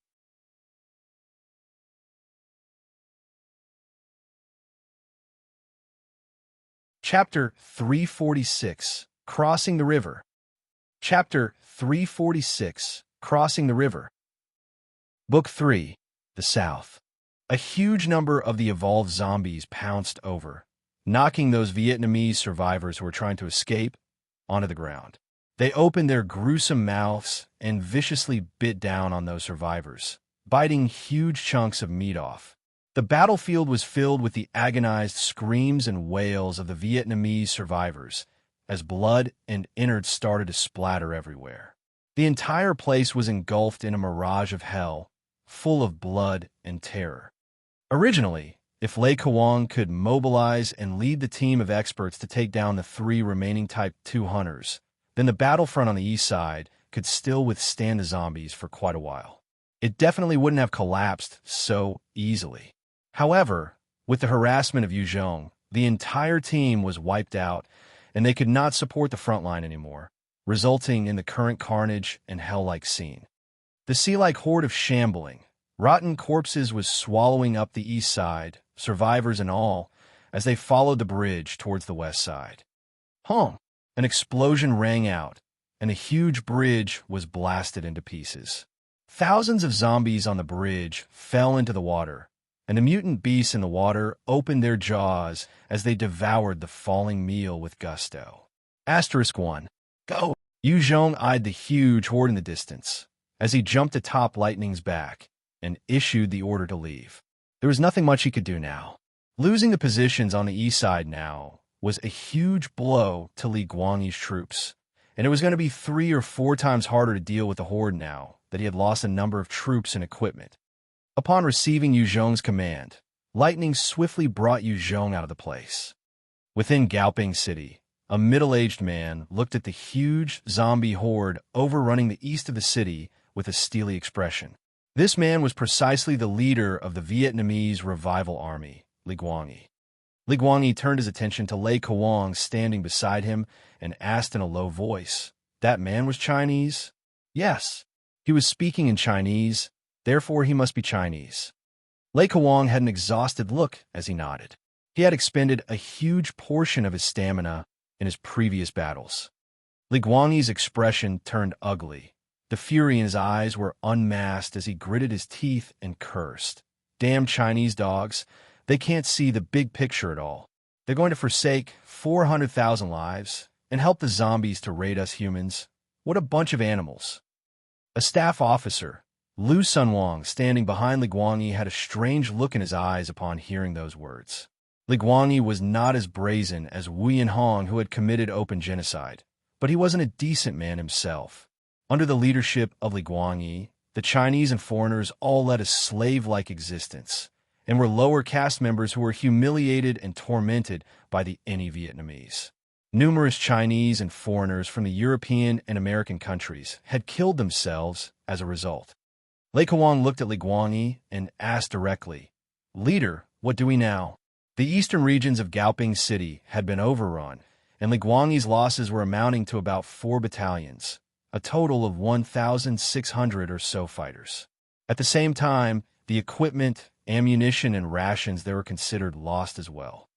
Currently, the western regions had the support of the elite troops, and the 400,000 survivors could still withstand. However, without the support of reinforcements, Gaoping City would most likely fall to the zombies. Li Guangyi's eyes flashed as he assured Lei Kawang, "Don't worry. Wuyan Hong had promised to send some help. As long as the reinforcements come, we'll be fine." If the troops from Li Guangyi and Wuyan Hong were to combine their strength, they would have so hope of withstanding the onslaught of the zombie horde. Lu Sunwang quipped in with a reminder, "Leader, Wuyan Hong is a vicious man.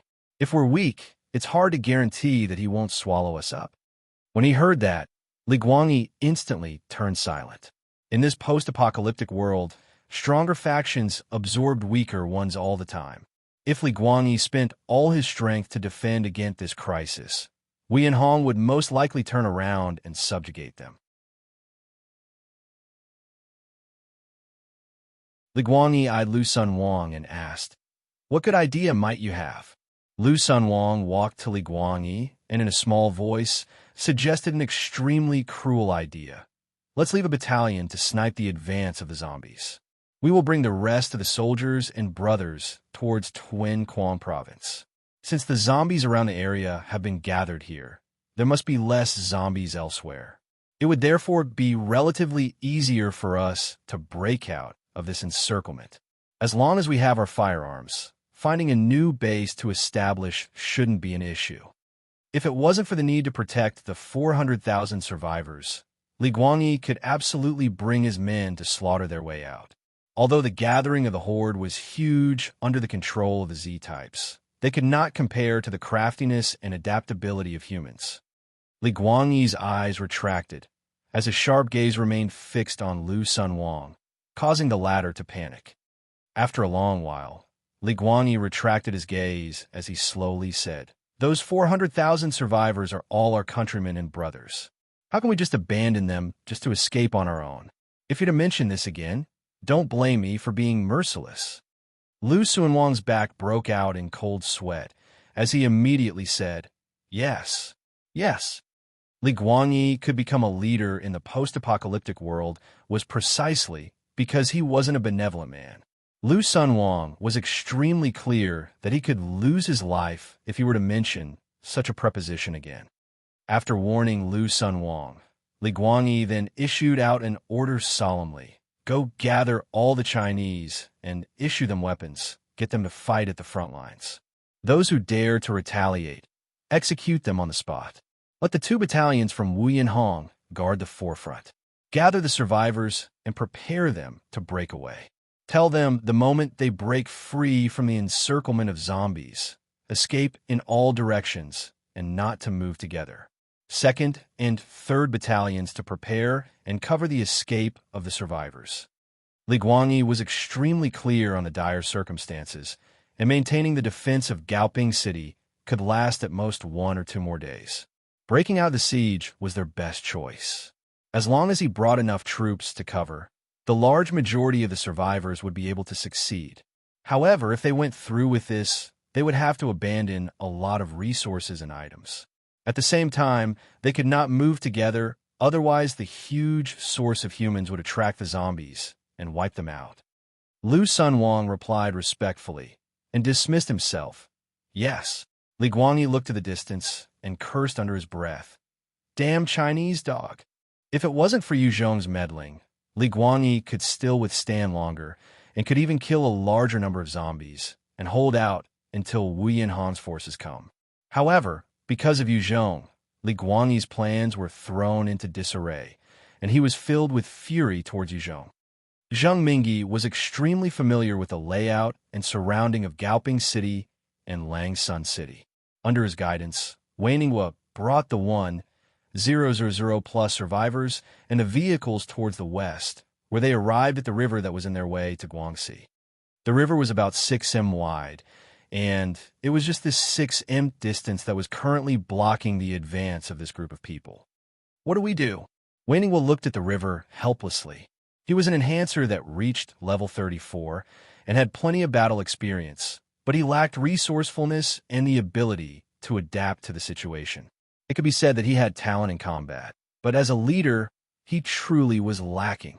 Yu Zhong had selected Wainingwa as the temporary leader because he valued his performance and growing loyalty, and hence felt that he could be trusted. However, he didn't expect Wainingwa to be that indecisive. As he hesitated, the 1,000 plus survivors halted near the river, not knowing what to do. Upon seeing this, Ming Jejia went up to Wainingwa's side and asked, "Uncle Wei, didn't Master ordered for us to cross the river? Why aren't we moving?" Wainingwa looked at Ming Jejia and dared not underestimate her, as he laughed bitterly. "Ming Jejia, you can see for yourself. There are no boats here. I've no idea how to cross." Ming Jejia frowned as she looked at the river before suggesting, "We can construct a makeshift pontoon *2 to cross. First, we can get some people to cross over before making use of the steel cables of the vehicles to create a paved way for the rest of the people to cross." Wainingwa's eyes brightened up as he praised, "Great idea. However, this can only transport the people over.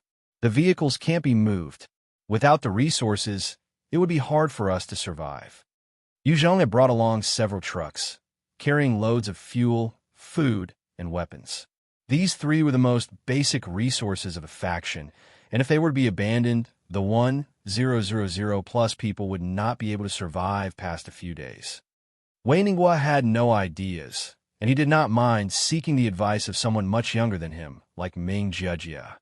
Ming Jejia pondered a while as she frowned before saying, "Let's get the people across first. As for the vehicles, I'll think about it more." "Okay," Wainingwa immediately replied, before assigning people to begin the operation. Zheng Mingyi tied a rope to an arrow, before aiming and firing it proficiently across and hitting a tree. He then made use of the rope as he brought along the metal cable to climb across. When he reached the opposite shore, he hammered the metal cable to the ground. After nailing 6 metal cables to the ground, he then climbed atop those metal cables and secured pieces of planks on them, and the simple pontoon soon took shape. Yu Zhong had prepared beforehand, in case they had to cross a water body, and had prepared ample supply. In one of his transport truck, there were plenty of cables, ropes, wooden planks, and were fully utilized in this operation. After the simple pontoon was constructed, the survivors started to make their way across. When Yu Zhong rode Lightning and arrived, he saw that most of the survivors had crossed, and there were only 100 or so left, with the vehicles still on this side of the shore.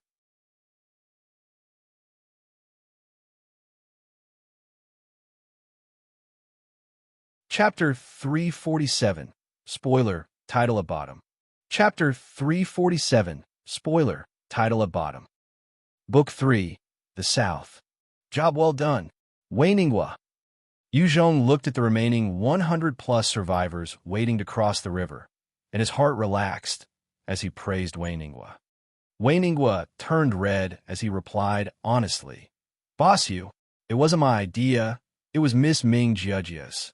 Zheng Mingyi had constructed the pontoon.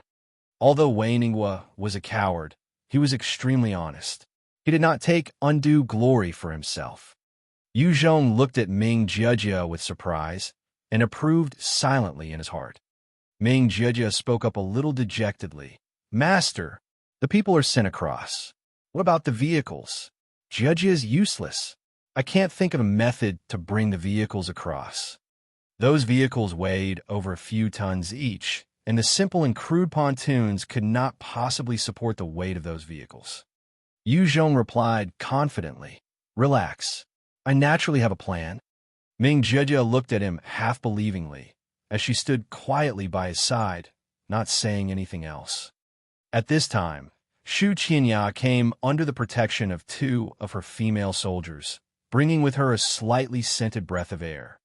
Xu Qianya laughed brightly as she said, "Yu Zhong, are you racking your brains over the issue of getting the vehicles across?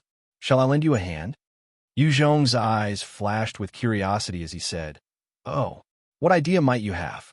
Xu Qianya reached out with her right hand, and there was a flash of icy light before a piece of ice accumulated in her hands.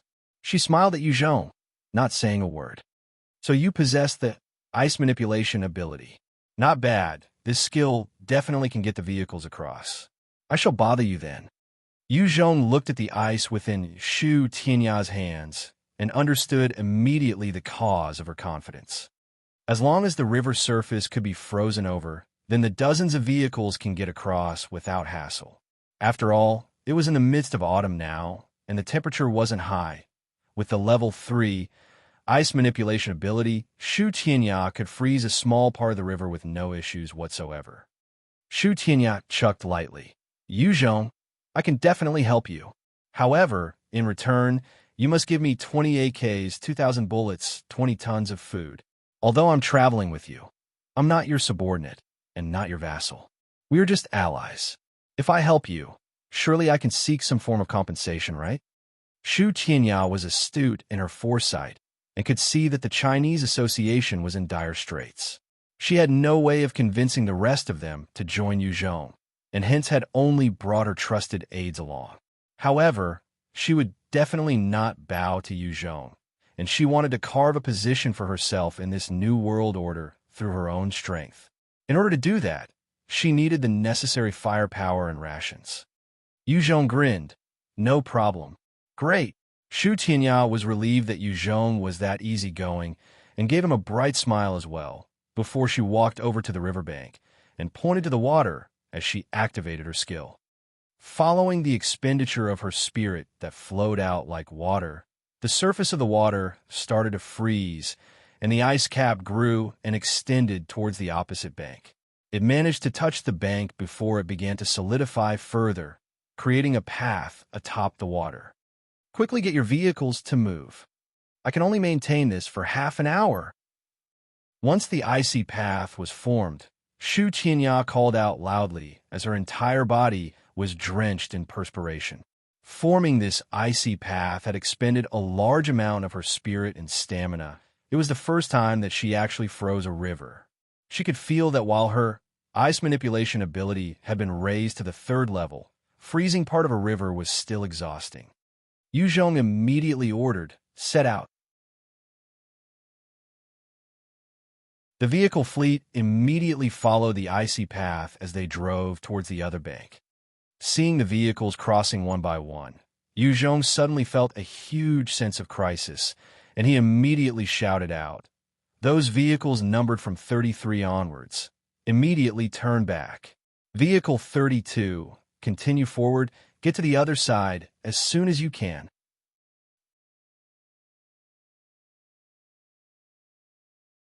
Hearing that, the vehicles all went into action as the huge transport truck charged towards the other bank, whereas the other turned back and swiftly retreated. Right when both trucks had just left the icy path, the river suddenly burst in a huge wave as a gigantic beast charged into the icy path viciously, breaking it into pieces. When the bridge was smashed into smithereens, Xu Qianya, who was maintaining the skill, could not help but spit out a mouthful of blood as she fell to the floor. Her face was pale, and she obviously lost some of her energy. To those enhancers who have to cast and maintain their skills, the moment the ability was broken, the caster would definitely suffer the backlash. When the gargantuan beast in the water had destroyed the icy bridge, countless water beams were shot towards the skies as a huge gray color head emerged from the water, covered entirely in thick scales. An enormous crocodile emerged from the waters as it emitted a terrifying pressure on everything around it. Its eyes had a ferocious glint as it caught sight of Xu Qianya by the bank and swam speedily towards her like a huge tank. Level 68 Mutant Beast, Type 2 Giant Crocodile. In the waters, it is definitely the tyrant. Its huge, steel-like teeth could even crush any armored vehicles into pieces. Shu Qianyao looked at the Type 2 mutant giant crocodile swimming towards her, and her eyes flashed with a hint of despair. Its speed in the waters was simply too fast, and it could be in front of her in the next second. Based on her speed, she was definitely unable to evade it. She was, after all, not an agility-based enhancer. Just as Shu Qianyao was about to be swallowed whole by the Type 2 mutant giant crocodile, a rocket was aimed and detonated on its head. The result was a huge explosion, and an even bigger cloud of steam enveloped the head of the crocodile. Shu Qianyao turned around to look, only to discover Yu Zhong wielding a rocket launcher aiming at the Type 2 mutant giant crocodile. Quickly escape. It hasn't died yet. Yu Zhong eyed Shu Qianyao and shouted at her. After firing that fearsome rocket, the sense of crisis still had not abated yet. Shu Qianyao obeyed, and without any delay, she quickly climbed up and escaped towards another side. She knew that Yu Zhong had enraged the Type 2 mutant giant crocodile, and running to his direction would spell certain death for her. The smoke of the explosion had not cleared yet, but the giant crocodile was already charging out from the smoke screen, its eyes filled with killing intent. It currently had a fist-sized wound on its head, bleeding profusely. That was the damage done by that single rocket launched by Yu Zhong earlier. Yu Zhong had just used a rocket launcher that was manufactured in Vietnam, and its power was not comparable to the PF-98 that Yu Zhong usually used. However, the little damage caused to the giant crocodile was shocking to Yu Zhong. He quickly swapped out another rocket and aimed once more at the giant crocodile before firing. The giant crocodile also activated its own innate ability in the water, as a huge water arrow was slapped out and shot towards Yu Zhong. With a bright flash, the rocket launcher detonated when it met the huge water arrow, causing a huge splash of water in all directions, yet could not do anything to the giant crocodile within the waters. With that huge wall of water, the remaining 20 trucks were all entrapped within the walls of the water flow. Under the innate controllability of the giant crocodile, the wall of water reached a width of more than 10 m, separating Yu Zhong with the trucks from the rest of the troops. The giant crocodile made use of its advantage in water to pounce towards Yu Zhong. If it was on the shore, its speed would not be able to match Yu Zhong and would most likely be eating Yu Zhong's dust. However, in the water, Yu Zhong could not even match a tenth of its speed. Even when comparing before the apocalypse set in, a human would never be able to match a crocodile in the water. Yu Zhong faced the terrifying Type 2 mutant giant crocodile as his eyes flashed, and he activated his bone-encompassing armor, and white bones turned into an orb of light as it transformed. Just as Yu Zhong finished casting the ability, the attack from the giant crocodile came and opened its huge mouth as it exploded up out of the water and bit towards Yu Zhong quickly. When the giant crocodile bit down, its speed was at its maximum, and even lightning, which was almost peerless in agility, could not dodge such a bite, not to mention Yu Zhong in the water. Yu Zhong raised his right hand as he shot out a bone spike into the ground, before sending himself into the mouth of the Type 2 mutant giant crocodile. When the jaws of the giant crocodile snapped shut, most of Yu Zhong's body was within the mouth already. However, his left leg was instantly dismembered by those sharp teeth of the giant crocodile, and not even the Type 2 mutant black-scale boar hide could withstand that impact. Yu Zhong felt the intense pain shooting up from his left leg the moment it got bitten, and it caused him to shudder in pain. The Type 2 mutant giant crocodile then retracted its tongue, before sucking in a huge breath of air, intending to use suction to draw Yu Zhong towards its stomach. At this critical juncture, Yu Zhong kept his cool while tolerating the pain, and with a thought, his shoulders shot out two incredibly sharp bone spikes that embedded themselves within the soft flesh of the giant crocodile, preventing himself from going further into the mutant beast. The giant crocodile felt its throat being lodged, and it opened its jaws again, taking in a huge breath. A gigantic spray of water came rushing in and smashed onto Yu Zhong, causing the bone spears to snap before washing him down into the noxious stomach. See that you're tuning in to the Warrior Lore YouTube channel. Don't forget to subscribe and join us on this journey to catch the most captivating stories.